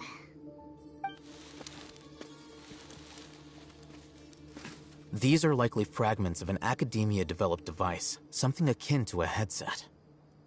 Looks like there were more than one village keeper. They must have been escorted this way because there are device fragments scattered around here. Let's split up and search the area. Chances are that we'll find other things nearby.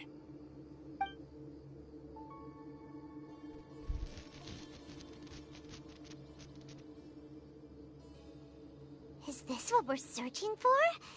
It looks kind of scary. This is definitely a device used to extract divine knowledge. How did it end up buried in the sand? That can't have been part of the plan. They must have been attacked along the way. Grandpa. I hope you're okay. Don't worry. Your grandpa's gonna be fine. Razak didn't display any signs of starvation or dehydration, which means that they left fairly recently.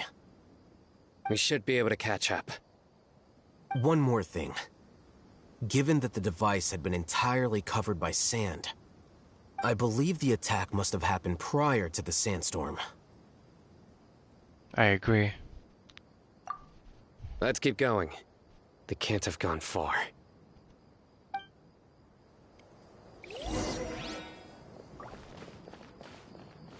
Ugh, but running on sand is so tiring. But you're flying, aren't you, Paimon? Is flying over sand tiring too? Ugh, of course it is.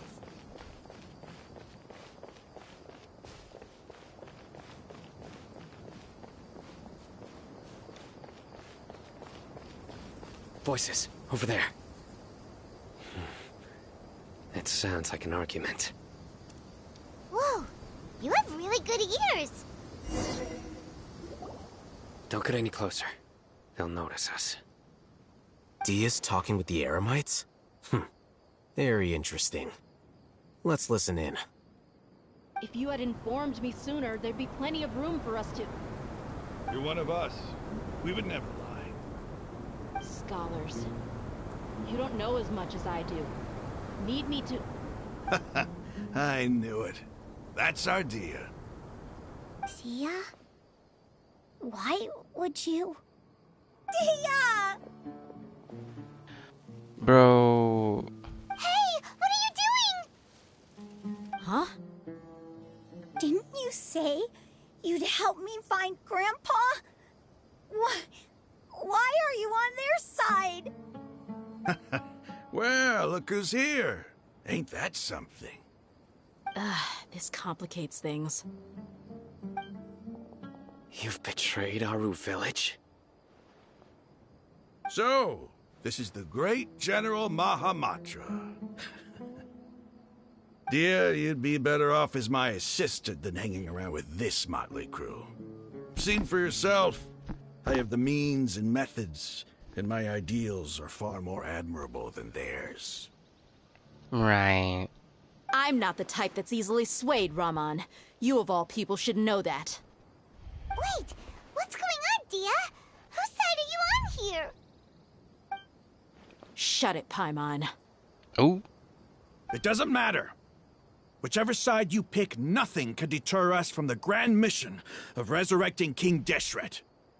Once our Lord of Old returns to this land, we will have a new beginning. Face the facts, Raman. It's not gonna happen. You should understand that more than anyone. Have all your years as a merc taught you nothing about placing hopes in a ruler? I'm a desert dweller and a proud follower of King Deshret.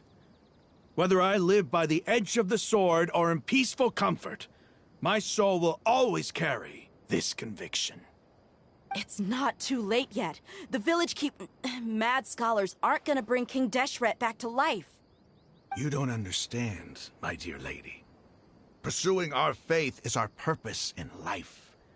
Even if the chance of success is 1 in a million, we must be willing to give everything we have. Even if it'll expose you to the academia? Even if they end up disbanding the Eremites? Your Eremites, which you've worked so hard for all these years? Yes. We've waited a long time for this day to come. The sun and the moon no longer shine here. All you see now is cracks in this desiccated land. But fate has finally dealt me a hand to play against the academia. With these scholars in our custody, we'll stomp the academia's forces and fight our way beyond the wall of Samiel. Ridiculous. Think about it. The academia controls the entirety of Sumeru. Your powers are negligible in comparison. If you still don't believe me, then try asking these two men. They're also against the academia, but neither of them are as arrogant as you are. They look more like pawns of the academia to me.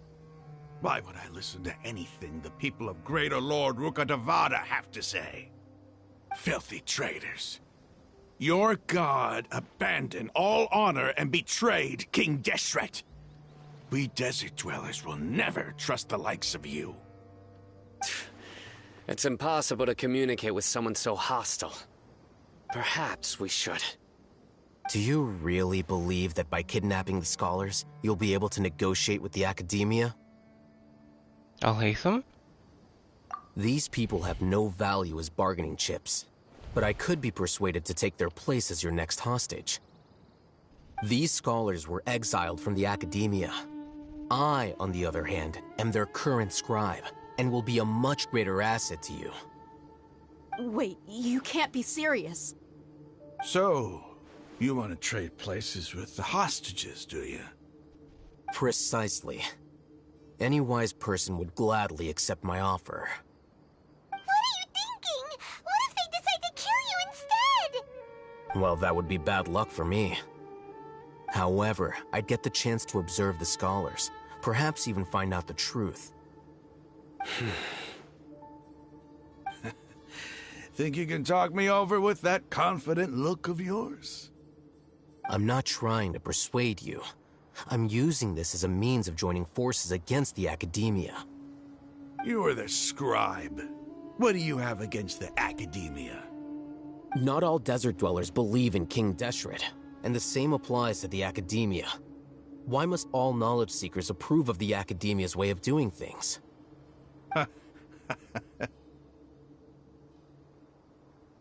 You academia scum. Every last one of you is nothing but a hypocrite, just like everyone else on the other side of that wall. I've made myself clear enough. I won't listen to another word from the Dendro Archon's people. Not so fast. Al-Haytham, do you stand by everything you just said? I never make empty promises. You know you're making a dangerous decision, right? I do. Good. Rahman, hear me out. These people are my friends. Maybe you can't take the followers of the Dendro Archon at their word, but what about me? Do you trust me? We've known each other for years. Of course I do. In that case, I'm willing to vouch for their honesty with my right arm. Come on, Rahman, don't be a coward. If you're serious about taking on the academia, you need to steel yourself. You can't be afraid. An arm from the Flame Main. You've piqued my interest. But what if you refuse to oblige? What should I do then? No one's a fool here, Dia. We're mercs. And mercs don't tend to live long unless they have their wits about them. You're not wrong, but this is different. I promised my friends that we'd bring back the village keepers together. Let's do it right here, then. Give me your right arm as proof of your resolve. Don't listen to him! He's not even trying to negotiate! He just wants to make things more difficult! That's fine. Are you crazy? We came here to save lives. One arm for that many people is still a pretty good deal, if you ask me. Rahman, I'm holding up my end of the deal here. You'd better not let me down. Sure. Go ahead and cut off her right arm. No! Dia! What are you gonna do? Think of something! You don't have to go this far. That's not for you to decide. Do it! Dia? Dia! Run!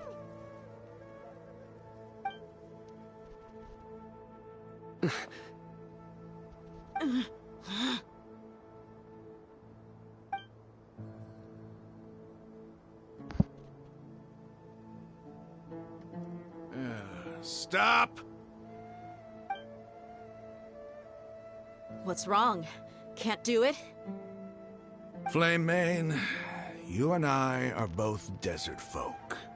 Cutting off your arm is no different than cutting off my own fingers. Where's the sense in cutting my own kin to pieces? You've shown me that you're serious. Go on now, take your friends and leave. Meet me in the desert at noon tomorrow.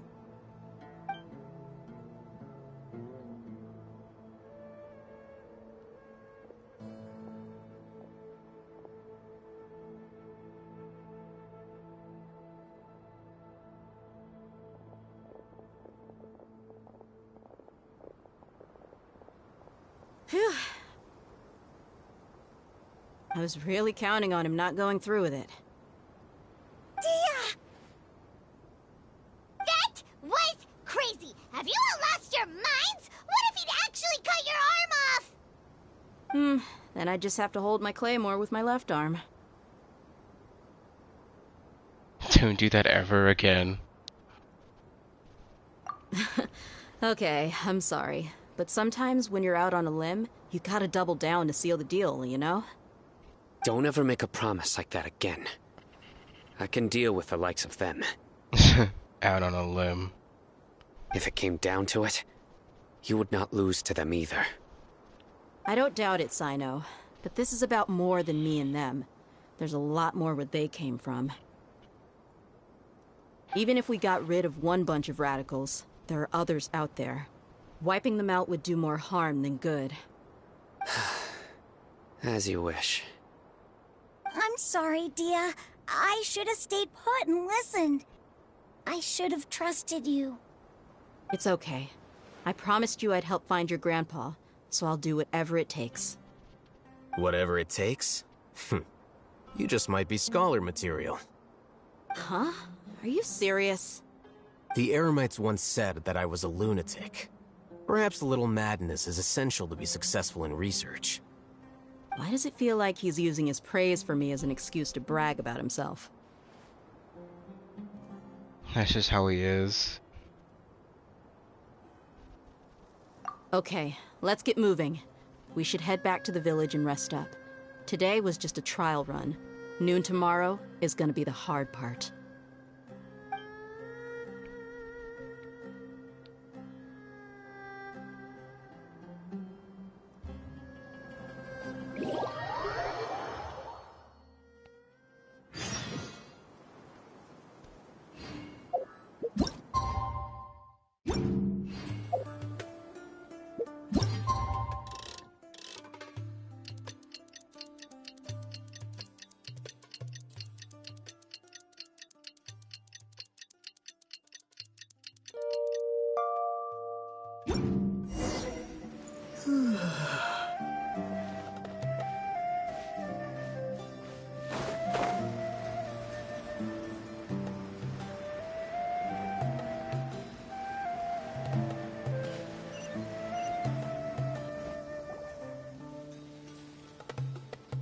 You're all here so early. Looks like we have everyone here. Isak, are you sure you want to come with us? I'll watch from a safe distance. Dia, I want to be there to bring Grandpa home. Okay, let's go then. Dia, wait. What's the matter? I heard that you were quite reckless yesterday. No more of that today, understood? Or I'll be very upset with you. Fine.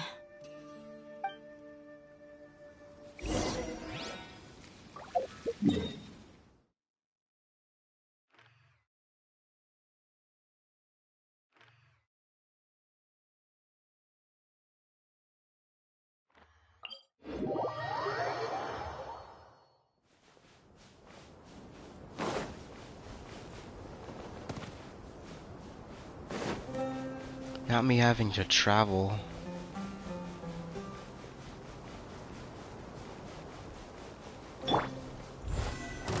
Come into being! Scatter!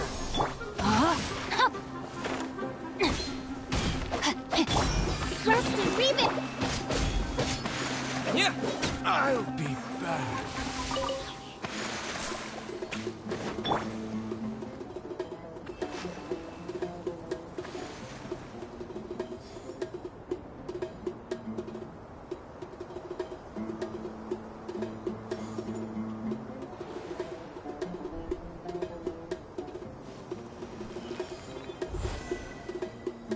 burst forth. Like lamb to the Witness my great undertaking. Propagate!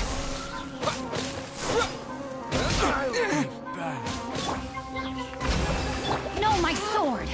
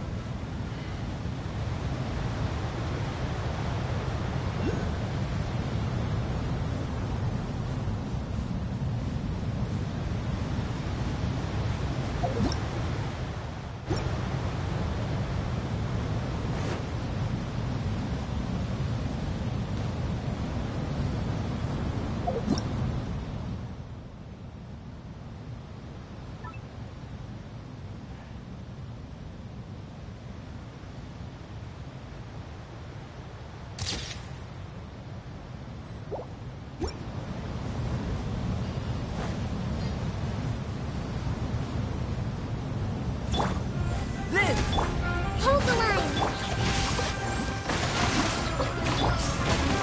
Scatter!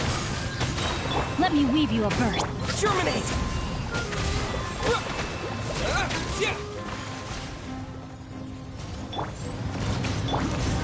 Feel this ancient power. Torrent, bring refuge!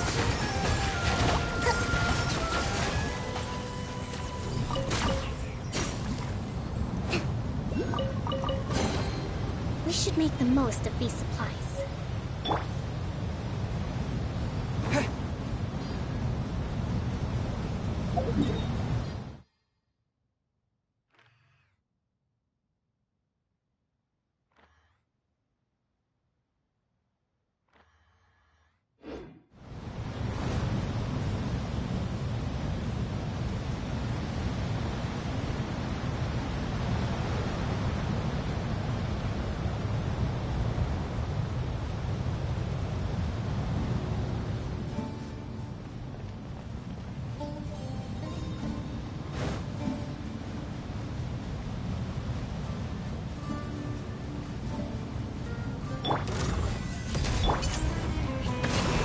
Rain outlines your fate. Huh? Propagate!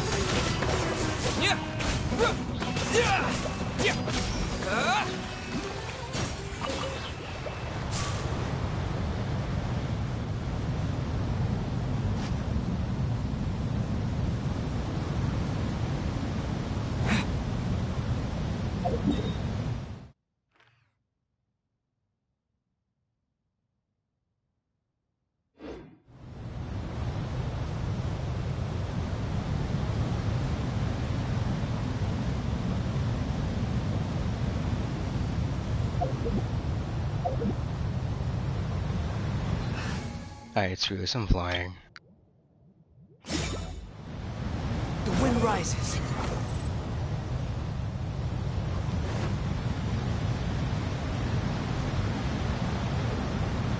Squall and fury.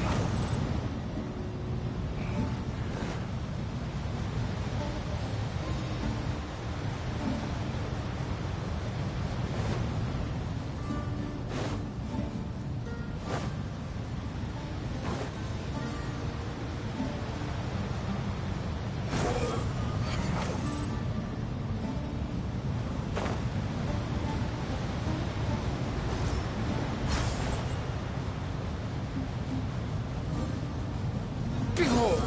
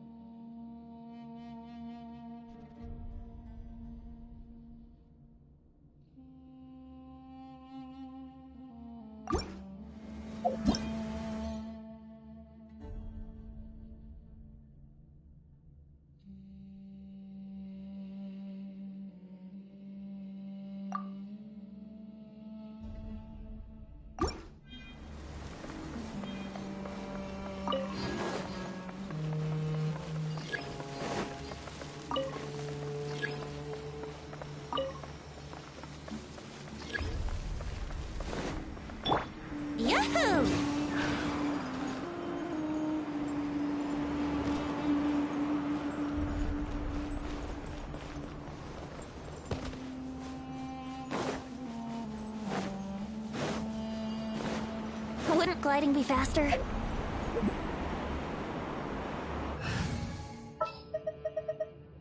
Sure. Huh. Brace yourselves. Oh, it's just high enough.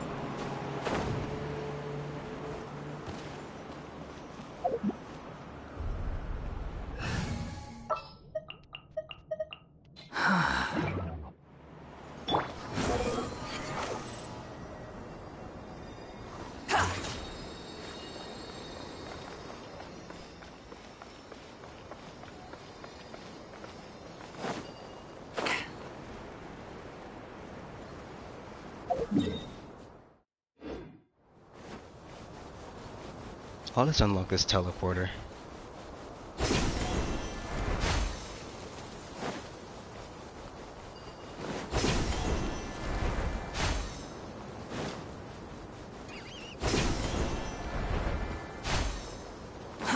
Too slow.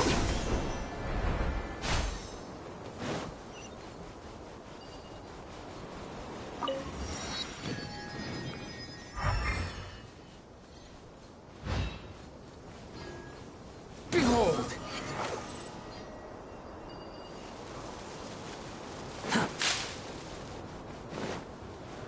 Quit following me. The wind rises.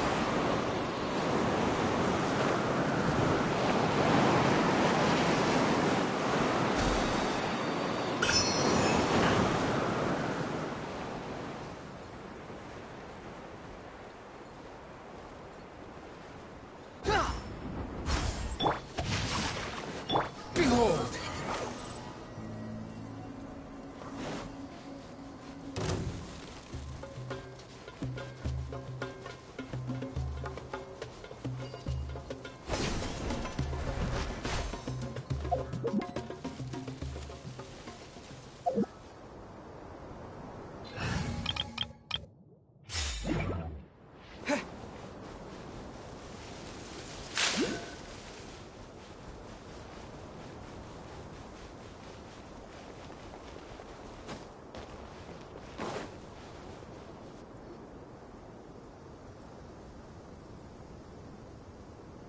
Huh. They got here before us. Uh-oh. Is it because Paimon overslept by 5 minutes and held everyone up? You didn't have to admit to that. Is everything ready? Absolutely. Although, you brought fewer people than I imagined. Bring him over.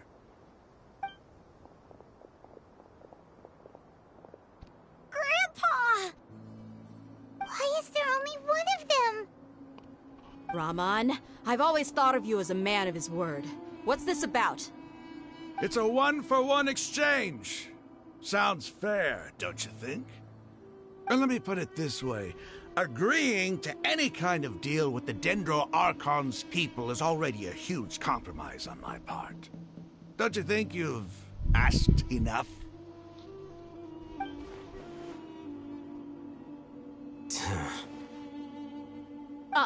You stay right there!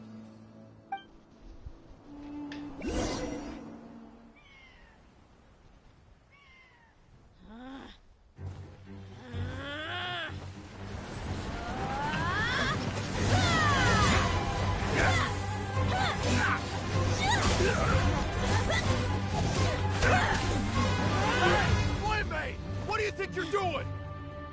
Grandpa!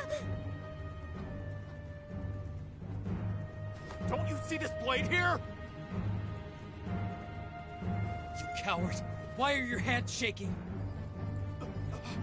Wait a second! It's a earthquake! Grandpa!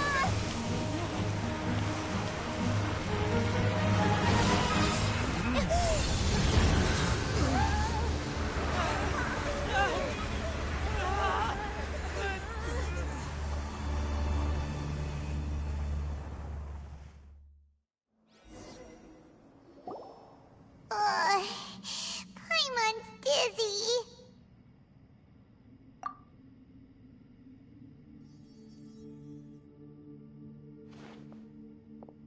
Is everyone okay?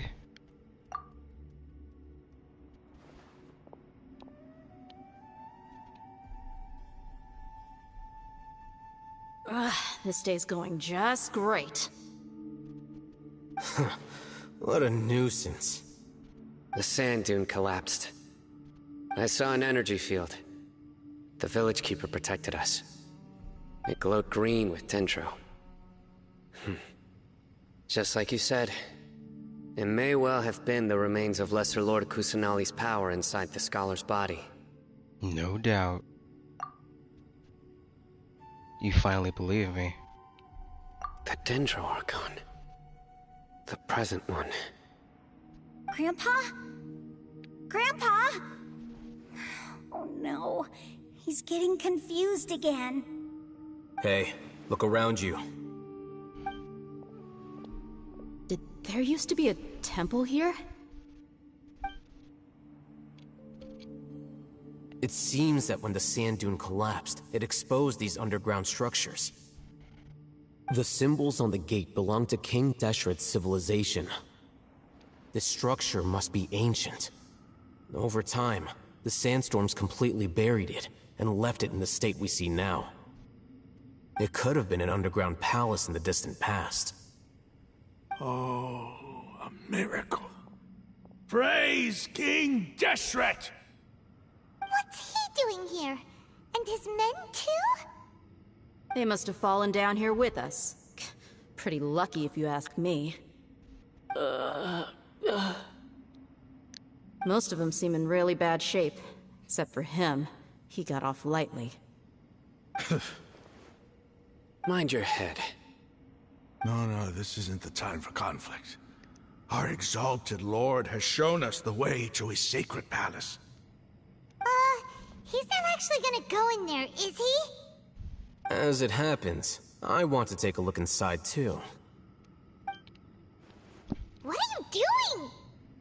Don't you think it's curious? 1 minute, Lesser Lord Kusanali's power protects us from harm, and the next, remnants of King Deshret's civilization appear. 2 major deities are vying to showcase their power to us. It would be a shame not to witness them both. Paimon thought you weren't interested in gods. Indeed. In my view, gods are just a higher form of living being.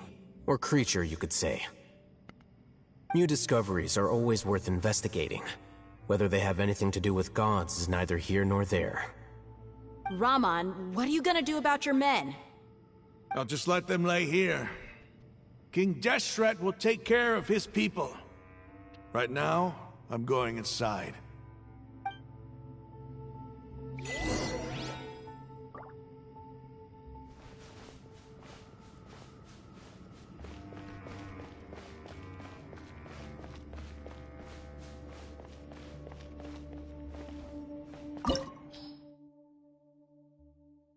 Mysterious ruins have been hidden deep under layers of sand. An incomprehensible power seems to flow within.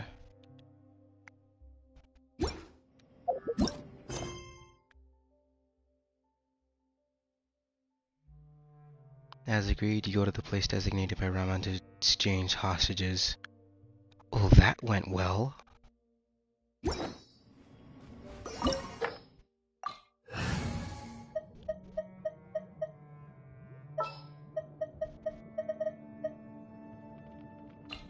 You want me on your team?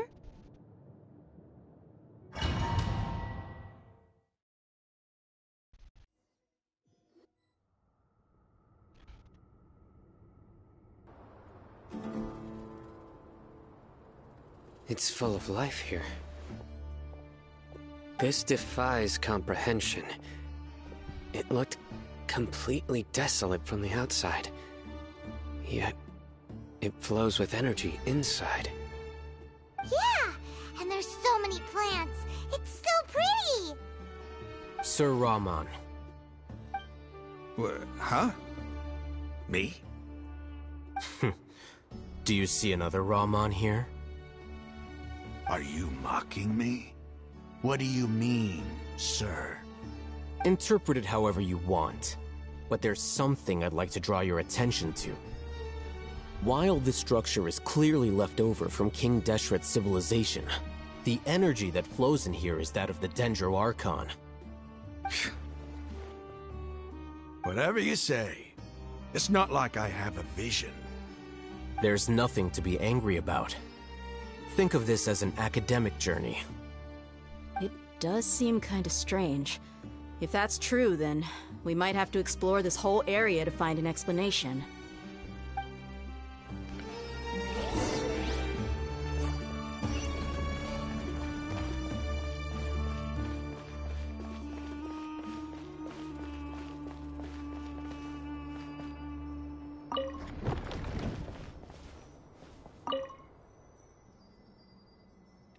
Look up at the hall as a mortal and listen to King Deshret's holy guidance.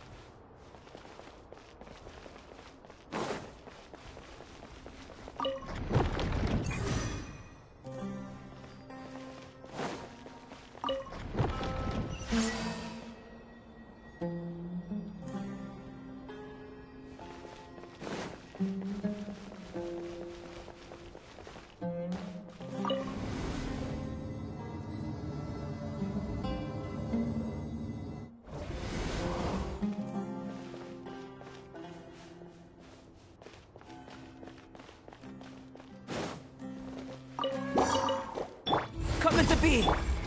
Get out of here! Out of the way! Rest and rebuild!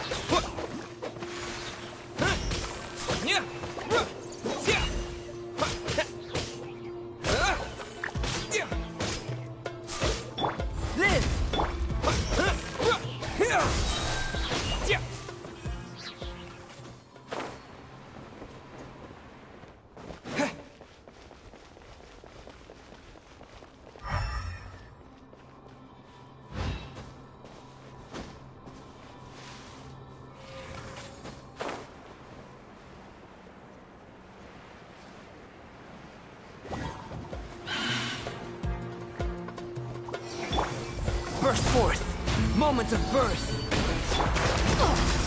Everybody stand back! Hold the line! Yeah! Propagate!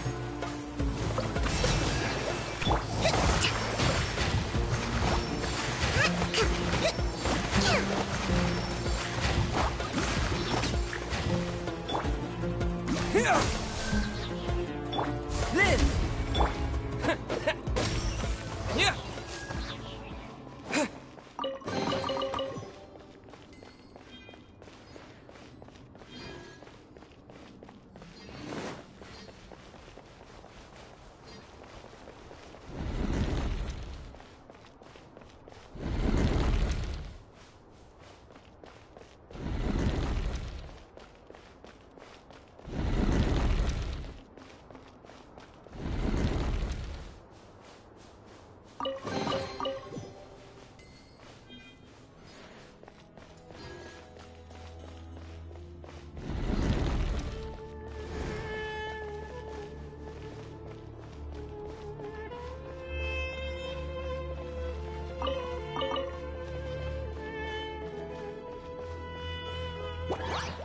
Burst forth! Allow me! Get out of here!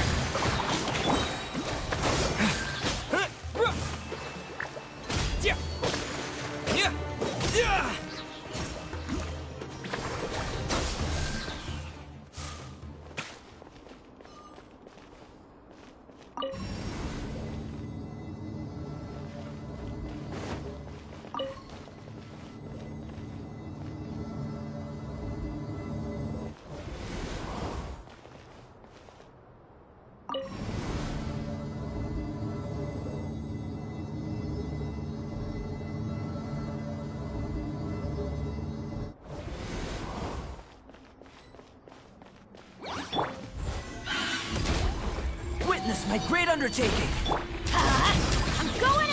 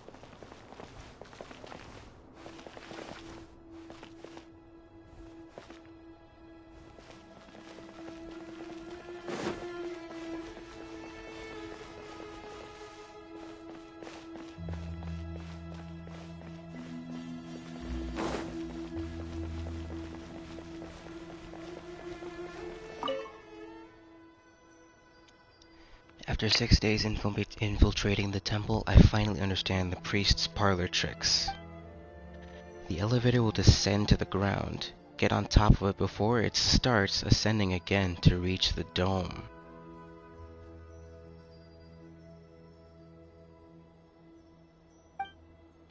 Nonsense like forbidden ground ahead, mortals shall not pass, or whatever, are just made up by the priest to hoodwink us. I leave this method here in hopes that the people of King Deshret, who shall travel here in the future, shall freely enjoy the privilege of witnessing his sacred presence.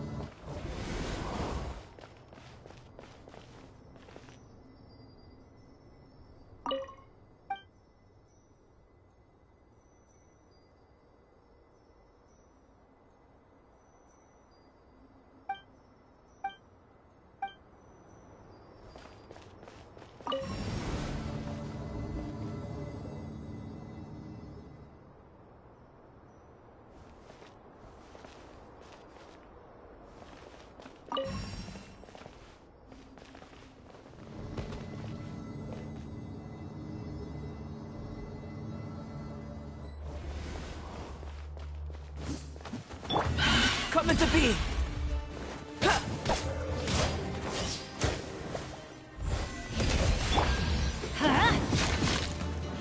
Hold the line! Scatter!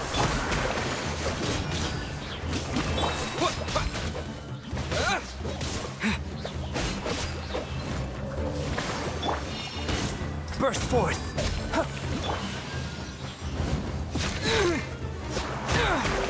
Propagate! Allow me! Teamwork is dreamwork! Scatter!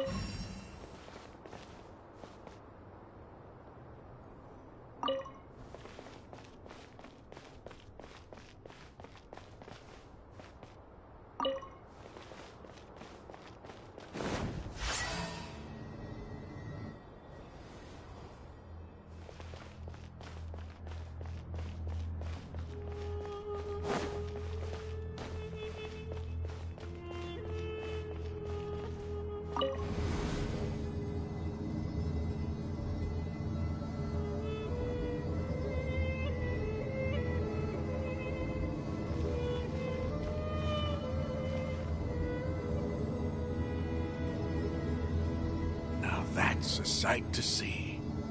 King Deshret's splendor surrounds us. There's so much vegetation here. It's different than what I expected. Sure are a lot of plants for a desert. That's what I call divine providence of King Deshret.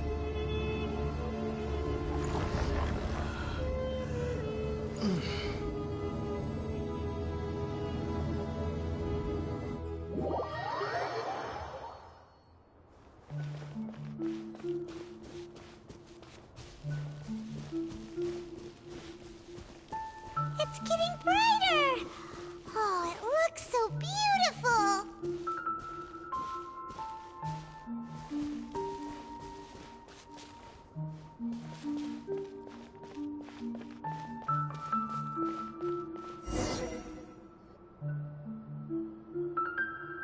Wait. What's that?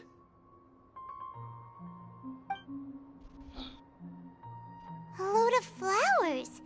And it looks like there's something among them. It looks like a tomb. These are King Deshret runes. They left something behind.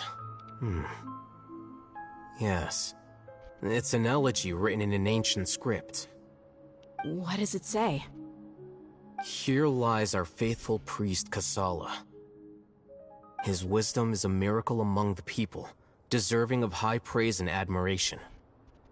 You can read ancient King Deshret script? Of course. Every student needs to master at least 20 languages before they graduate. At least. He's not serious, right? There's still something off about this place. The scent of life. Oh, I skipped. Is it trying to tell us something? My bad. Is this it? Analyzing.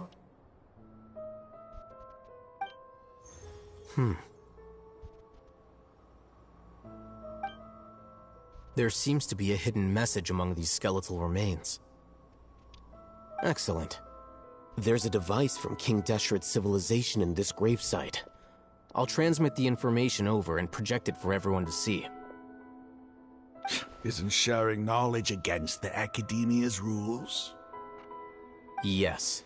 However, under the circumstances, I'd prefer you to see this for yourself. You'll understand after watching it.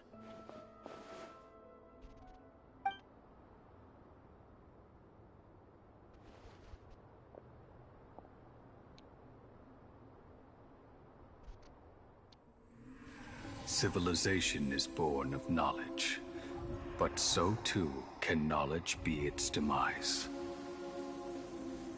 A disaster caught us unaware. It was knowledge that did not belong to this world.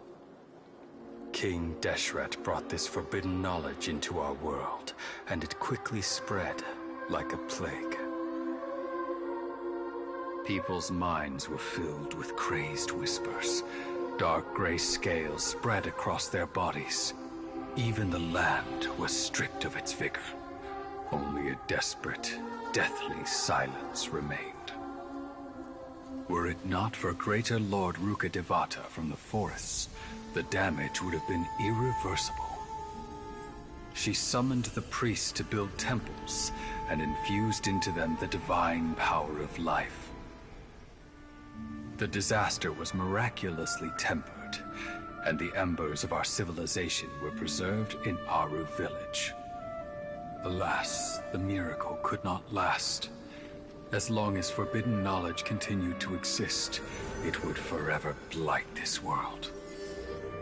In the end, the proud king of the desert, my eternal lord, chose to sacrifice himself.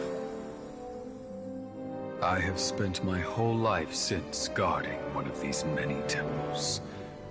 But now, my duty is coming to an end. As I close my eyes for the final time, the sight of that noble deity will appear in my vision once more. In helping King Deshret to eradicate forbidden knowledge, she exhausted her strength, and her form became that of a small child. How strange. Now that I think of her, I no longer have any fear of death, for I sense that the spirit of life will abide with me during my eternal sleep. Children of the desert, cling no longer to past grievances, but hold tight to the memory of this act of benevolence. What was that? The priest's memories. No, impossible. Greater Lord Rukkhadevata. So the former Dendro Archon and King Deshret were never enemies at all. But this doesn't make any sense. The Dendro Archon's followers, they're clearly... Was that the former Dendro Archon? He became so tiny in the end.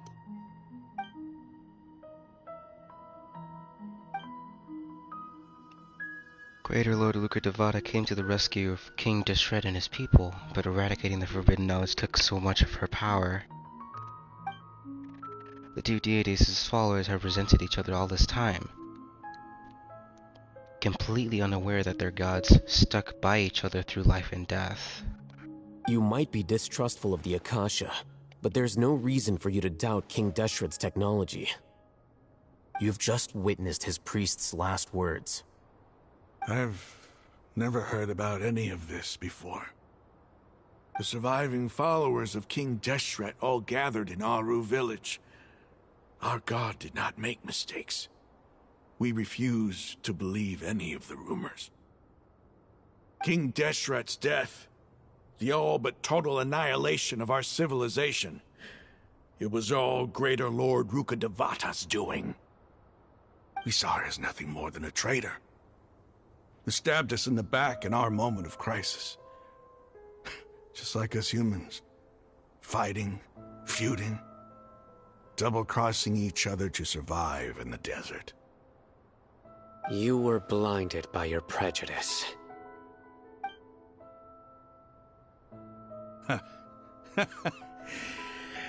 If I hadn't seen this for myself, if I hadn't witnessed his last words with my own eyes, ears, and heart, how could I ever begin to accept this? The truth is so far from what I've always known. Am I really supposed to believe that after all these years, all this time seeking revenge, suddenly now my enemy is my savior? Raman, that's enough. Give it a rest. You're starting to make a fool of yourself. Dia, tell me, my Eremites and I, what are we even fighting for?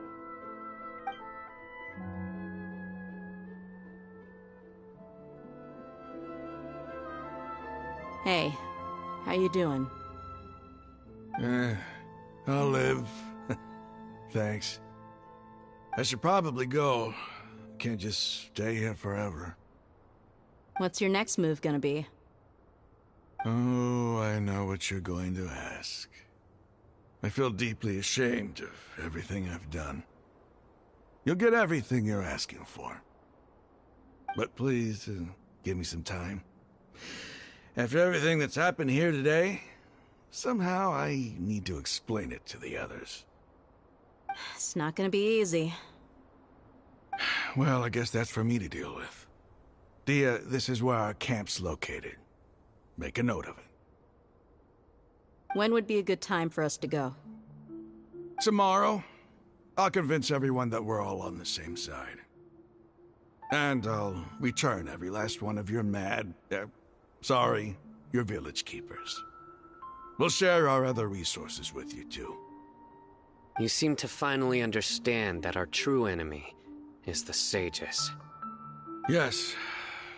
The gods never gave up on anyone. It's the people responsible for all this that need to face the consequences of their actions.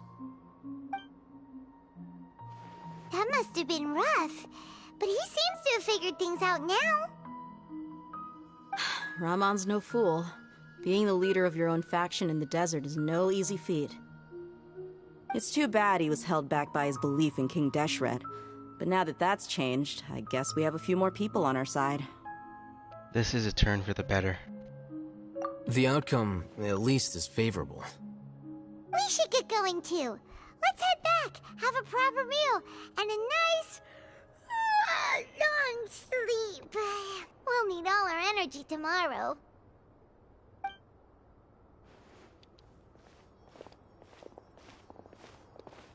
Hmm. We're leaving! Stop yelling.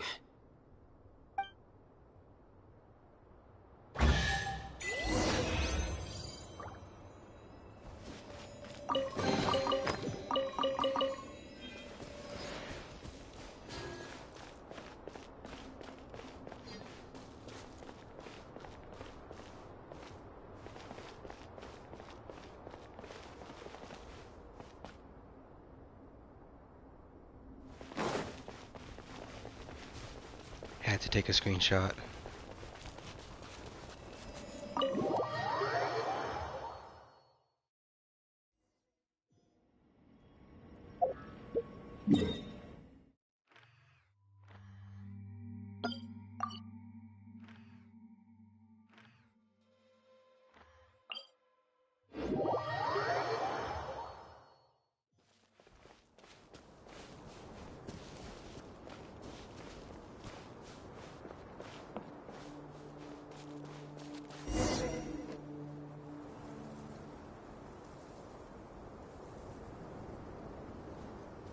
Raman, we're here. Everything's been arranged. Someone will bring the village keepers back to Aru village shortly. I guess all I can say now is, thanks for agreeing to help. Don't mention it. I think we can both agree you went to hell and back for it. But we share a common cause now. From here on out, we're allies. Where are the perpetrators? I'll bring you to them. Follow me.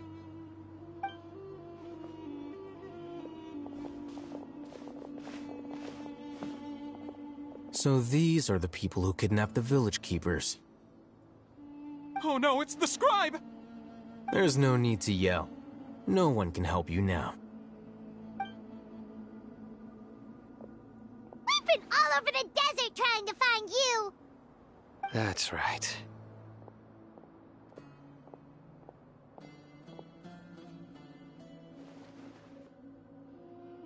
General Mahamatra? No, no! Make it quick, please! Swift and painless! Whoa. The moment they set eyes on Sino, they turned pale like they've seen a ghost! You should have known that I would be coming for you. Wait, we were just following orders! You know what I'm talking about, right? There's no way we could have done all this by ourselves! No, not Sino! He's gonna tear us limb from limb! I could do worse. Please have mercy! Start talking. Otherwise, I'll have to resort to other methods. So, your superiors have kept you quite busy recently. Why? What are they trying to accomplish? They, wanted to extract canned knowledge.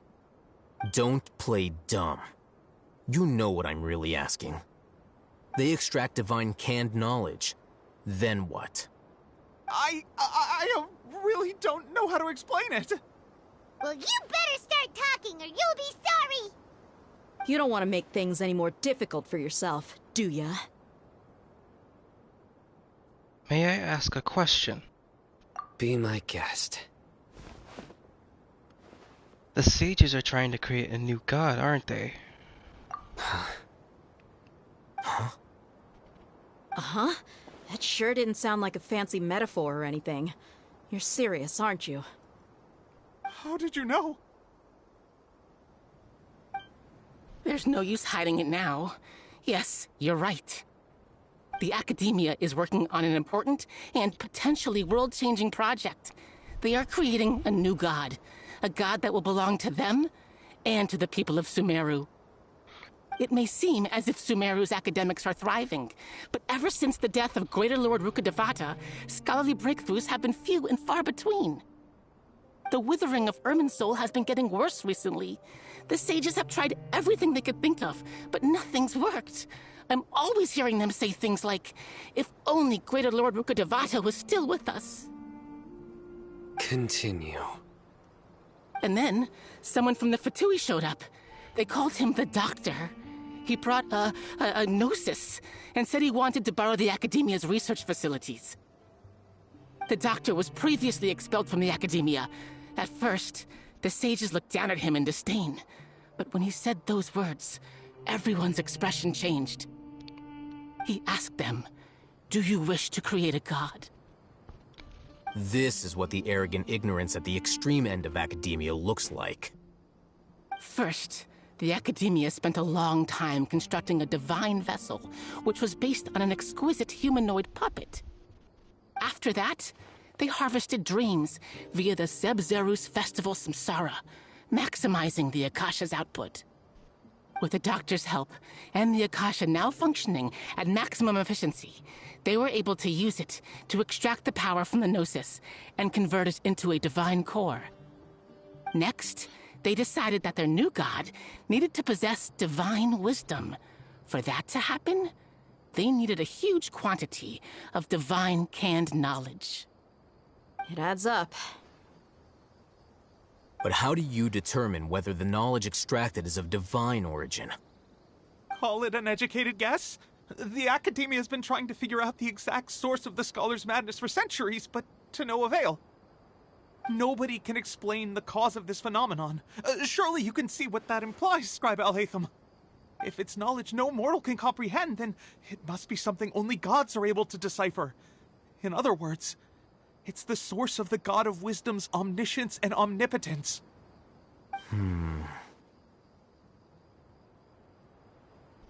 But the sage's end product won't be Greater Lord Rukkhadevata. It will be the Balladeer.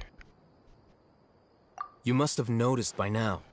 The Academia doesn't care about who their god is. It's the ability to exercise control over knowledge and wisdom that matters. It is as if they are cursed with a desire for omniscience and omnipotence that burns in their blood. Some organisms demonstrate phototaxis, and thus orient their entire lives in respect to sources of light. For the sages, their only source of hope is the existence of a deity who embodies the acme of wisdom. This is but a form of phototaxis. For many scholars, the absence of a god of wisdom means stumbling in the darkness for the duration of their lives. Then what does Lesser Lord Kusanali mean to you?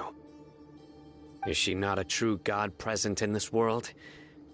If you already have a new god, why try to create another one? From the beginning, the Academia has never treated her as a god. She didn't count. When the Academia first discovered Lesser Lord Kusanali, the newborn god of wisdom, the sages hoped that she would be as wise as Greater Lord Rukkhadevata. But upon evaluation, they found that at the time she possessed no more intelligence than any ordinary human child. The sages never had a ruder awakening. This forced them to accept that Greater Lord Rukkhadevata had indeed passed away. Not to mention that Lesser Lord Kusanali's Gnosis had been used to power the Akasha this entire time. By herself, she has neither an Archon's raw power, nor the spectacular insight expected of a god of wisdom. Slowly but surely, people began to forget about her existence. So, this is the path the sages have chosen. Even now, they still refuse to acknowledge Lesser Lord Kusanali. I never imagined a god could be subjected to such cruelty. Alright, let's try to keep our cool. If everyone's in a bad mood, then let's change up our scenery. Rahman, give me a few men to help us escort the village keepers back to the village. And these two scholars, they're coming too. Sure, as you wish.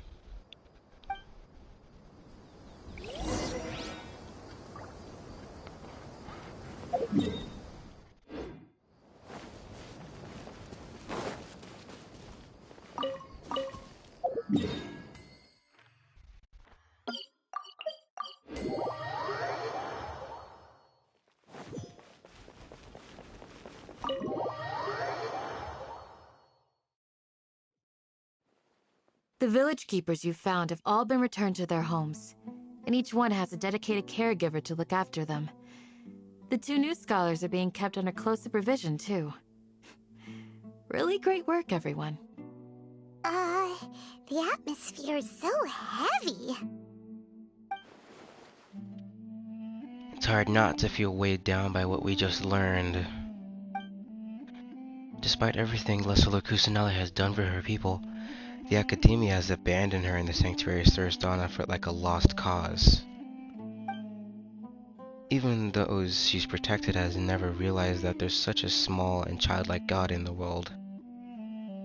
Hey! Say something! Stop spacing out! Come on, is there nothing left to talk about? In that case, let's all get some water and try to think about something else. Or I can go fetch some snacks. Oh, Paimon's so coming with you! Travelers' thoughts really should be voiced. Do you have any plans, Traveler? Gods above, you're not talking about work, are you? I want to share everything I know with all of you. So you were still withholding some information? Yeah, I'm sorry. I had my reasons. But now I know we're all in this together.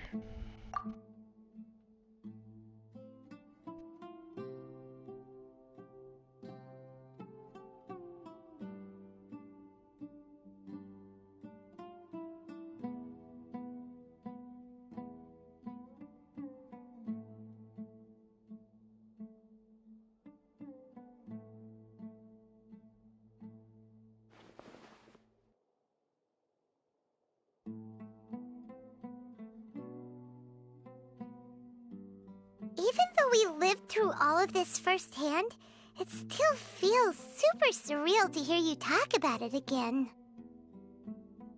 That's everything we've experienced so far in Sumeru. What a whirlwind of a story. I felt like I was holding my breath the whole time. It seems like there'll be more issues to face in the days ahead than I'd anticipated. Still, now's a good time to make our next move. Now that Ramon's joined us, we'll be an even stronger team. It's time to make a plan. Indeed. These events are a flagrant transgression of the rules in every sense. We cannot allow it to continue. So, everyone, are we on the same page? Crush the sages and rescue our god. That is our ultimate goal. No matter what lies ahead, I will do my utmost. Well, let's brainstorm a little more about what other resources we can draw on. The next time we gather here, we must have a solid plan. Yep, it'll work out for sure.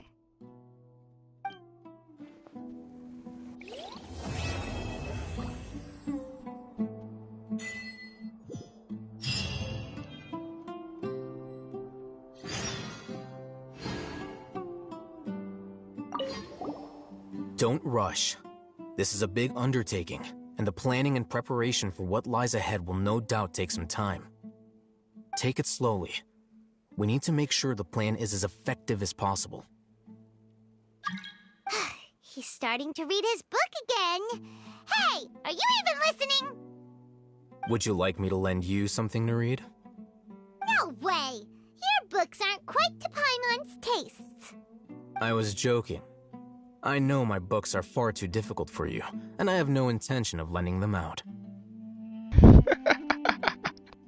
Ugh, you're so annoying.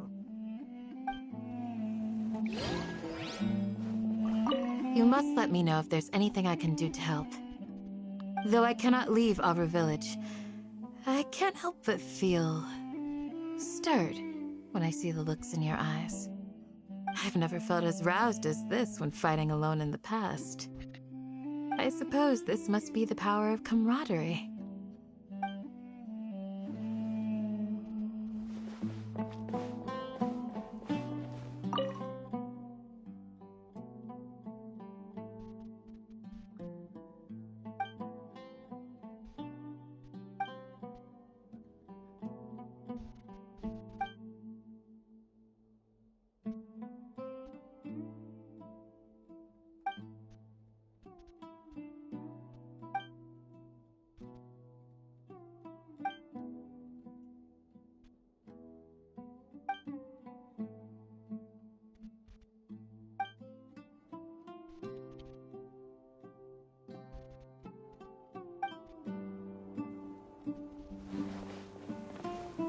The past few days have been some of the most challenging work I've ever taken on. And none of it'll earn me a single mora.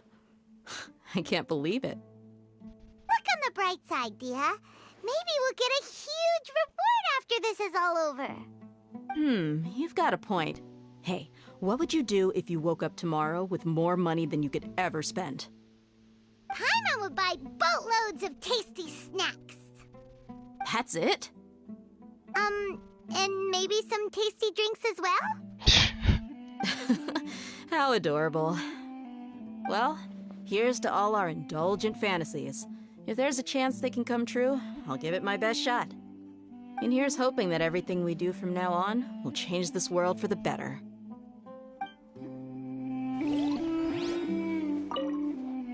in the past. I never imagined that even the gods could suffer from hardship. If we can find a way to change all of this, will this nation become a better place? By the way, do you still remember? Your memory.